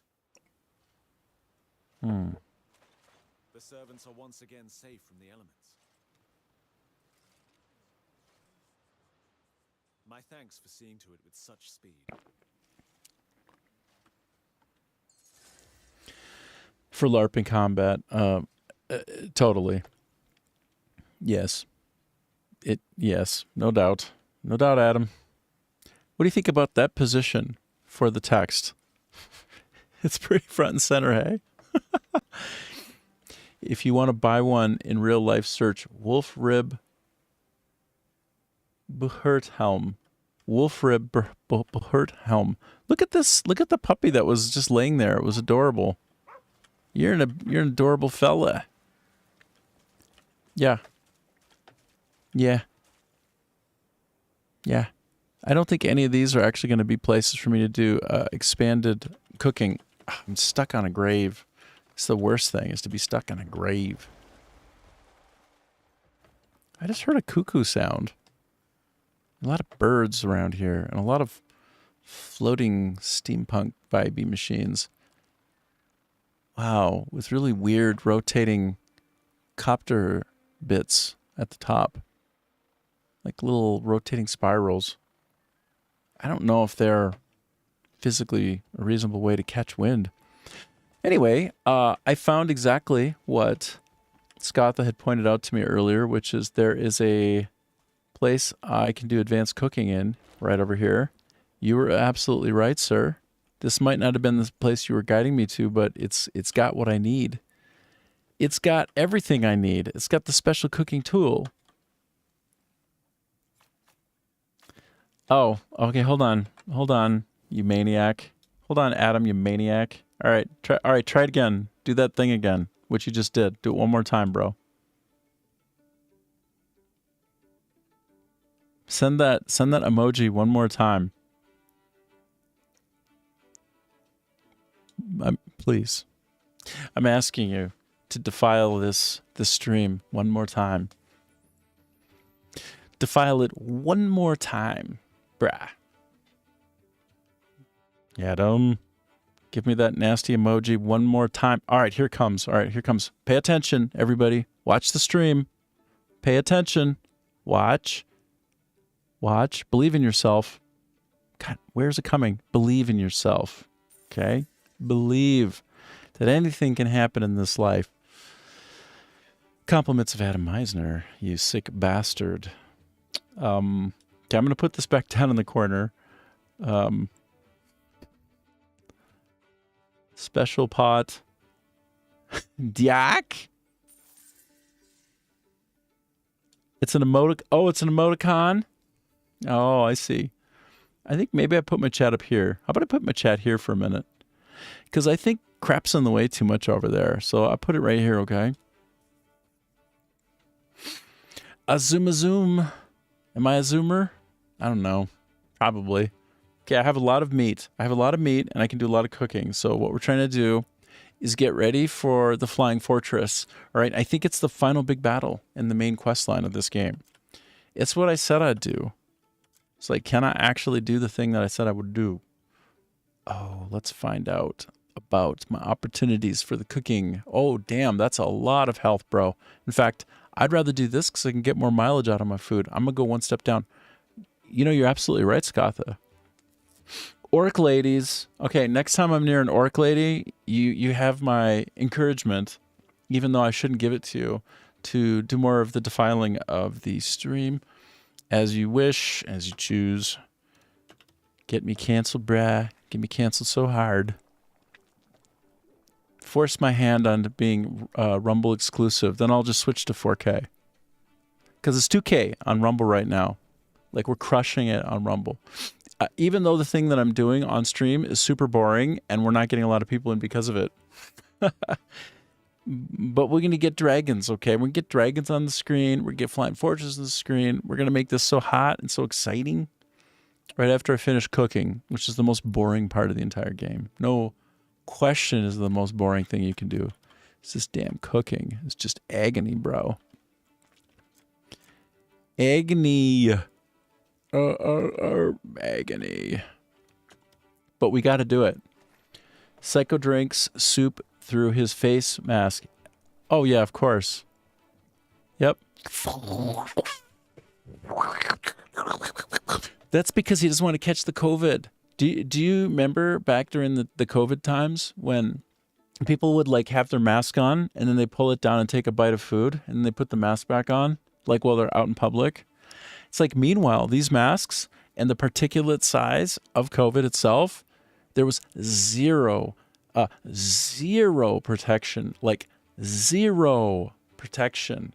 Even Fauci said that the size of the COVID virus is so small that only one very specific kind of mask will ever block it. Otherwise, you're just going for style points. You're just trying to look interesting and have a hard time breathing because it didn't do shit for preventing the transfer of COVID. The only thing that prevented the transfer was proximity, period. But then they actually showed people, I don't know if you ever saw this, but like the spray of just simply talking would go like 15 feet. So it's like, I'm sorry, if you go out and there's anybody near you and you're talking to them, you are going to give each other COVID if you have it. I'll give you the craziest thing about COVID is that it was basically opposited and countered if you were a smoker. If you're out in public and you're smoking, the superheating of your lungs would kill the COVID virus in your lungs. Can't make this shit up. And I'm not encouraging smoking. Smoking will kill you dead. That's actually what killed my grandfather on my dad's side, is the lung cancer there. So don't smoke, y'all. Don't do it. Do not smoke. But if you had a bunch of people around you and the people who were smoking didn't get the COVID, that's why. Quite ironic that. Okay. Let me finish cooking. Let me get out of this damn cooking module, okay? Then we're going to go. I'm going to take a 5-minute break after doing cooking, by the way, and then I'll come back. Okay, so what do we got going on here? We can make one of those hearty stew. All right. No, it's too good. It's too good. Let me make one of these. I can only make one. I don't think that's true. If you had smoke that hot in your lungs, it would hurt. Well, okay. I accept your randomizing yet again, sir. I accept it. One more time. Once again into the breach. Do we go? New chat. Describe. Oh, and by the way, I'll probably get some shit back from the LLM because it's all been very heavily censored. This is where I wish I could actually get on with Elon Musk's LLM, but I tried last and it was like, you have to pay. I'm like, wait, I can't even use it just a little bit? What the hell's wrong with you? How do you want mass adoption if like I have to pay? I can't pay for that. I can't pay for the LLM and every other one is free. Like, what are you doing, bro? Silly. Anyway, describe how cigarette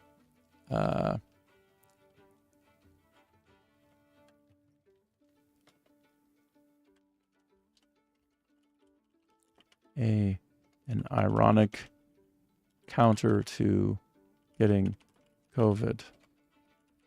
Just something like that. I don't know. I didn't really form that very well, but let's see what it comes back with. Smoker's paradox, bro. What's the smoker's paradox? Data from several initial hospital cohorts, notably in France and China, where smoking is much more prevalent, revealed that current smokers were significantly underrepresented among hospitalized COVID-19 patients. This led to the formulation of an ironic, highly debated hypothesis that something in cigarette smoke, specifically nicotine, might inadvertently lower the risk of initially contracting the virus or developing early hyperinflammatory symptoms. Nicotinic acetylcholine receptor blockade. Nicotinic hypothesis. I'm not saying it's true. I'm just saying there's a conversation here about it. Temperature of cigarette. Well, that's what I thought. I thought it was actually the temperature superheating the lungs. But I mean, actually, what the hell do I know, right? I don't know. But I know under certain conditions, the virus can't survive, right? And most viruses die if it's too hot or too cold. So that's just where my brain went, because like I know some of the deeper. Actually, nicotine is except for the inhaling it and how carcinogenic it tends to be in the lungs, nicotine itself, the chemical nicotine, actually increases your cognitive function. Like very substantially. Like you're 15 to 20% better at taking tests on average at a baseline. I mean, you can't make this shit up. And don't make me go look it up. I'll look it up and prove it to you, but it's not some I'm not kidding. I'm not here to spread lies and rumors. Risk of severe symptoms.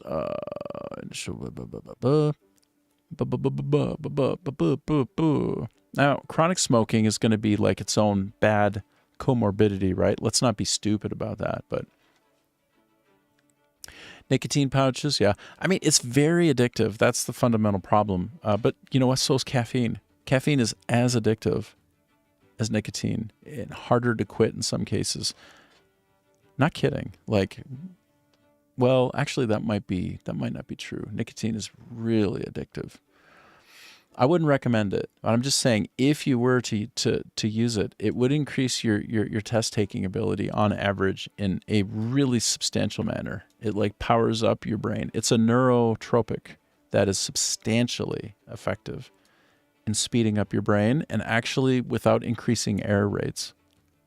It's crazy. Also sugar. Pro athletes use snus for that reason. Yes. Okay, so yeah, so it's known about.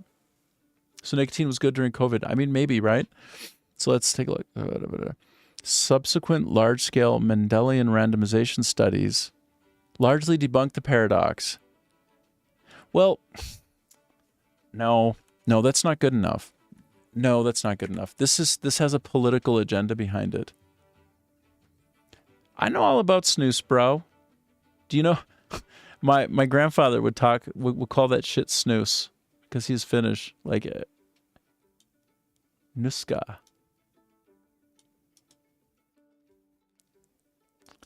Yeah, I mean, I just thought snus was a normal way to call it, bro. I thought that was just the normal way to call it. But of course, like I went, okay, so I was raised mostly in Minnesota, right? And it's like heavily Icelandic, right? It's like heavily loaded with Swedish people of Nordic everything, right? Like a ton of Finns. Like, okay, let's just, I don't even know where to start on this shit. Okay. This is way more interesting to me than anything else. I can't help it. It is what it is, and I don't care. I'm having fun. It's our time together, so let's do it. What is the breakdown of Nordic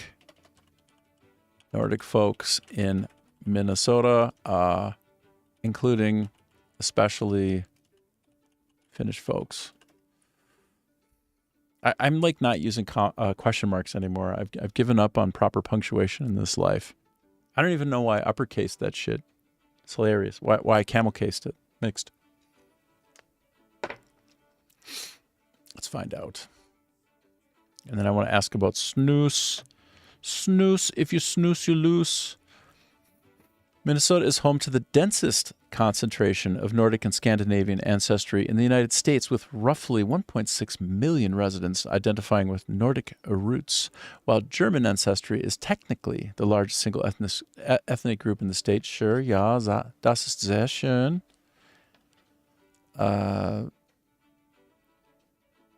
Nearly at 2 million, the collective Nordic population heavily shapes Minnesota's cultural identity. Of course it does. Finnish. Only 1.78? Boy, that sounds like some bullshit to me. I don't even believe on that. I don't even believe it.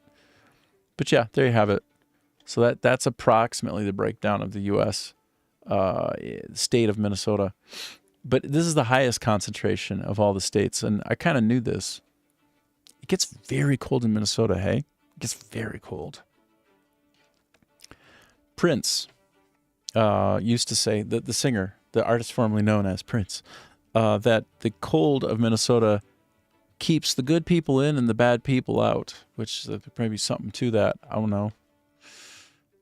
The Finnish breakdown. Minnesota holds the distinction of having the largest total population of Finnish Americans of any U.S. state, closely rivaled only by Michigan. And listen, Michigan is basically Minnesota. Like, they're so close. We would come and go between those two states all the time. I was always in Michigan, bro, constantly. With those Wolverines, the Gophers and the Wolverines fighting each other in the universities. Swedes and Norwegians mostly arrived earlier to clear farmland in southern and central Minnesota. Finnish immigration peaked slightly later between the 1880s and 1920s because the prime agricultural lands were already taken and because the geography of the northern Minnesota closely mirrored the forest lakes and rocky terrain of Finland. Finnish immigrants heavily concentrated in the northern third of the state. Right, the Iron Range. So I grew up spending a lot of time in the Iron Range, in Monaga, Minnesota in particular. Hibbing, I was in Hibbing constantly. I would go through all these places. Passing by Monaga's St. Urho, wooden carving. Hold on, let me find St. Urho statue in Monaga, Minnesota. Let's see if it's even still there. I think it was cracking. I don't know. They didn't anticipate like the expansion and contraction of the wood during the extreme cold change. Ah, there it is. There's that son of a gun. The statue of St. Urho in Monaga, Minnesota is one of the most famous roadside attractions celebrating the region's deep Finnish roots. Located in a roadside park along U.S. Highway 71. Oh shit, I was born in 71. It all comes together.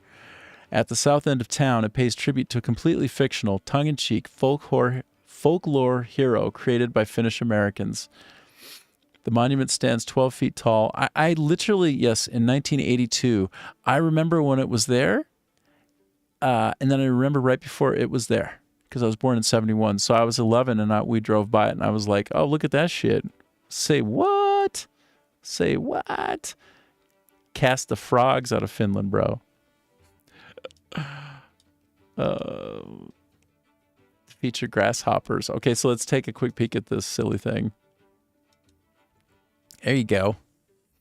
That's what's up. That's what's up. Monaga, Minnesota. The legend of St. Urho. Yeah? Yeah? Yeah, that's right. That's right. That's right. Monaga Area Historical Museum, 1988, bruh. Let's just look at this fine figure.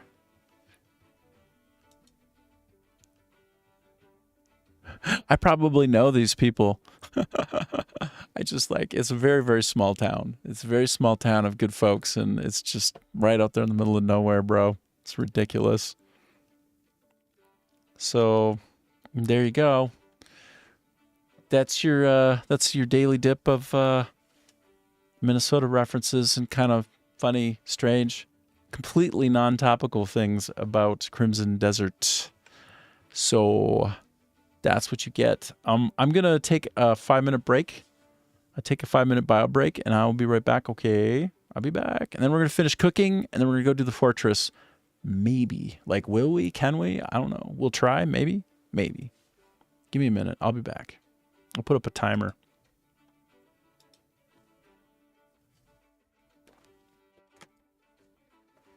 Three and a half hours in. Oh, baby. About Crimson Desert. Oh, no, man. I'll catch up with you when I'll be back and I'll check out what you wrote. We might have finished Minnesota references. Yeah, all right. All right. I'll be back. Who knows? That's right. And then you'll get some weird Vietnamese phrasings like Dung Roi, which means that's right in Vietnamese. You're getting a real weird mix here That's for sure.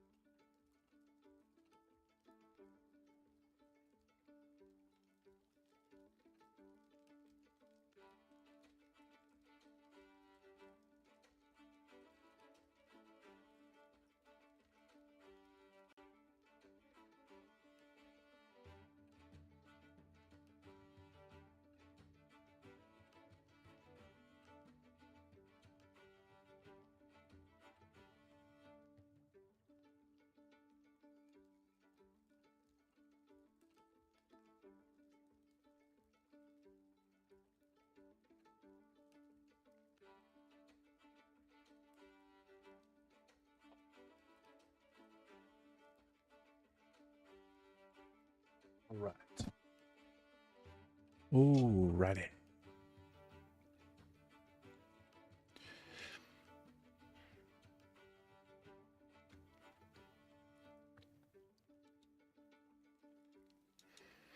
And yeah, so off with the timer. Yeah, so how about the fins, man? It's all about the fins. It's all about smoking to not get COVID. And it's all about batons with all their crazy force at the end. When you gotta swing them sometimes, which hopefully you don't have to do, but sometimes you gotta do what you gotta do. And saunas, yes, it's about saunas as well. You want to live for a long time? Get saunas in your daily life. I'm not even kidding. Like, Finns are one of the longest lived people on the planet, and it's because a lot of people think, first of all, they got that Viking blood, so they're just conquerors. They just crush ass. You know what I'm saying. You know what time it is.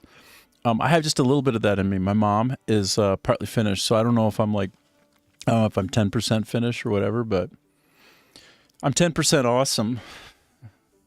10% awesome. Anyway. Good Lord. Also xylitol. Make sure that you have xylitol gum because the Finns discovered when there was a lack of sugar during the war, that xylitol was a great substitute for sugar. And then they also found out that they stopped getting cavities like ever. It's basically anti-cavity to the nth degree. So if you can get xylitol in your life, you will have fewer cavities. Bullshit free. I'm not kidding. Everything I say, while very likely to be bullshit, has some basis in science. Still bullshit. I will admit that. But you can look up all this crap that I say, and it's right there in journal articles. Can't make it up. I mean, you can make it up, but I don't. Okay, I'm going to shut up now. I'm going to go back to not showing off my whole face and open up the game capture view and make my face littler. And we're going to finish up the cooking. And then we're going to go, finally, fly high up in the sky and go to war on our enemies. War. Okay, I'll make one of those. I'll make one of those too. What else can I make? What about some kind of bird soup? What if I make just... Oh my God. That's 12, 24, 36. Okay, what if I go down one?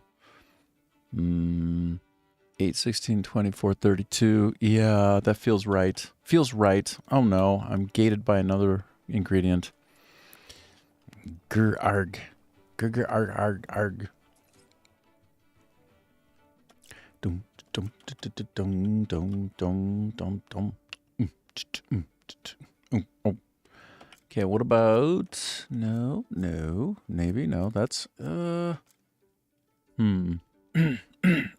Well, I'm here. I might as well make a whole wide variety of foods. I'm here. We're gearing up for the big boss battle, bruh. The big boss battle in the sky. Those wheels in the sky, they keep on turning.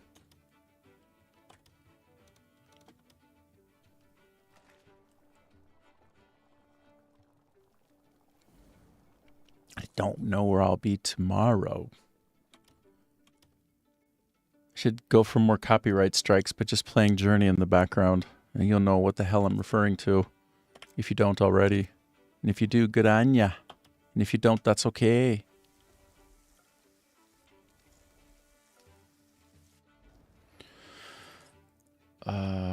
Right.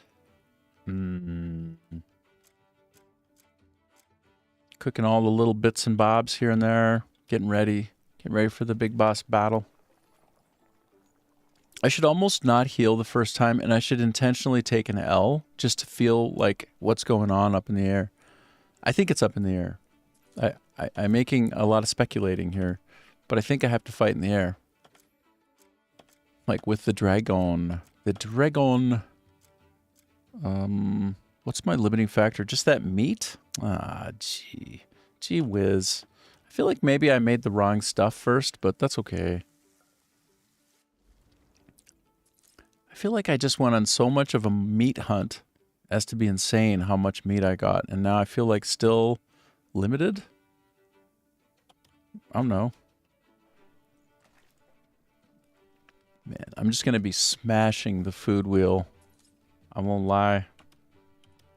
Smashing that food wheel so hard while I'm fighting. Smashing it like you read about. I fought this weird... I forget what his name is, but he's like a cat. He's like a cat kung fu guy. He looked, he was like a big cat. And I think I must have used like literally 30 or 40 pieces of food. It was just... Basically, it was a mini game, and all I did was press the, like the 3 button on my mouse here. Look, this. See that right there? Oh, I'm showing you there on the screen.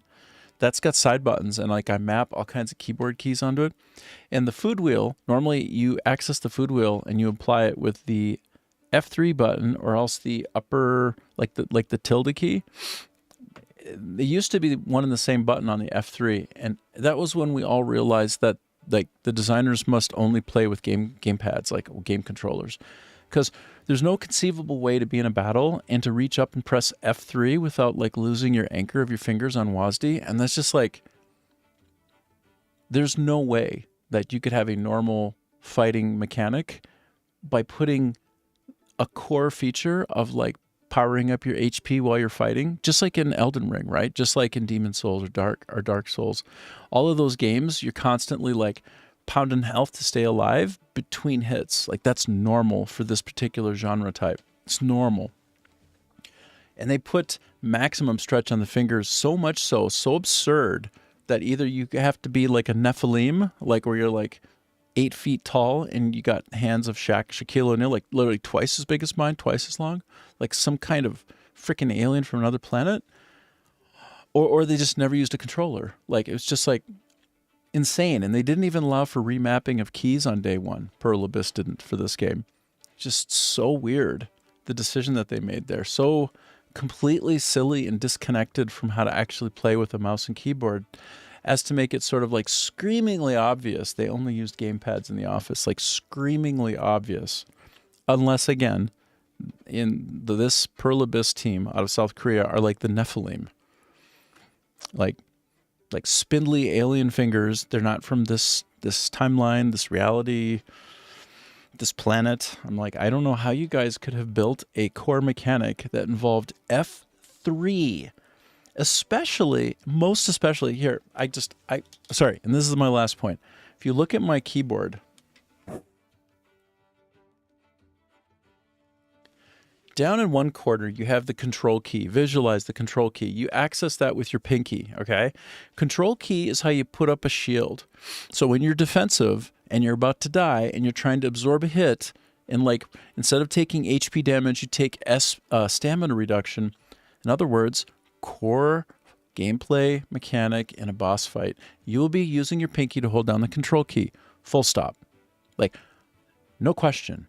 You will do this if you know what you're doing as a gamer. You will 100% do that. But then you'll need to, while you have your shield up, it's like you put a shield up and then you pop some Twinkies in your mouth. It's like shield Twinkies, shield Twinkies. The control key and the F3 key are what were on day one required to be pressed for this particular scenario, which again is core boss fighting mechanic. Control F3. Now, on your keyboard, if you have one and you're watching, you try to press Control plus F3 at the same time.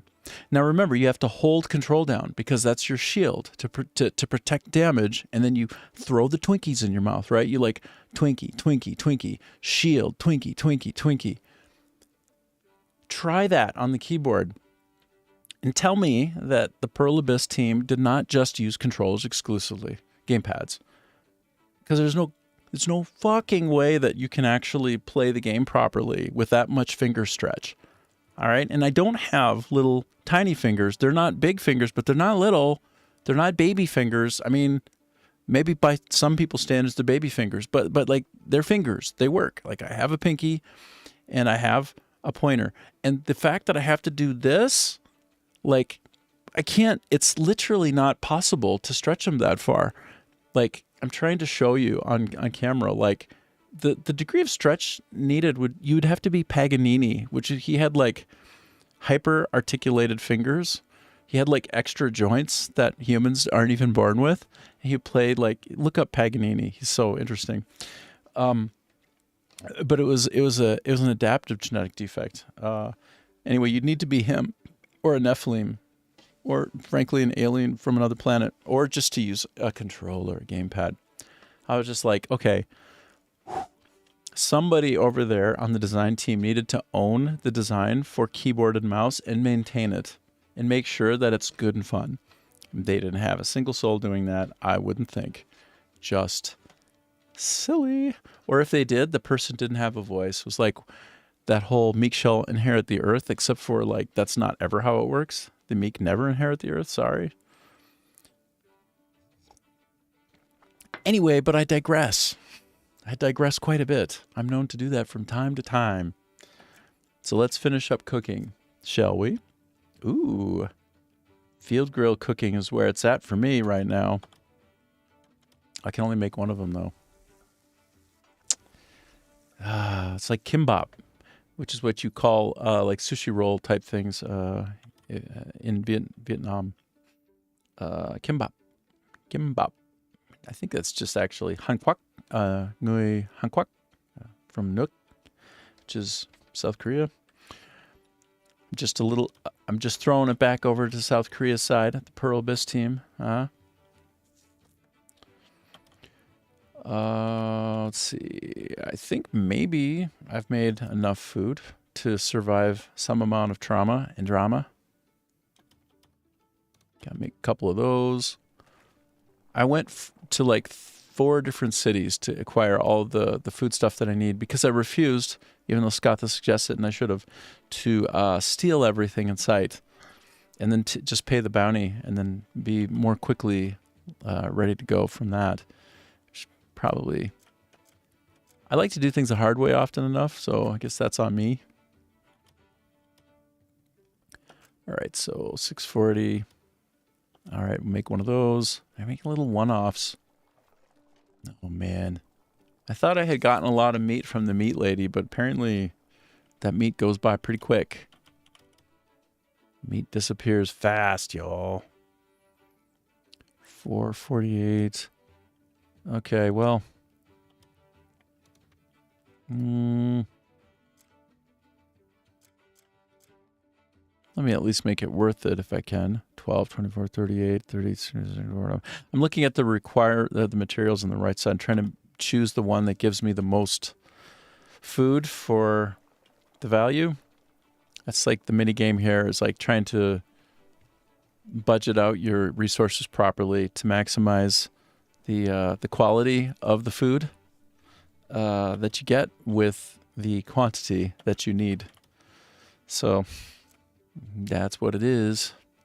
That's certainly what it is. Okay, so I'll just make some of this because it's what I have left. We're almost depleted. This should be more than enough. It really should.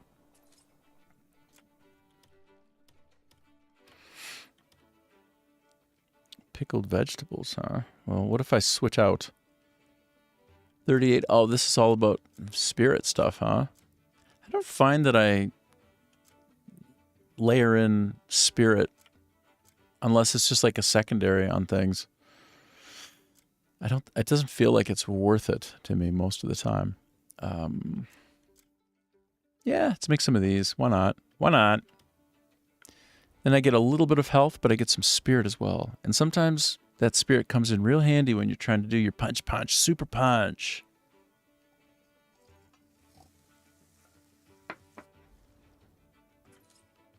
All right. I hope your video work is coming along well today, sir, because you're coming up on it. You're coming up on your deadline. I hope that's going well for you. Kindred spirit of video creation. Although you're way ahead of it. You're way ahead of me on that front. Not enough materials. Disappointing. What about this? Only one?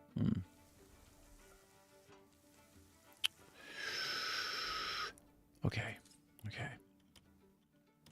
What if I just go for like the best the best meat I can make. The best me meat. With any extra meats that I have. I mean, I'm gonna cook these up because you never know. I'm down to the very last bits and bobs of the food. Just start, like, I have my shield up and I'm like chucking in eggs. I'm just like, womp, womp, womp, womp, womp, womp, womp. Like some kind of, I don't know, what's an egg eating thing? I don't know, there's lots of animals that eat eggs, I suppose. But I'd be in that boss fight, just slamming down the boiled eggs, slamming them. Okay, I'm down to the end of the meats, I think. Dum dum dum dum dum dum dum dum dum dum dum dum. Oh no, I only made one. That's fine. Ooh. That's fine. Okay, we're nearly done this, finally. Yeah, I'll make some more. Oh, I can only make one. All right, well, that's that. I'm going to stop now. Stopping. Now that I have a lot of food. Got a lot of food set up. I'm going to switch to that. Oh, you know what? Also, I've realized I need to go back to my camp one time. One time. Go back to my camp now. One time. Get just a shit ton of arrows. You never know. I might need some arrows for some purpose. Just better to have some on hand than not. Where is my camp? Show me my camp. There. There. There.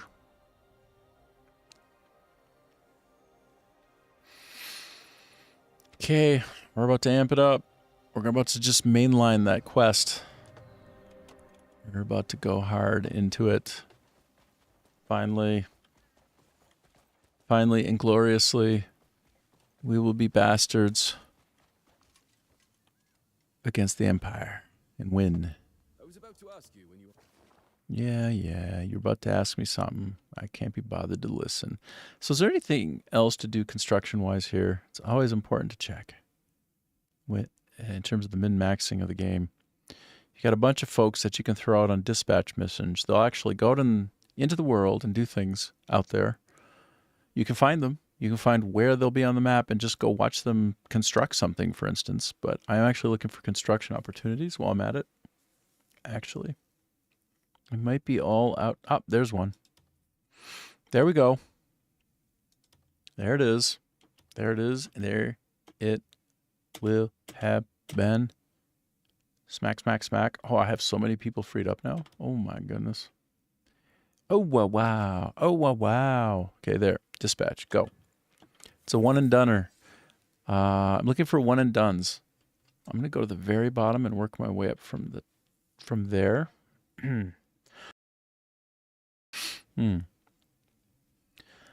So, okay.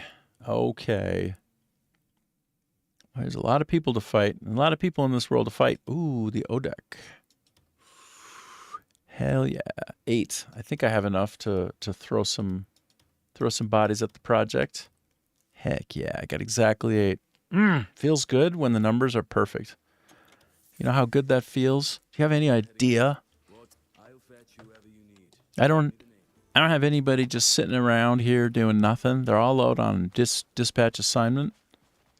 That's right. I did a good job for myself. Okay, I'm gonna throw some more provisions at this fool.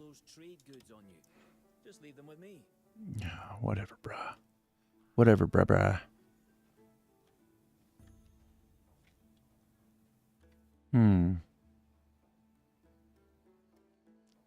Man, I have an outsized number of just random ass gear doing nothing for me. Okay.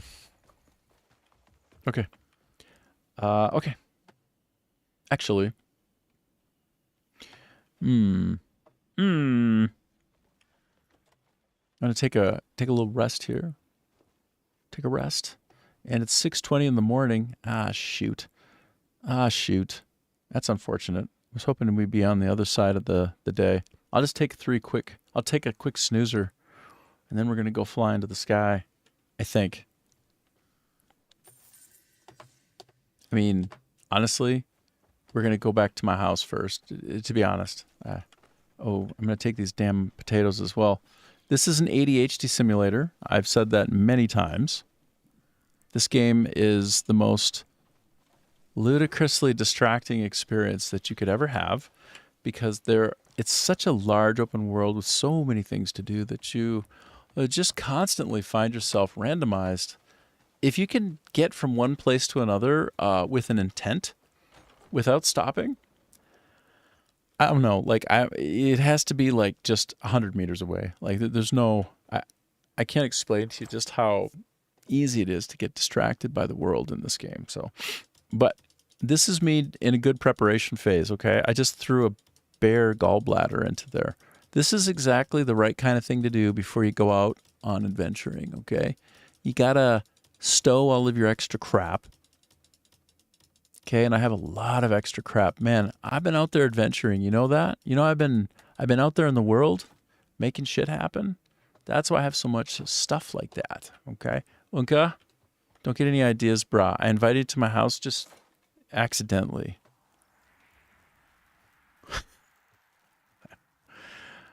I don't know where they came from. It just came out, okay? I'm sorry. I'm sorry for that. Okay, all this shit gets parked in my cuckoo cooler, because it's accessible from anywhere in the game. In fact, I wish that I had a way to pipe anything that I purchased right straight in there. Oh, that'd be a great ability. I'd pay money for that ability. I'd actually microtransact on that shit. All right, I didn't say that. That's not true. All right, so, okay. I want to point out something to you here. I am a collector of fine art. And for me, fine art is if there's an animal, okay? So it's been a while since I decorated my place with animal art. And now let's continue that. Look, we got a bunny. We got some kind of devil animal with horns. We got another dog. Goodness knows I like me a good dog. I like a good dog. Sometimes I have 2 dogs here in southern Vietnam. Sometimes they're not the best dogs. Sometimes they could be better dogs than they are, but they try. They're sweeter than a lot of the other dogs around here. Oh my God, is this like a lion? Oh shit, bro.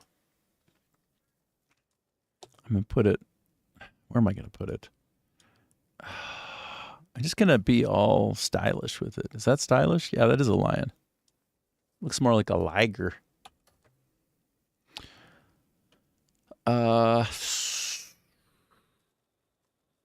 Let me put one more random poster up. Oh, not poster, but portraits. This is not nearly garish enough, you know? You gotta make it look fully awful. Actually, let's go in here. Oh no, did I just crash? Bro, am I stuck?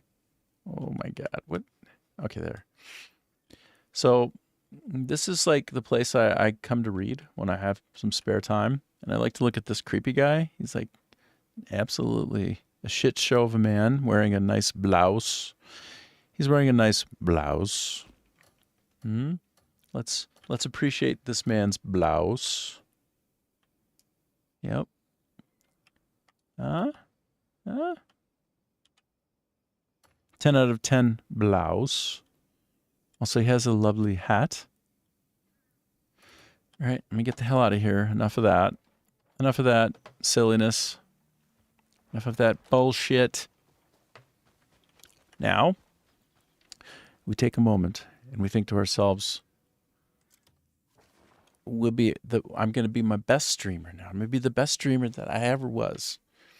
And try to do things that are so interesting, so exciting. So I go into my journal and I go to the main quest and I click about truth and reality because that's what time it is. And we are going to the Flying Fortress Orbion, We're going to destroy the Flying Fortress Orbion. We will destroy the Flying Fortress Orbion with Blackstar. Blackstar is my newly acquired dragon mount. Yes, that's right. You heard it correctly. Dragon mount. That's what it is, and that's what I have. And that's what we'll use to take down the Flying Fortress. And that's where it is, I guess. And that's a nearby point. And anytime I see a question mark, it's a ADHD simulator. I want to click it and go to it. Not today, ADHD. Not today you don't. You son of a bitch. Personifying ADHD and calling it a son of a bitch. You know, technically I'm a bitch. No. No, I'm not technically a bitch. I'm technically a holy shit. I'm a bastard. Because my mama had me out of wedlock, y'all. How about that shit? She did get married. She gave it the old college try. It didn't work out. Didn't work out for them. For a host of reasons we won't discuss here on this stream. And so, but yes, technically I'm a bastard. So if I call myself a bastard, you call me a bastard, I have to accept that because it's accurate. Now, I have to call Blackstar, I think. And I have to bring him over there and drop the hammer, the mouth hammer with the fire and the flames on this Flying Fortress. I think. I don't know. I've never done this. I didn't look it up. I don't know shit. Which is the way I like it. It's fun to go into an experience with literally no clue what's about to happen and just like have a natural reaction instead of it being sort of performative. So, okay, so I'm out of view of the rockets right now. Now, I think I can try to call Blackstar, and I'm going right straight into him. I'm going to try to rock that shit. Pardon me.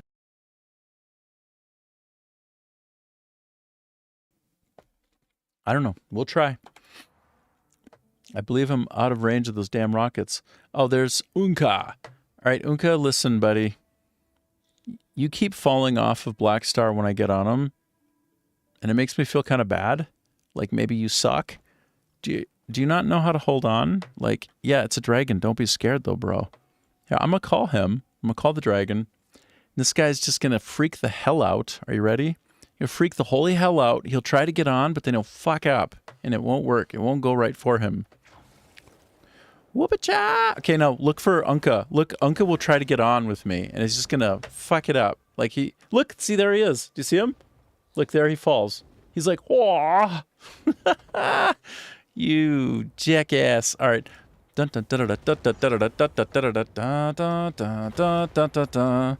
I literally have no idea what I'm doing, but if you're curious, that shit feels good.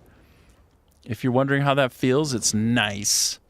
Oh my god, this is a great fun mini game. I had no idea this is what's up. Holy shit, this is great, dude. Oh, this is so much fun. Wait, I was too far away? Get blowed up, brah. Time to get your shit blowed up. Here, I'm gonna mix it up. Okay, I've been getting good with the dragon, so watch this shit. I'm just gonna flame on. Fuck you! Hindenburg that shit! Fuck you! I should just use the rocket, because I'm actually taking damage. Okay, I thought I'd be able to flame him on, but anyway. Is there anything else around here for me to sort out, or do I go up here and try to, like, mix and match that? All right. Oh, look. I see. I gotta, like, blow holes on that shit. Whoop-a-cha! No. Oh, bro. Seems like a problem. Oh, flames. Can I blow these things up? Oh my god, I'm getting wrecked. Bro, I'm getting kind of wrecked, I think. I don't know what to do. I don't know what's going on. I'm losing. I think I'm losing this. I'm not crushing it right now. Destroy the cores? Oh my god, I don't hardly know what I'm doing. I'm getting wrecked. In real time, I'm getting wrecked.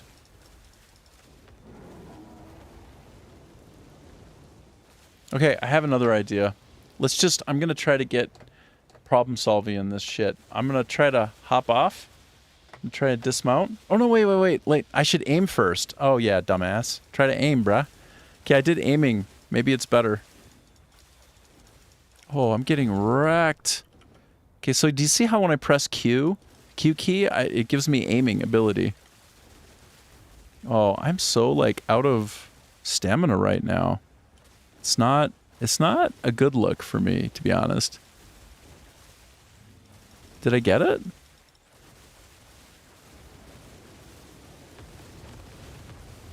Ooh. Say what? Did I don't know. I want to hop off. I'm going to hop off. I'm going to try to dismount. Okay, this is what we're talking about. No, I'm trying to get off you. No, I like you and everything, but I have to try and dominate that shit somehow. Can I, like, land on this? Oh my god, it won't let me land on it. I think I made a mistake, actually. I think I was supposed to stay on. Yeah. Oops. Oops. Yeah, that didn't work. I wasn't seeing clearly how to fight this,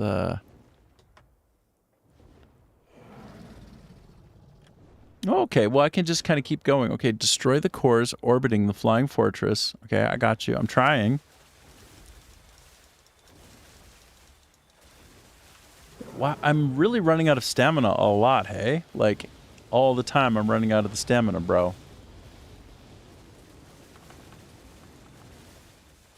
I don't think I'm doing this the right way. I don't think this is the correct way to be doing this. Like, as you can see, I'm running out of health, like, in a really big way.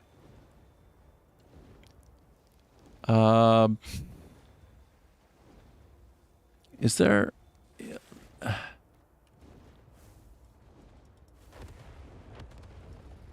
like, I'm trying to get creative. I don't know, like, this thing...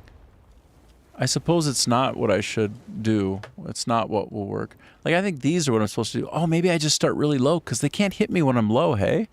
I could take my sweet time. Whoa. Maybe I could just take my sweet time low and they can't hit me. Look at it keeps missing them. That's weird.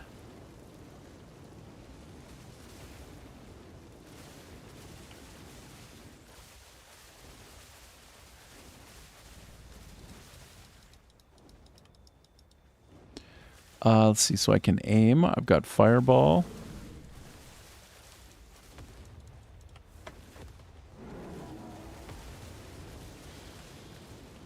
So if I stay, it does seem like I can just more or less survive forever. I'm looking at the bottom corner of my health indicator. It looks like it recovers over time. And if that's true, like every time I shoot, it gets deflected. So I need to figure out some other way. You see the deflection that keeps happening? It's quite interesting. What if I just... Can I just nuke this thing for a little bit? And no, it doesn't seem like it. Wow. I don't know, man. I'm not... Oh! Maybe there's some shit down here I gotta blow up to clear the way. Whoa, I'm getting hit. Here, I'm just curious. Like, can I just do some... Can I just make a mess of this place? And that'll help somehow? No, probably not. How do I do this? Destroy the flying fortress. I wonder, is there... Can I... Interesting. Interesting. So maybe there's a section that's open and I'm just missing it. Like this right here. Maybe that's a weak spot, hey? Is that a weak spot? Right there? And I can like get it through the hole or something? Can I get it through the hole? Can I get it in that hole? Can I? No, it's sort of protected on the inside. It's not quite there. What about this one? What about that? No. What about that? It always deflects it. Oh, that time it... Oh! Oh, I just need to kind of get close enough. Do you see what happened? That was a good success. So I just need to get a little bit closer. Okay. All right. We're good. So you got some potato issues while manually creating the captions. All right, dude, hold on a sec. Hold on a sec. Last night, I can't remember if I started telling you about this or not, but last night I was trying to create a still frame on a particular video track, and it broke my entire thing. Like, I had to keep restarting and opening it back up and figuring out what hot mess was going on. Apparently with DaVinci Resolve, which you use CapCut, I know, probably some benefits to that. It's probably a little more robust. I don't know. CapCut and PC is about to crash. Oh, dude. All right, well, just understand how much I empathize with you at a deep level, because last night I was up until 4 a.m, like once again, trying so hard to make a really short video. It was going to be an 11-second video, hey? Like a short, 3 hours, even more than 3 hours. And I just kept battling with the tool. It kept crashing on me. It was so brutal, man. So I'm right there with you. Good luck. Persevere. Say a prayer to the mechanical gods inside your PC. I don't know. Like, pray to Saint Urho. Like, he was the part of the guy who beat off the potato famine and the grasshopper. So pray to Saint Urho. You know, almost 17 minutes out of 29. Oh my gosh.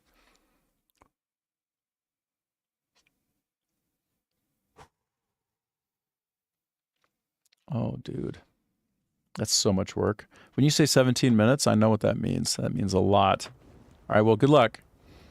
And I'm gonna do something a lot easier, which is hopefully take out this son of a gun. I just have to get a little bit closer to these than I thought I needed to. See, like, they get kind of steered away, which is silly, but you got to get a little bit closer and then it's fine. Got to be so close that you're undeniable.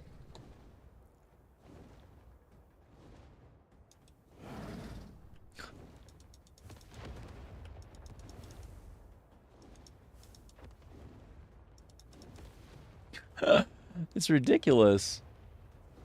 You got to get really close to hit them like that. All right. All right. I think we got one more, and then we're about to get in there. I'm going to go up over the top. Just like Sylvester Stallone did in the movie Over the Top. Movie about arm wrestling champion. I'm going to go over the top with my thumb, with my dragon thumb. Got it. All right. Oh my goodness.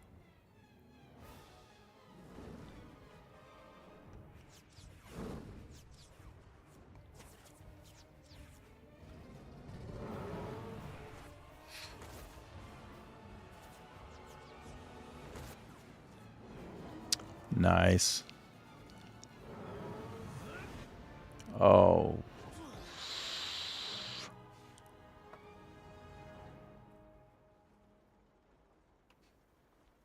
So cool. So cool. Ooh, ooh, ooh. Targeting me. How about you leave me alone, sir? Okay, what's this all about? If I go in here, is that... Find a way inside. Okay, I see. I see. I see. So maybe I wait for them to try and hit me and let them bang this. Or I probably just need to stab it, honestly, I just need to stab it and pull it. Yeah, same old puzzle. We know about this puzzle. We know about this puzzle a lot. We know what's going on with this one. What is... I don't understand how far this needs to go and why, though. Like, what are we talking about here? Oh, I need to look up. Okay. That's fair. So as I move these, we will see that... Oh, is that open? No. Trying to do this while not looking is... Ah, there we go. Whoop. Okay, okay. I'm going up. I'm going up. Let go. Let go, buddy. Now we're going up. Let's... Okay. Got it. Cool, man. Follow the cables, destroy the glass barrier devices, and go to the roof. Oh. Oh, I got people to fight now, too. Oh, no. I got the wrong kind of weapon. Come on, come on, come on, come on, come on. Dude. Ah. Okay, I gotta switch up to a weapon that doesn't suck. Okay. Better.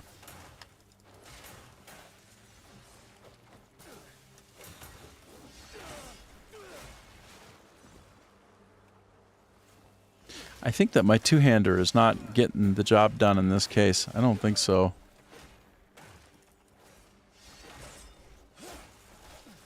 Okay.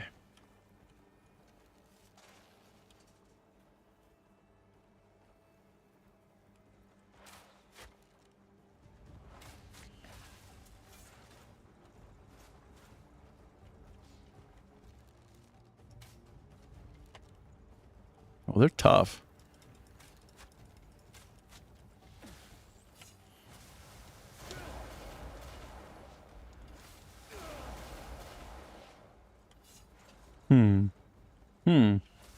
Interesting.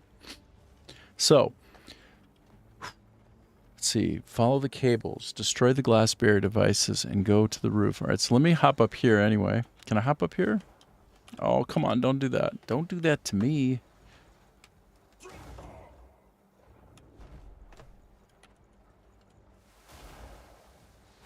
Oh, I thought I would have jammed that so good.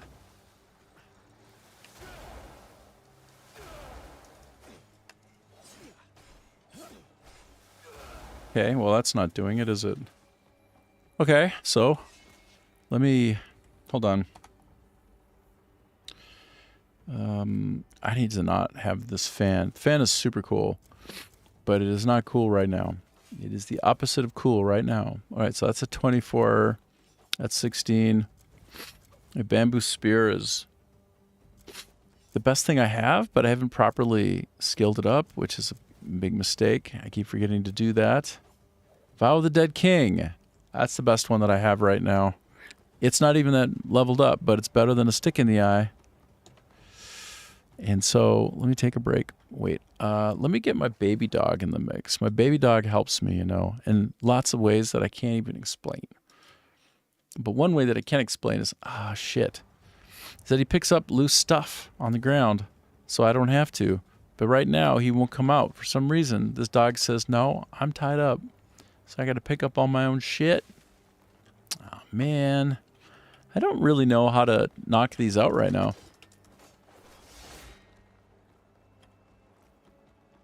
They're working my last nerve, too. I'll tell you what. I'll tell ye what.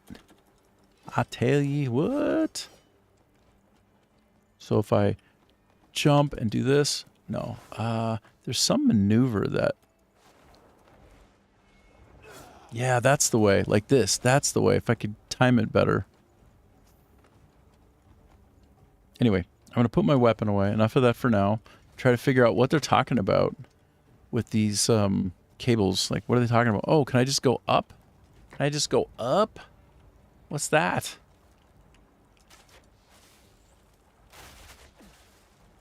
I have no idea. And I feel like I should probably... let me do this. I'm going to blow this up with itself. That should blow it up, right? Hold on. I got to get some more spirit. I'm very low on spirit. And also stuck on the Geo. Which isn't a good look. It's not a good look, and it's not a good feel. It's not a good look or a good feel. Don't you do it, you son of a gun. Don't you shoot me. Don't even think about it. I'm trying to power up. Brah. Now you can shoot at me. Shoot at me now. Go ahead. Shoot at me now, bro. Try. Do it. Do it. I want you. I want you to try to hit me. I want you to try. Okay. Okay, this.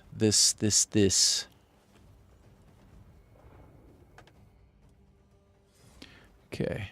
So now if I time it right, I think I might be able to... Ooh, I need to time it a little bit better than that, though.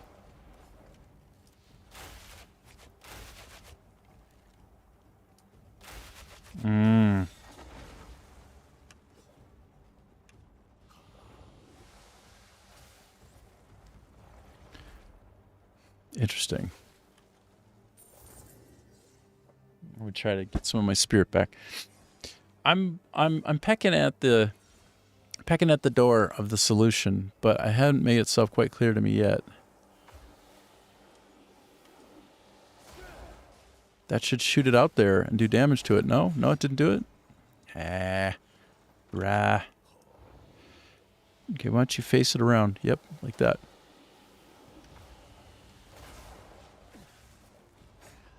I thought I was headed in the right direction with that solution, but it seems like maybe not. Maybe not yet.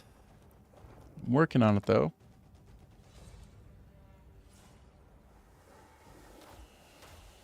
Okay, we got the spinnies. We got the spinnies going on, right? Can I angle it up here, maybe? Oh, I can kind of angle it up. Ooh. Oh, that could be good, actually. Let me get a little bit closer.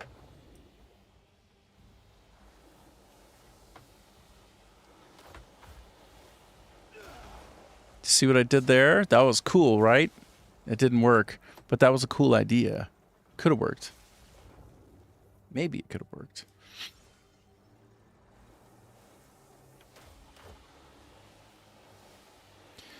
Yeah. When DaVinci Resolve for me gets kind of stuck, and everything gets super slow, and I don't really know how to make it better, it's a really sad time, because I'll try to play it back, and it basically doesn't even work. So I'm like trying to operate blind to get the thing done, and it's just like, oh man, I don't even know. I see that Unka is ready to be called if I wanted to try. I'm going to try to point this just down right here and see if I can blow it up. Did that blow it up? No. Okay. So, 1, follow the cables. Destroy the glass barrier devices and go to the roof. Okay, so first, follow the cables. I'll put my weapon away and turn on my lantern so I can get sight lines on the things that I can do here. Wait, what's that all about? Huh? What does that mean? That's interesting. So when I hold up my... When I hold this up, I see suddenly... does that mean I need to do like this and then this, like force palm? Is that it? Doesn't look like it is the problem. No. Huh. What does that plus mean? That's what I'm not quite clear on.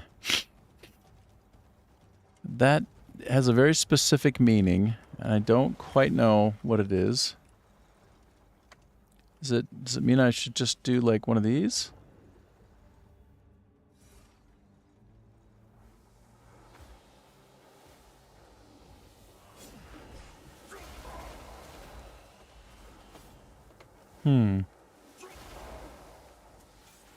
Oh no, man. So I get down and I just try to punch the crap out of it like this. Feels like it should work better than it is. Oh, wow.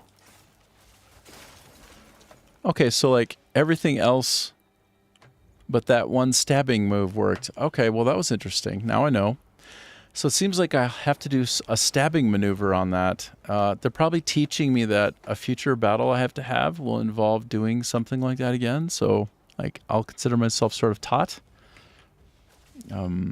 So I destroyed the glass barrier, and now I can go to the roof.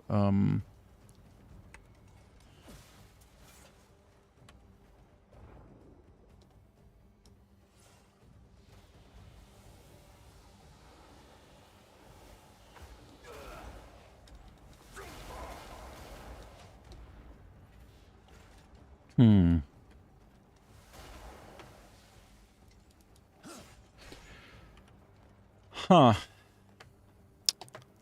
Well, I broke it, so that's good. But I don't really understand what to do next. We go back to this examination of the area. Do we see any suspect, any incidental imperfection, something to be connected up that's not connected? What do we see here that could be done better? I don't see...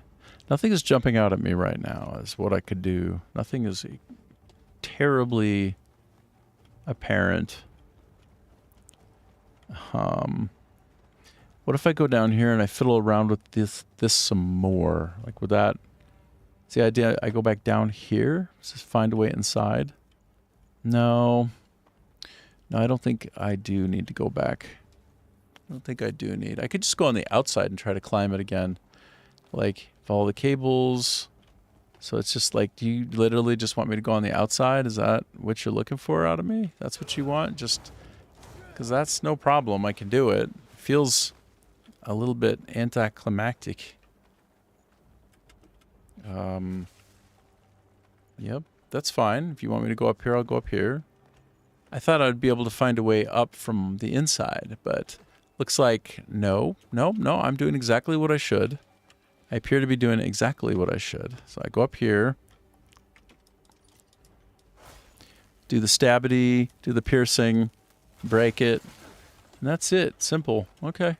That's it? That's all you want from me? That's all that you want? That's it? You don't want anything else. All right, well, I'm just going to smack all these things down to bits. Smack you. Smack it, smack it, smack it. Looking good, looking fine, like cherry wine. Turpentine. Okay, we're smacking them. Smacking them real good. I think I got maybe one more here. And then I go to the one at the top in the middle. I guess. Oh, no, maybe I got more. Maybe I got lots of more. I don't know. Do they respawn? Or do more come up as I fight? Or have I just missed this many? Are there this many? Okay, well, we're doing it. We're making progress. No doubt about it. We're getting it done. I think maybe even we almost got them all. Do we? Maybe. Let me just pop up and check. I'm popping up and I'm checking. I'd like to take some of these guys out. They seem like real bastards, making my life real difficult. Destroy the device in the center.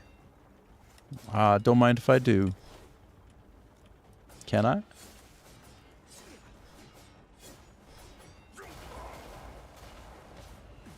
So, oh, I wonder if this would be how I do this now. Let me gain some chi. Get it. Turn it around. Direct it in. Blow this whole thing up so hard.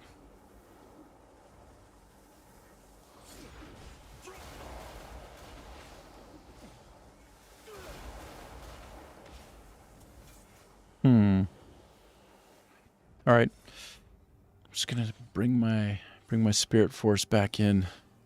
Bringing it back in.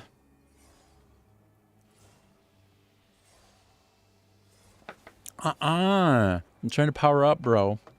Don't screw with me right now. Why don't you do that to me right now?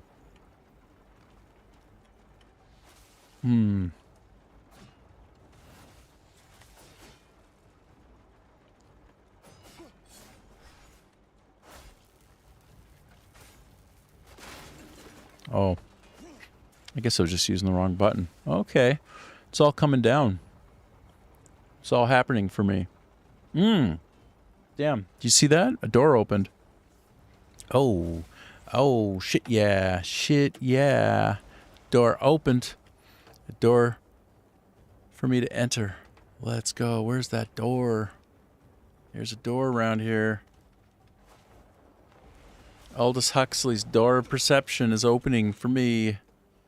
Can see the Matrix now. It's actually, ironically, not far from the way I think that the game has actually been created narratologically. I think they actually have... Oh, my God. Sorry, don't mind me. I just have to consume some spirit right quick. Whoop Whoopa! Whoopa! Whoop! There we go. Go back to the foodstuffs. And now let's climb. Make the climb as the child did, without the rope. And then fear will find you again.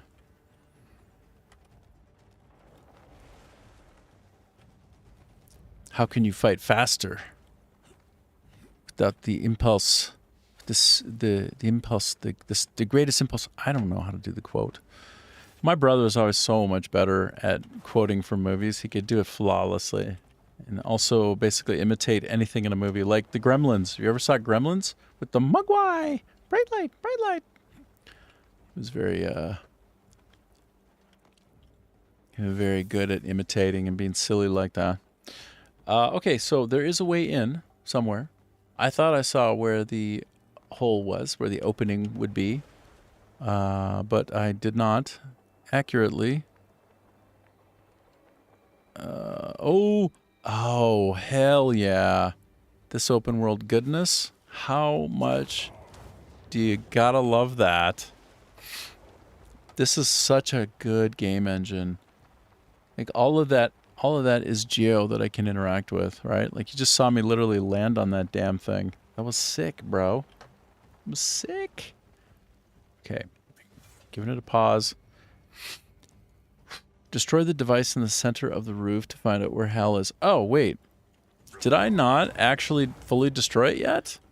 Because I thought I saw a door open and I meant to go through the door. I thought I did destroy it.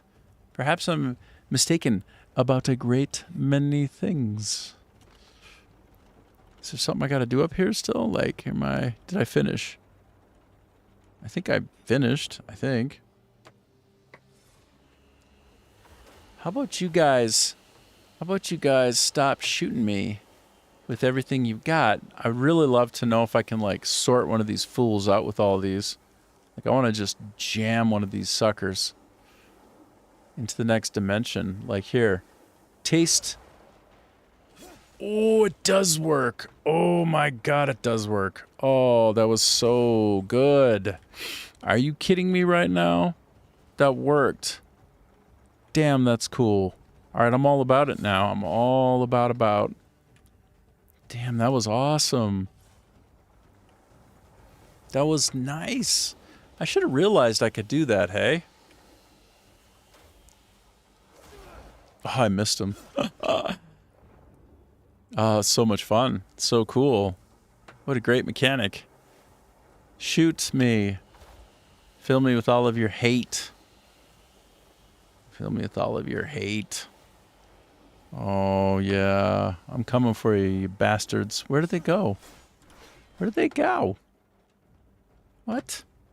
Did they go around? They're, like, on the underside, making their way back? Yeah, I guess so. Jeez. Guys, you're not going to get away with this. It's not going to happen for you.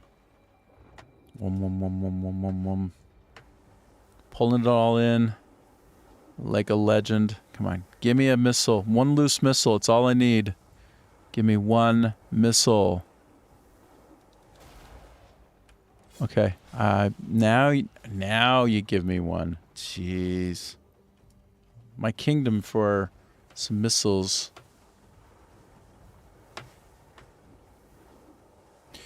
I did a trick. A sort of trick. Hold on.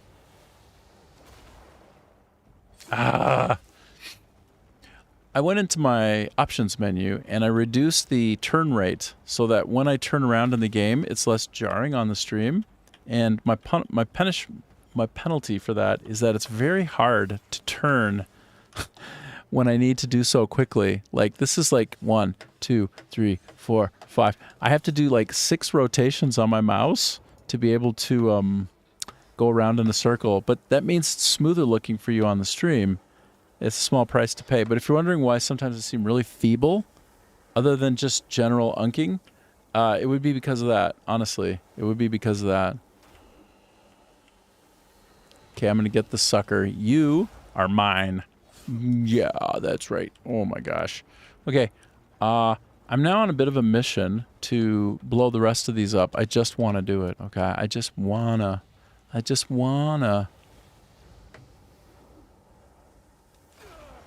Got him. Okay, is that all of them now? Are there any others? No, yeah, there's one more. Come on. Come bring your heat. Bring me your heat. Oh my god, I'm almost all out of spirit. Come on, hit me with something. Oh, I missed him. Like I got close, but not quite. Okay, I gotta recover some of my spirit to do this again.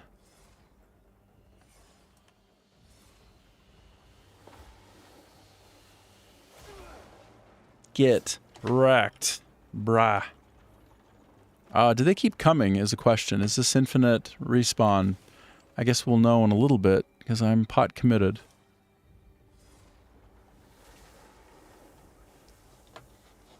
Should be more coming around somewhere. Oh, I can just look at the mini-map, hey? That would make sense. That would make plenty of sense. Okay, where are you? They're like, all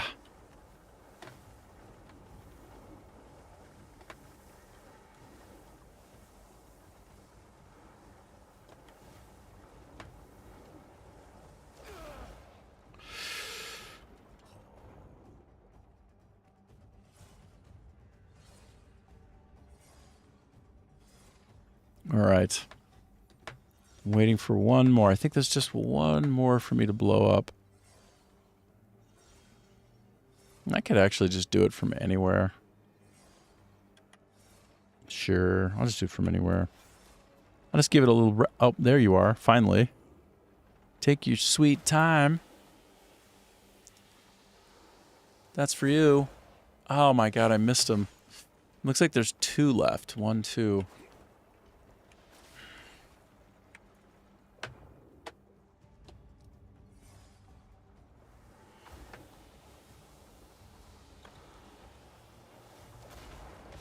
Oh, I missed him again. How did I possibly miss him, hey? How do we do that? How's that possible? Oh, I feel like I got him, but only on the periphery. Okay. Anyway, so there's another one. Let me try one more time. This one will be, this is low-hanging fruit, this guy. Huh? No. No, no, no. Why was that such a fail?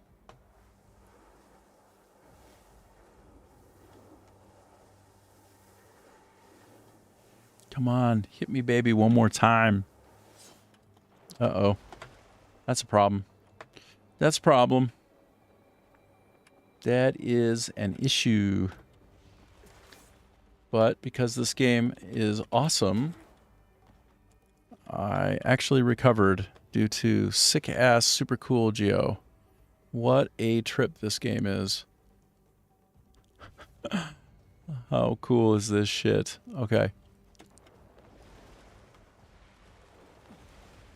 Okay, suckers. Didn't work before, but it will work this time. What are they pointing at? Oh no. All right. Gonna get you this time, suckers. I'm gonna get you this time.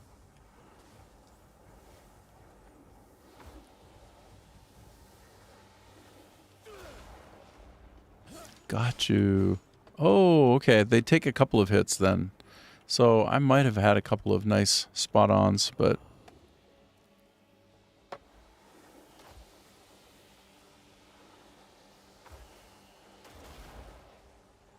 Oh. Wait, can they not be killed? Thought that they were handily killable. Like no problem.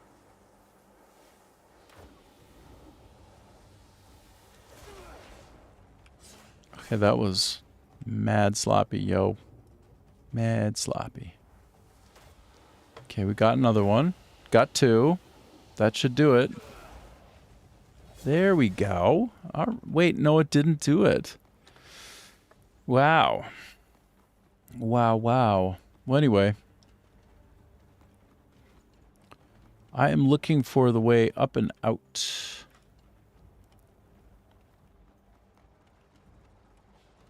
Trying to get the show on the road. Maybe enough fun for now. Oh, maybe I do need to actually pound that thing with loose, which would explain why they don't let me kind of. Wait, what? What? My guy is lost his shit. Oh my goodness. So yes, I think that I can't kill them for a reason, which is I need to accumulate their power and then shoot it up there. Take those kinetics or those electrics, whatever they are, and then shoot them up there. So maybe it didn't work before, but maybe it'll work this time. I'm just not 100% on that. I had the idea to try to do this before. Let me just get a few more.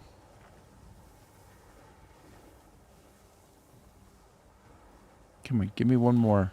Did I get 2? Yeah, I got 2 now. Great. Now let me point you up into the sky and blow you up. Did that do it? Dang, that didn't do it. Okay, I might be looking for the wrong solution. We're in that state of nebulous, who knows how to do the thing. That's the situation we're in. I'm going to run around the side here because I know that a door opened up here, but to save my life, I can't find it. To save my whole life, I cannot find it. So we'll keep going around. Oh, there it is. Oh my gosh. I just was having a hard time getting around all the way and had a bad luck. Come on. Turn around, bro. Get up there. Okay, finally. Wow. That was a long time to try to get on the inside, even though I saw it open. Wow.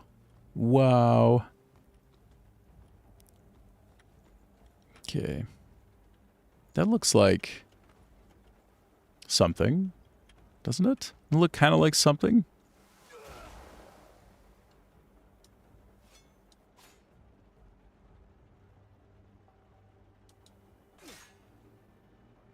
Interesting. Very interesting. No? All right, well. All right, well, I'll just keep going around the circle. Probably something to do in here. If not, I should look at where the light sources are pointing me. A lot of times they give some aid with lights. Oh, this also. So I went all the way around in a circle. Clearly I meant to do something in an area that I passed. Like that area that I was just at is where I need to be. But I just wasn't approaching it in the correct way. Ooh, look at that though. That's quite cool. What a cool look. It's just the light coming in. So obviously this is the situation. Maybe it's just like F+. No, I think I meant to cling actually.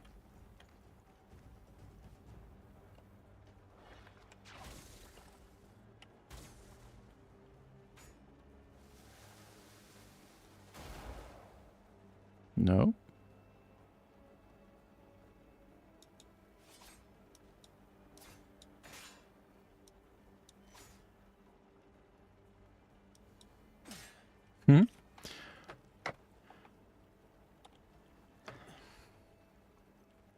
Oh, I see there's a hinge on there. So maybe I need to be on the edge. And I need to just pound it to have it go around. That's probably all it is, hey? Let's watch. Yep, that's all that was to it. I just was pounding in the middle of it. I was pounding right in the hinge, so I was exactly in the middle. Okay, some kind of boss time. The time has come. Your presence tells me. You still haven't given me the answer I wanted. I'm not interested in what you want. I don't need you anymore.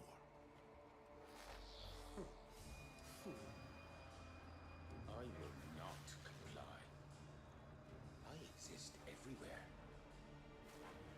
I can be anyone. You too could have shared limitless knowledge in immortality had you joined me. But you refused. And now I have no further use for you.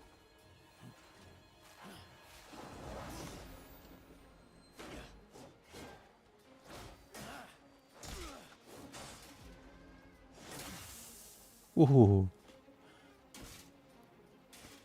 There is no place for you here. I must ask you to leave. Flying Fortress Orbian.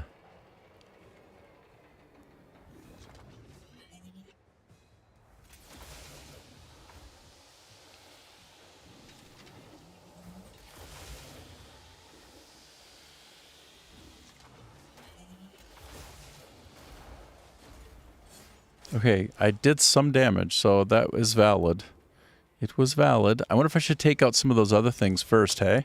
Like that. Oh, I think I don't know. Maybe I'm supposed to hit it? Whoa.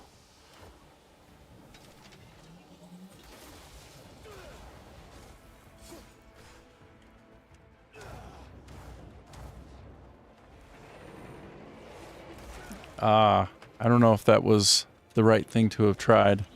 Maybe not. I think I need to take out the minions first, like these. Like, I need to take that out, perhaps. Like that thing up top. No? Maybe? Like those? Do I need to take those out? I need to focus on maybe those first. I don't know. Like maybe this thing. I just like focus on blowing that thing up, hey? That could make sense. See what I'm pointing at? And go. Oh, the angle was poor. It was a poor angle. Come on, bruh. Maybe I just keep attacking him because I tried to put some heat on. I don't know. Let's find out. I'm try one more time. Oh, yes, it worked. Great. Okay. I think that I should take out... Okay, I got 1, 2, 3, 4. I've got 4 things other than the piece of the core in the middle. So let's just see if I can't just wreck on those orbs. Oh, shit, I missed it again. Bruh. Bruh. I feel like I was directly on point, that I was facing it perfectly, but maybe not. Oh my goodness. Okay. We'll see. We'll see. Maybe I'll focus on one of the other ones. Because it might be that there's competition for what to hit in terms of like the... I don't know if it's a hit scan or what it is, but by having 2 enemies side by side like that. So let me just focus on this one. No. No, it's just kind of shit. Like, I have to aim higher. I have to aim a lot higher than it seems like I do. I have to aim, like, that way. Like, well above.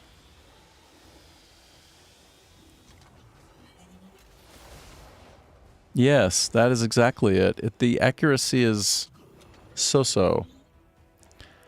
I find that strange. But it is what it is.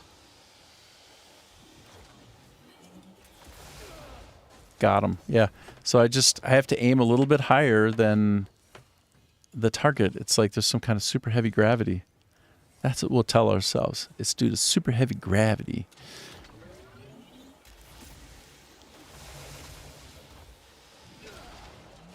There. Oh, no, wait. They keep sort of coming back, huh? Okay, so it looks like I just need to focus on hitting this son of a gun when he's powered down. So that's... Alright, that's fine. So basically, I knock him out a little bit. Maybe. And then get my attack on right after I stun him.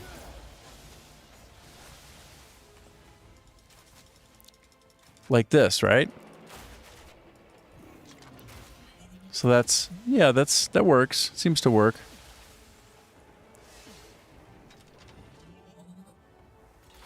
Seems to work okay. Like, I'm certainly getting him down. This is just like a skill check, I think.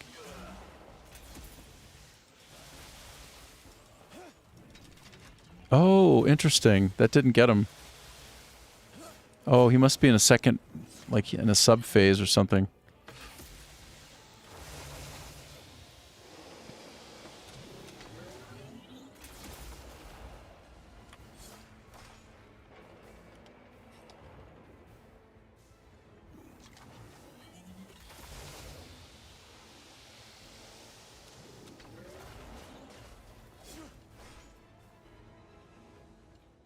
Interesting. So I think those rotating orbs can't really be... Actually, I just don't know. I just don't know. Wow.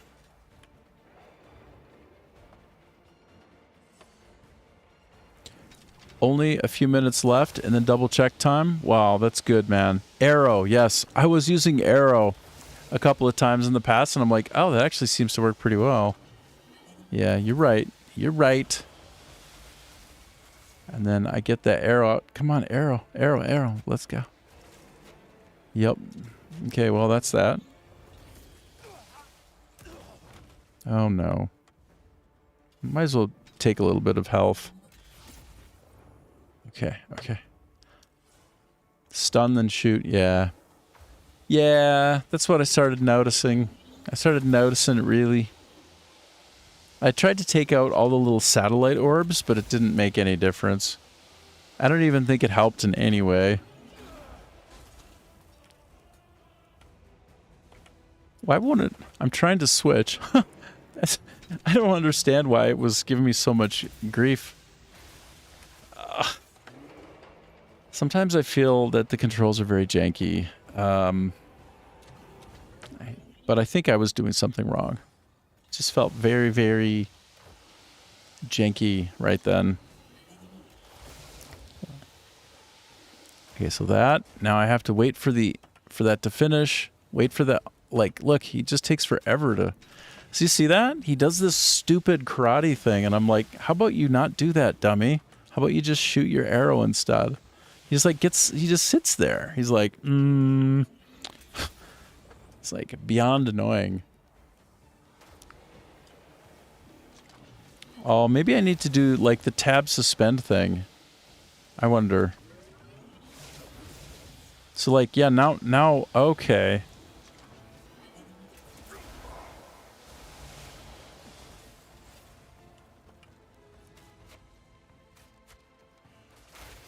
Oh, my goodness. Oh. Okay.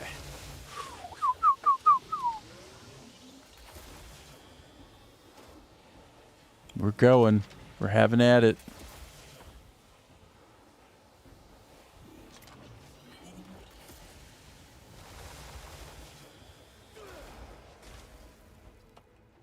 Please stop doing your karate thing and just shoot, bro.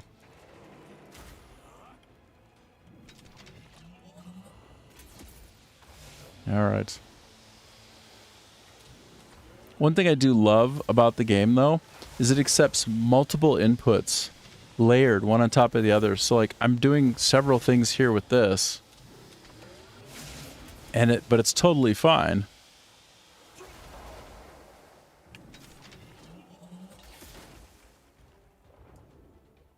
Actually, once I suspend, I don't know how to push it out.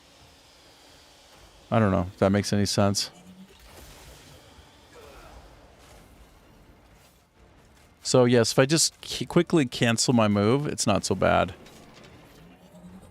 So when you're initially going, he does this. Like after you're done doing the shot, he's like this. But if you just tap W, you'll immediately get out of it and then you can start shooting. Otherwise, he sits there and does that for far too long. Far, far too long. Like that. Good. Okay, good.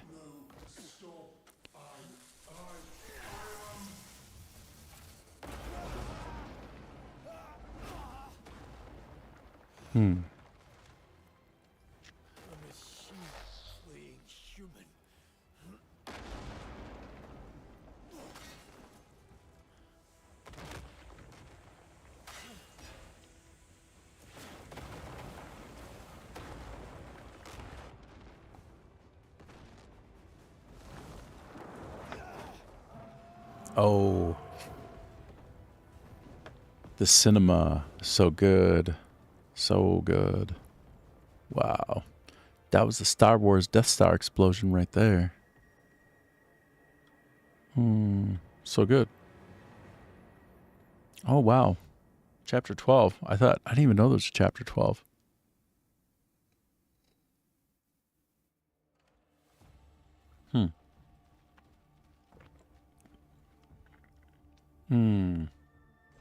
Got you.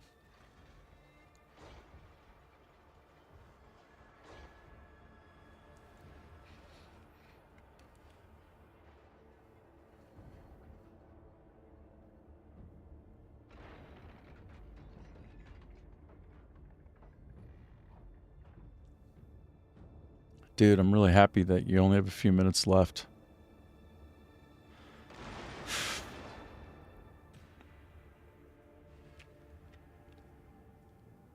How do you feel about it?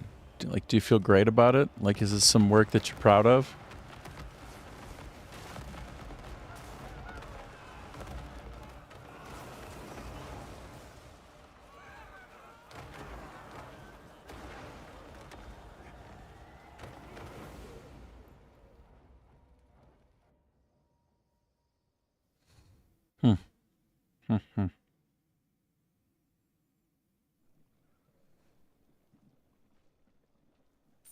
We fight to protect all.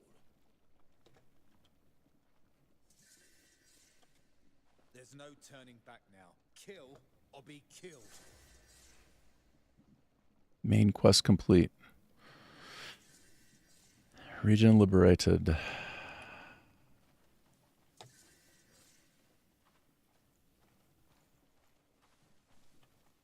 You know what? I didn't need any food for that. You do, so you feel like it's some of your best work. Wow, that's great. Must feel really good, huh?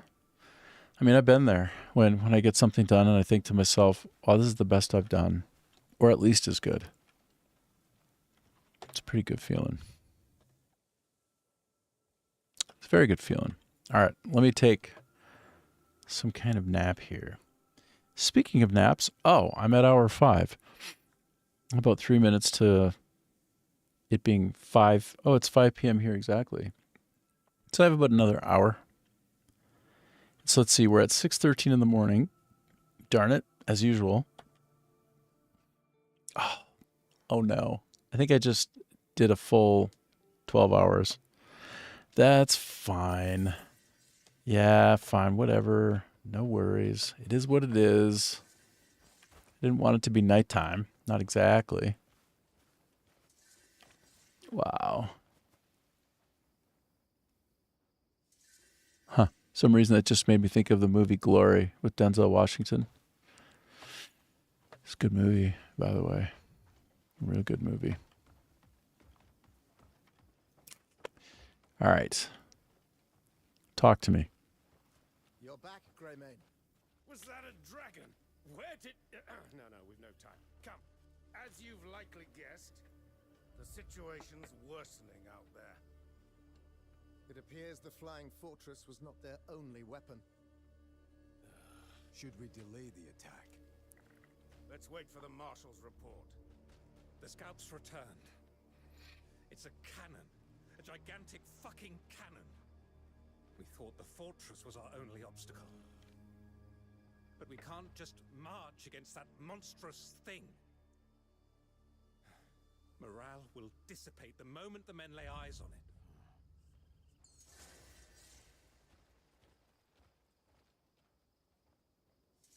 it. Destroy the ultimate weapon on the left, the right, and the center. I see. I see.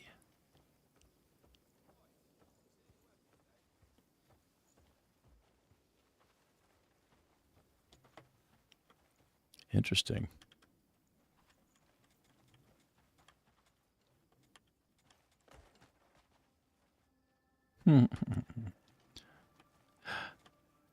A safety device is installed. Fair enough. That's exactly where we were going with it. I was going to start blowing the camp up. You ever see the movie Armageddon with what's his face? He plays the crazy guy. There's always a crazy guy who's like he just wants a front row seat to the end of the world. And Steve Buscemi. and they have to tape him up because he just keeps trying to do things like blow everything up because he's like, this shit's hopeless. I'm gonna have some fun while I'm at it. Anyway. Oh, what are you teaching me? Ooh. Oh yeah, I can get one of my artifacts back by having learned this. So shift plus that. Oh, and you actually hold. You know, that's a whole layer of the game that I forget. Like the distinction between tapping and holding often. It's just lunacy. There's a lot of complexity in the fighting, you know, like sometimes it's a tap, sometimes it's a hold, sometimes it's a tap and a hold and a tap, and there's just a lot there. And even if you're only just looking at the like the tap hold dynamic, that's one thing. But if you look at actually all the raw number of buttons and combinations of buttons that are used together, that's where it just gets. This goes to crazy land, man. Like, very complex. It feels to me like this area would have some kind of a secret overlooking it. Doesn't that seem just like to stand to reason? So apparently I'm to go over here and blow some shit up. Oops. My bad. Oh, you don't even let me. So you get quote unquote rewarded when you're in a safe area that's with your people. Hold on, before I leave, I have to look at what's here. By not being able to jump, your reward for being in a safe area is that you can't leave it quickly. You have to walk out slowly. Is that a good design decision? I highly don't think so. I think it's ridiculous. Just let me Superman that shit. Let me leap out. Is this openable? Can I open that? No, I'd be stealing. Well, all right then. Let me take a look at my map. Take a look at the map. Ye old map. So this is the area of note, huh? I can literally just fast travel right into the hot mess of it. Tempting. Okay, I'm going to take a 5-minute break and I'll be back, and then we'll round out the last hour of this by me pressing forward into the main storyline, because I still have tons of food. And maybe we'll even get to the end. I don't know. Like, we'll see how much time is left. I can't know. But I'm definitely happy for you, Skatha, that as your embargo approaches, you have a lot of great work done and you can push it out. You know? Got my fingers crossed for you. Have great luck. You deserve it. And you know what? Good luck is a thing. I worked with a guy named Adam Hertzel. Is that right? Adam Hertz. Adam Hertz. And he was a chief technology officer, and he said he gave me a compliment, and I said, well, you know, I'm just really lucky. And he goes, well, you know what? Luck is about being positioned well in life. Luck isn't something that just happens. You have to be in the right place at the right time to have that luck. And he said, so you have put yourself in the right position at the right time. And so, yeah, I hope you have good luck, but you need to give yourself credit. You earned it. So maybe what you have coming here, and yeah, you're welcome, is good luck. So I hope that for you. But you know, it's just a matter of time. The only difference between a person who makes it and the person who doesn't is the person who makes it just doesn't stop. You just keep getting up, right? You're going to get knocked down. You just keep getting back up. It's just like Rocky, man. What did the kids say? Anyway, I'll be back. It's true, though. You know it's true. That's why you fight so hard. Okay, give me a sec. I'll be back.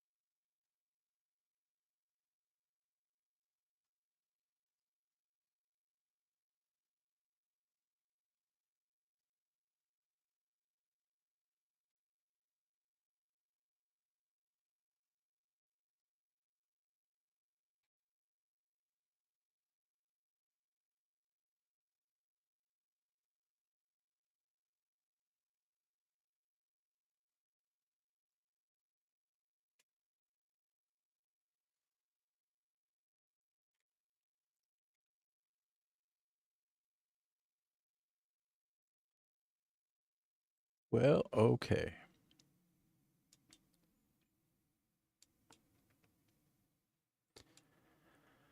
And then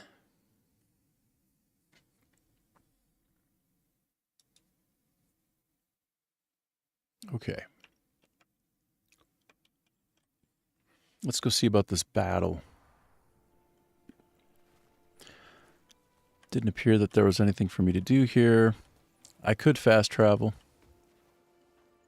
but I'm not gonna. I'm gonna do a run up.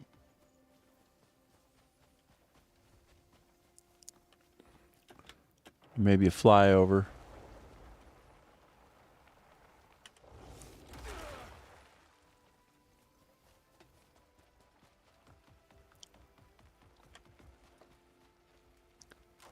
Fort Musket's ultimate weapon. The Inquisitors have seized Fort Musket and deployed their ultimate weapon. Ground. Oh.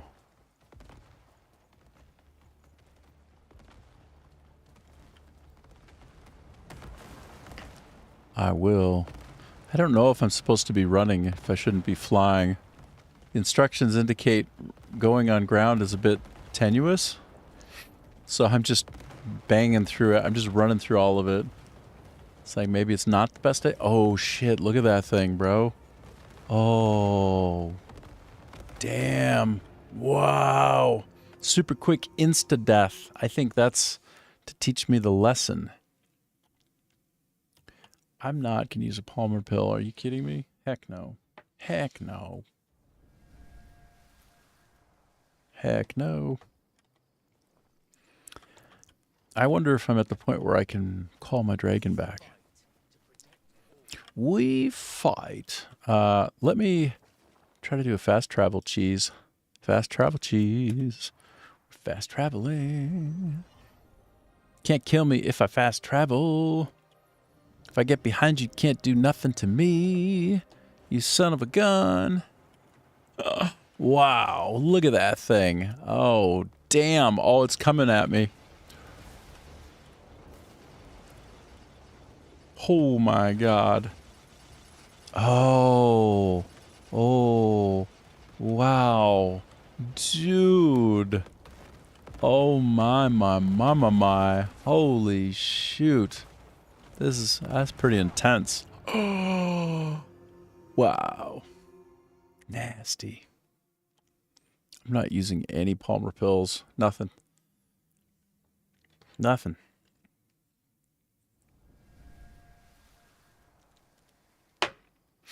Flawless Massacre. Defeat 30 enemies within 1 minute. Maybe if I get my dragon. Alright, hey, do you guys have any ideas? Because I'm getting my ass handed to me out there. You think it's great, though. Look at you. You just... Look at this guy.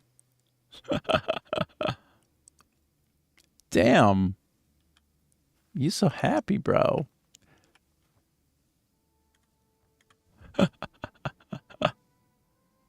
Oh my god. He's absolutely hilarious. Shit, I'm gonna give you gifts. I don't even know why. I'm just gonna gift the shit out of this guy. He's got the winning smile, the winning attitude. When you're in the middle of a war, sometimes you just need to just take it easy for a minute. Take all my shit, smiley guy.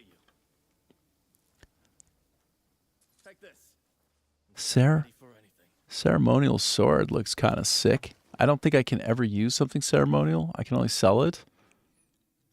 But that shit looks cool.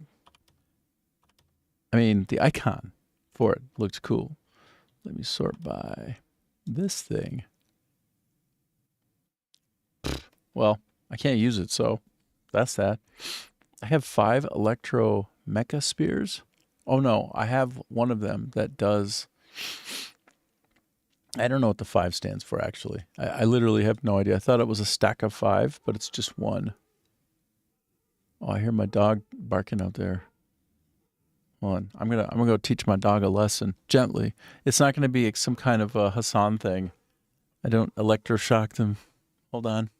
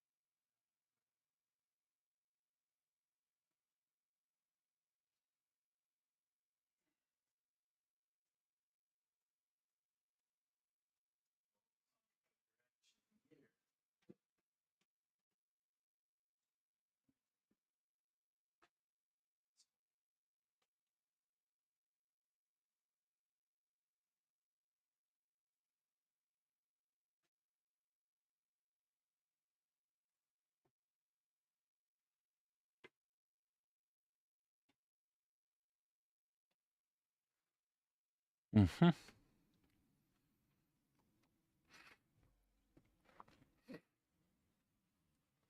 I see. So, Scatha, finally. Need to export, double check for any major errors. So done. Mm-hmm. Good for you.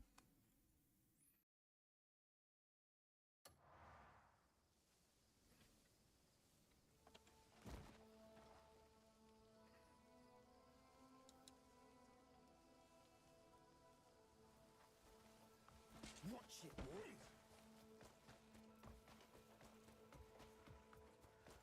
I've never been in a war this big. My hands are shaking.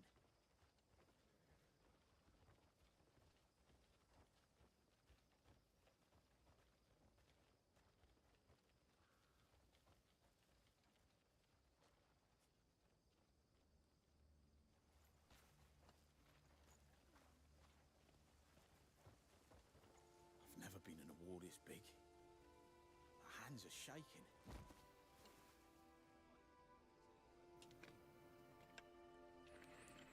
I've never been in a war this big. My hands are shaking. This was very cool. I love the marching of the platoons. I see this at various points. It's so cool, man.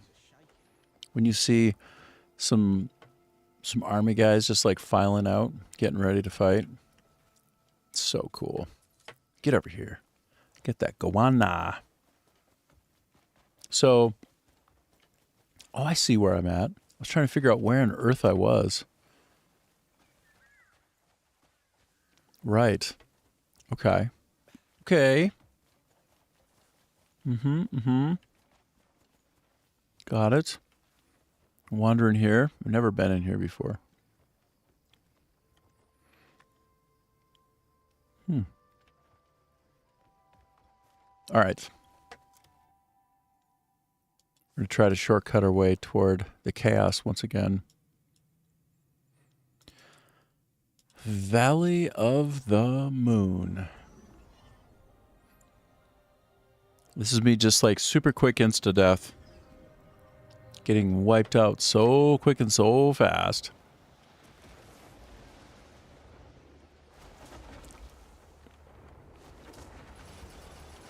Oh, oh, oh. Oh, bro.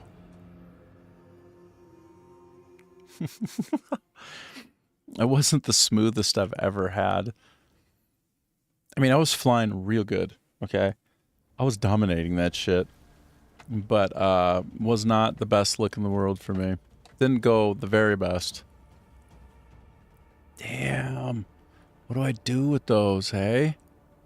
Is it actually shooting something in my direction? Like, am I about to get just wrecked?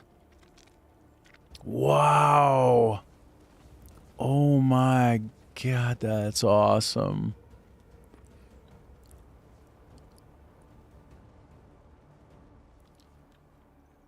Listen, I do have the understanding that I should go into battle with my dragon, but I also have the understanding. Damn, that's so cool.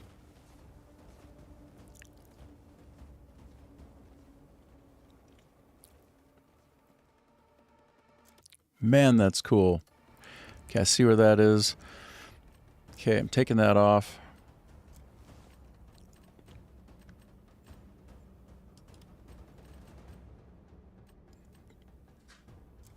18, 18. Reinforcement, lightning resistance. 18. I'm just checking out what I've got on before I go out there. Before I hit it hard. Hit it so hard. What the heck, huh? You okay? Is it going all right?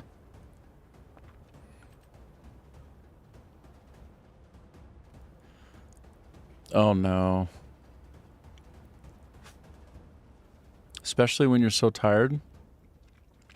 You've been pushing so hard. Crashing, lost some of the progress. Oh God. Okay. Trust me on this, and you know it's true. You do it again, it'll be twice as fast. 5 times as fast, maybe. Between 2 to 5 times faster than when you did it the first time. Just trust me, you'll see. And you do a little bit better. It'll be a little bit better. That's the only thing you got, man. But it's true. It'll come out better.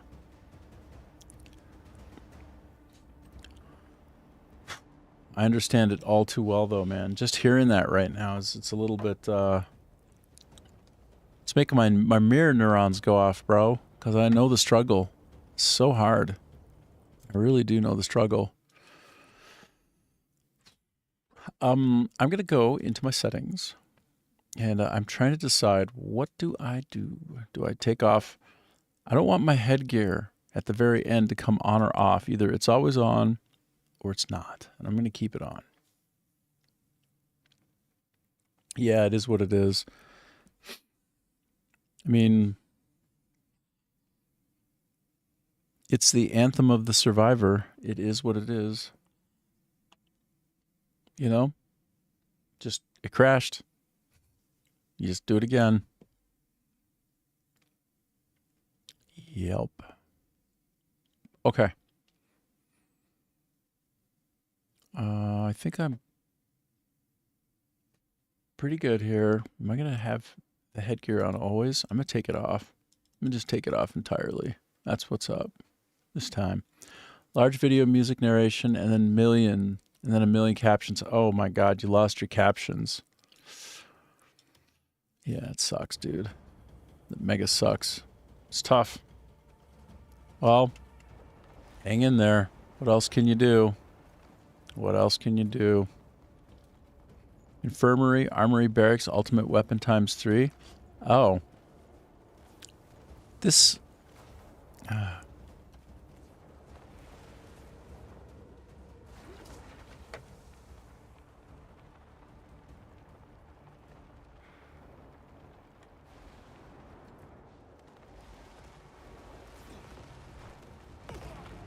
Wow. Something always breaks. The camel's back on huge projects. Yep. Thankfully, you still have hours. Miles to go and hours. Hours left. Yep, well.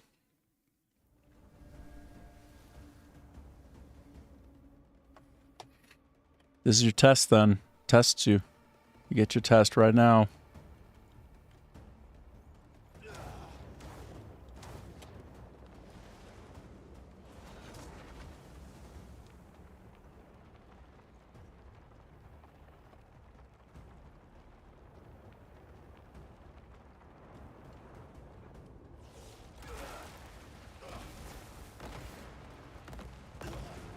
Wow.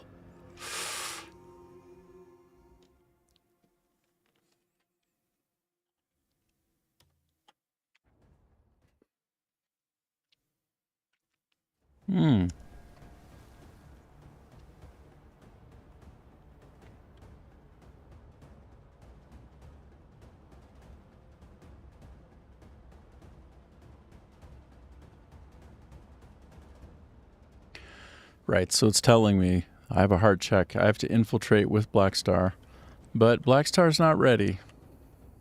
So I don't know what you guys are talking about. Blackstar's not around. He's not around.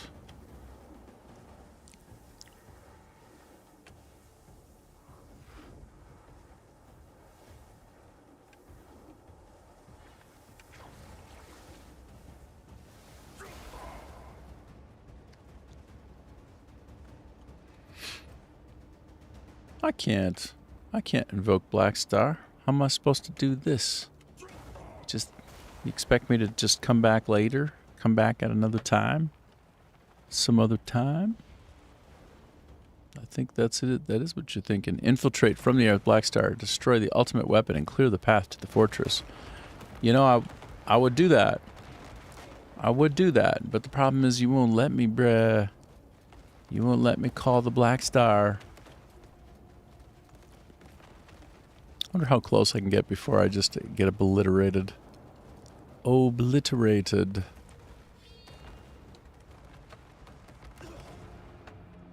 That's how long. That's how long. Oh my.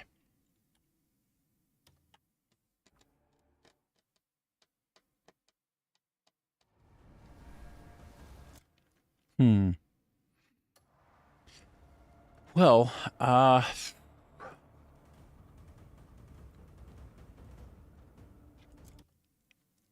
let's see. Actually, no, I won't be able to fast travel while he's in this meditative state. Oh my gosh. Okay, are we good? Can I press W now? Thank you.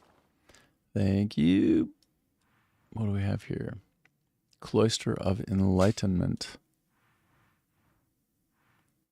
And that's the first one that we want to go to. So I can pick either, actually. Maybe one is better than the other. I'll try this way.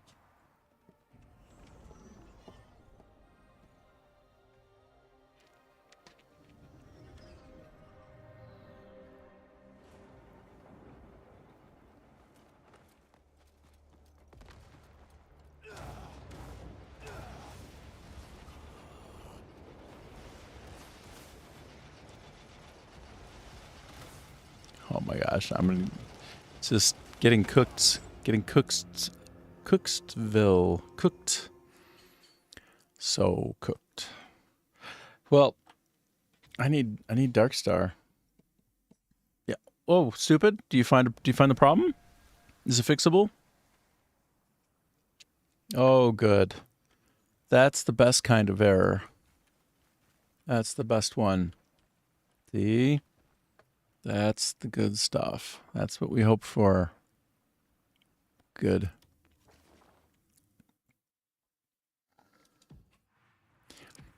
Excellent, Mr. Smithers. There's some kind of fast travel point up here, I think. Great. I could tell that I'm going to have to throw in the towel and wait for this dragon to become ready again. And I just slept recently, so I can't sleep again to make him available. So now just to double check with 2x speed. Good. Good.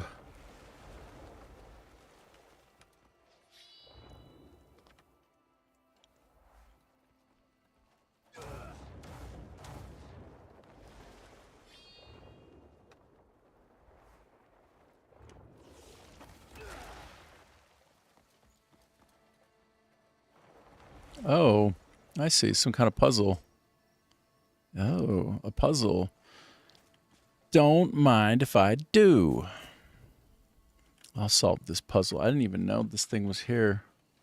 Okay, I've learned in my time in the Crimson Desert area of Pywell that lighting candles are almost invariably a way to solve a problem. You want to solve a problem? Light a candle. That's what my mother always told me. No, that's not what she told me. There, 3 out of 4 lit, I guess. I don't know. Now this thing looks like it's one of those turny thingies. So if I do this, I'll turn it. Will I? Question.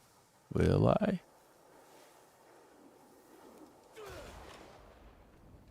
Maybe I have to be lower down to catch it. I'll try again. Yep, got to be lower down. Watch the water lower. I assume the water will lower. Yeah, it's happening. Wait, have I already done this puzzle? Is this a done puzzle? No, it's not.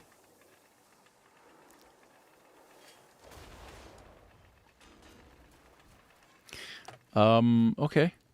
What else? I feel like I've already claimed this Abyss Crescent, or it would have lit up, no? If I were a puzzle and I were trying to be solved, what would I do that's still remaining to be done? Well, sorry. A puzzle doesn't do a thing. A puzzle gets done. So if I were a puzzle, what would I want my solver to do?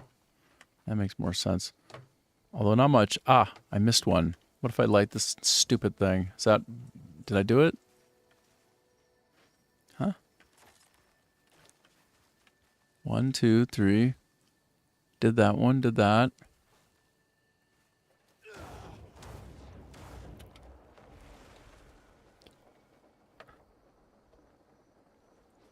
Oh,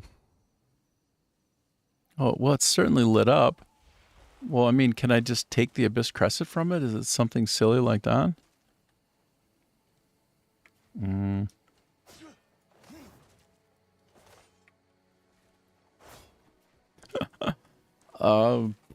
Maybe I just turn this thing more. Is it possible? Just turn it more? More? Get all the water fully out? Is that what we do? I really don't know. Maybe I just need to be patient.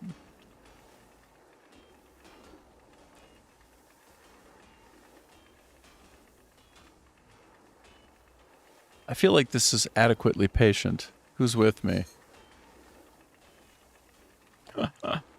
Oh my gosh. All right, I just don't know. I don't know. Let me go further down. Maybe there's something else this way. Excuse me. No, I don't think so. I don't think so. Do, take me back. Do. Oh. Is there something up higher? Because right now we be looking for solutions and we're not finding anything. What is the solution? How do I fix this? How do I make my problem get better? Whoa. Do I burn this away? Is there something in here? Something to burn? How to get burned? If you haven't seen The Wicker Man with Nicolas Cage, you should, in my opinion, you should watch it because it's absolutely ridiculous. At one point, he dresses as a bear, and for no apparent reason that I could actually discern from watching the movie, although granted, maybe I wasn't watching very closely, he runs up to a lady and just punches her in the bear costume, and then he runs off, out of his mind. And then at one point, he's got some kind of apiary helmet on, right, to protect him from bees, but instead they put the bees inside the mask, and he goes, no, not the bees, not the bees. Anyway, it's very mimetic. It's very good. And if you have a thing for Nicolas Cage junk, it's peak junk. Also, if you want something that's kind of profound, really very, very good, actually. There's more up here. Maybe this. Oh, I found one, y'all. Look, I found this thing. Oh, shit. Is that the last one? Oh, my God. That was it. You silly bastards. Oh, my God. I swear. And is this even something that could be lifted if I wanted to? No. Nope. They just made it really hard to see. Invisible from one direction, visible from another. You naughty designers. You need a talking to. You need real talking to. Oh my God. Well, anyway, that part's done. That's an example of, was that a good puzzle? Or were they just trolling me? And that's a reasonable question to ask from my vantage point. Very reasonable question. Okay. So I was taking up a little bit of time to wait for Black Star to become available. I need more Black Star in my life. And that son of a gun is still not cooldown required before summoning, but I need you. I'm supposed to go to war. We're all like fighting now. And without you, it's not going to happen, bro. No Black Star, no battle. So now you just got me spurging out on insects and marigolds, apparently. All right, I'm just like running around picking up any little thing that I come across. This is what it's come down to, because you won't let me have my Black Star. You gotta sit here and pick up all this stupid stuff. It might be super valuable. Like, actually, the combination of the things that are here might be this perfect recipe for something that I need so bad, and I don't even know.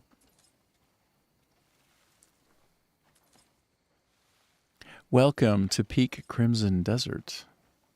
This is Crimson Desert. I'm picking up house centipedes, marigolds, fruit flies, jumping camel crickets or something, peonies.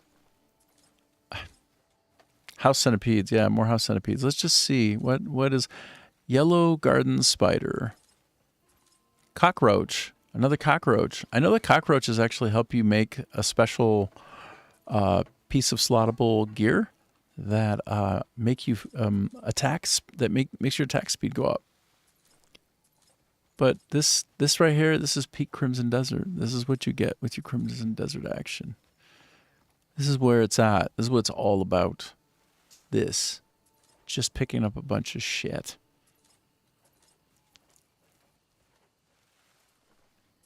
Like, that's it, man. Like, I'm just making my way across this hillside, picking up everything that I come into contact with.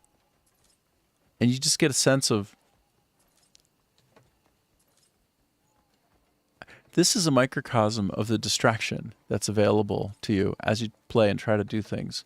Now, granted, I am in a waiting pattern. I'm in a holding pattern. I'm waiting for my dragon to be cooled down so that I can fly with him. Who's this guy? Who's this little guy? And literally, I can't do anything to speed that up other than just walk away and just let time pass. Normally you can sleep in the game, but I just slept, which means I'm on a cooldown for sleeping as well. So I got cooldowns that are overlapping, preventing me from progressing the storyline, the main quest, where I have these gigantic cannons that I have to knock out so that the army can progress into like the final battle area. I think it's the final battle area. I think. Maybe. This is what I've been reduced to. Just collecting random crap in the middle of the night. It's 2 a.m. This is the way that my life goes. Real life can be like this too sometimes, middle of the night. Actually, when I was a kid, when I was a preteen in Minnesota, I was one of those weirdos who would go out in the middle of the night and just walk around. So at any given time, I'd just be walking. There's nobody around. Nobody. Just me. Walk for like 3-4 hours in the middle of the night. Don't see a single soul. And just kind of commune with nature. Have my silent thoughts to myself and just hang. Here, let me show you about efficient skinning. Whoop-a-cha! 1 baby goat. 2 baby goat. 3 goat. Some goats escaped, but so many didn't. Oh, so many did not. A mountain moth. So I'm just skinning some of these fellas that I torched on the way down. I just made a mega mess of it. Uh-oh. I picked them up accidentally. It's hard sometimes to know what you can and can't pick up, so you just press and hold the E button, you know? But the problem is they have the nearly useless feature of what you just saw there, interfering with the skinning button, even though they have an outsized number of buttons that you can use for most so many things.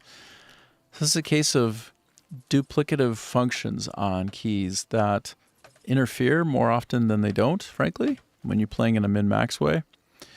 And then a curious case of, say 3 different ways to steal something, 3 different buttons for 3 ways to steal. That don't overlap, but should. And so, oof, almost forgot to like the live, but done now. Aw. Yeah, thanks, dude. No worries. Don't ever worry. You're gonna get some rest. You just put the mileage in, man. You got it done, and you found the problem. It wasn't as bad as it could have been, thankfully. Now it's time for you to turn in and take a rest. Hey, just reconnect with your humanity. Go find yourself a strawberry, just like this guy right here. Get that strawberry, and then wait for the magic to happen. Nah. So you're the ever-ready bunny. You got that infinite energy source in you. You can just kind of keep on keeping on. That's cool, man. That's cool. I get it. As soon as I'm done with my stream, I'm all like, do you want to go out? Let's go. Should we go somewhere? Let's get out of here. Let's go do something fun. Let's go have an adventure. Just like, shouldn't I be wiped out? Probably yes, but... And then it's about the release time. So then, okay, so... Oh my God, so you still have more to do. Oh, dude. Okay, so shortly after that, weekly challenge streams. Oh my Lord. Then releasing the shorts. Okay. Post on social media. Yep. It's tough, dude. It's hard work. It's fun work, right? You have that overnight success that took whatever, years probably. That overnight success. And people think that what you do is so easy. Let's see, then it's roughly 10 to 11 p.m. Then something, probably a shower in bed, yeah. And tomorrow more editing. Yeah, well, you and me both, buddy. Your stakes are a little bit higher right now. But you and me both. We're both following similar patterns, but I think you're a little bit further along. Good luck. Good luck, man. Have the good success.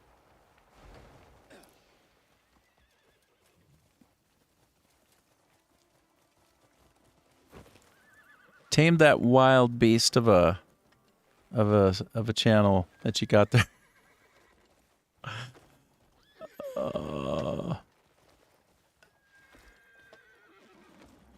Boom.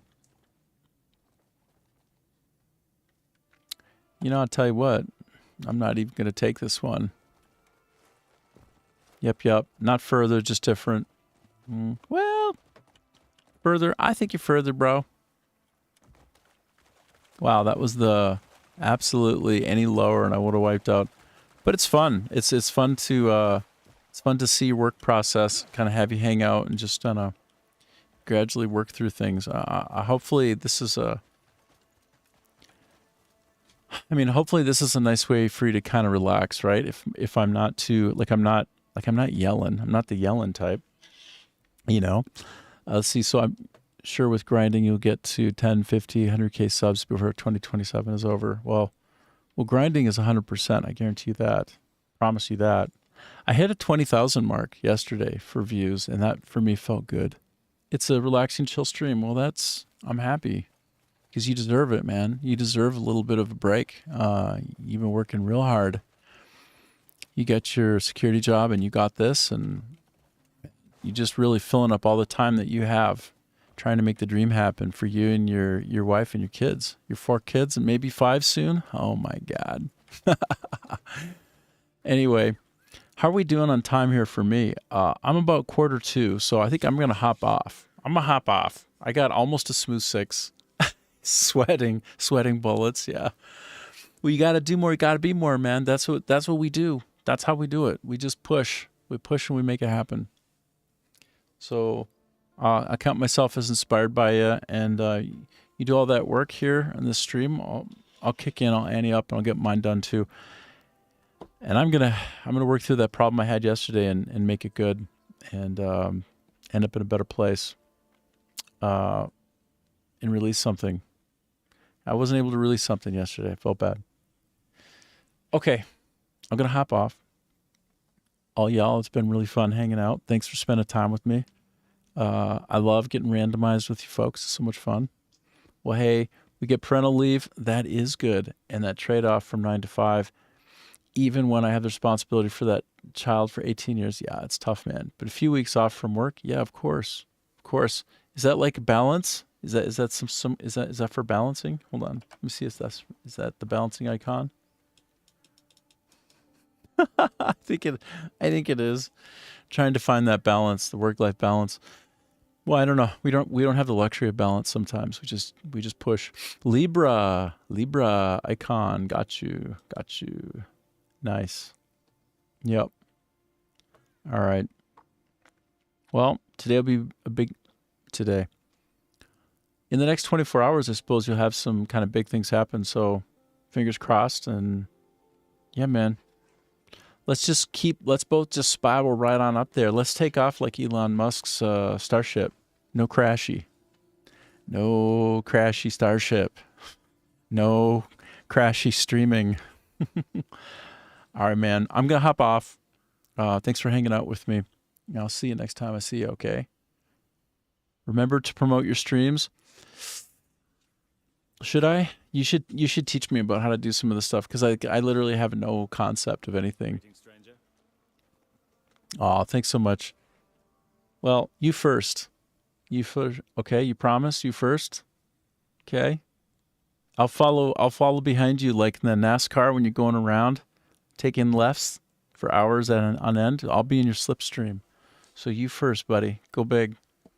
Sorry, go bigger. You don't have to promise. I'll believe for you, okay? I believe for you. It'll happen. All right. Off I go. All right. I'll see you again, man. Thanks for hanging out with me. Bye.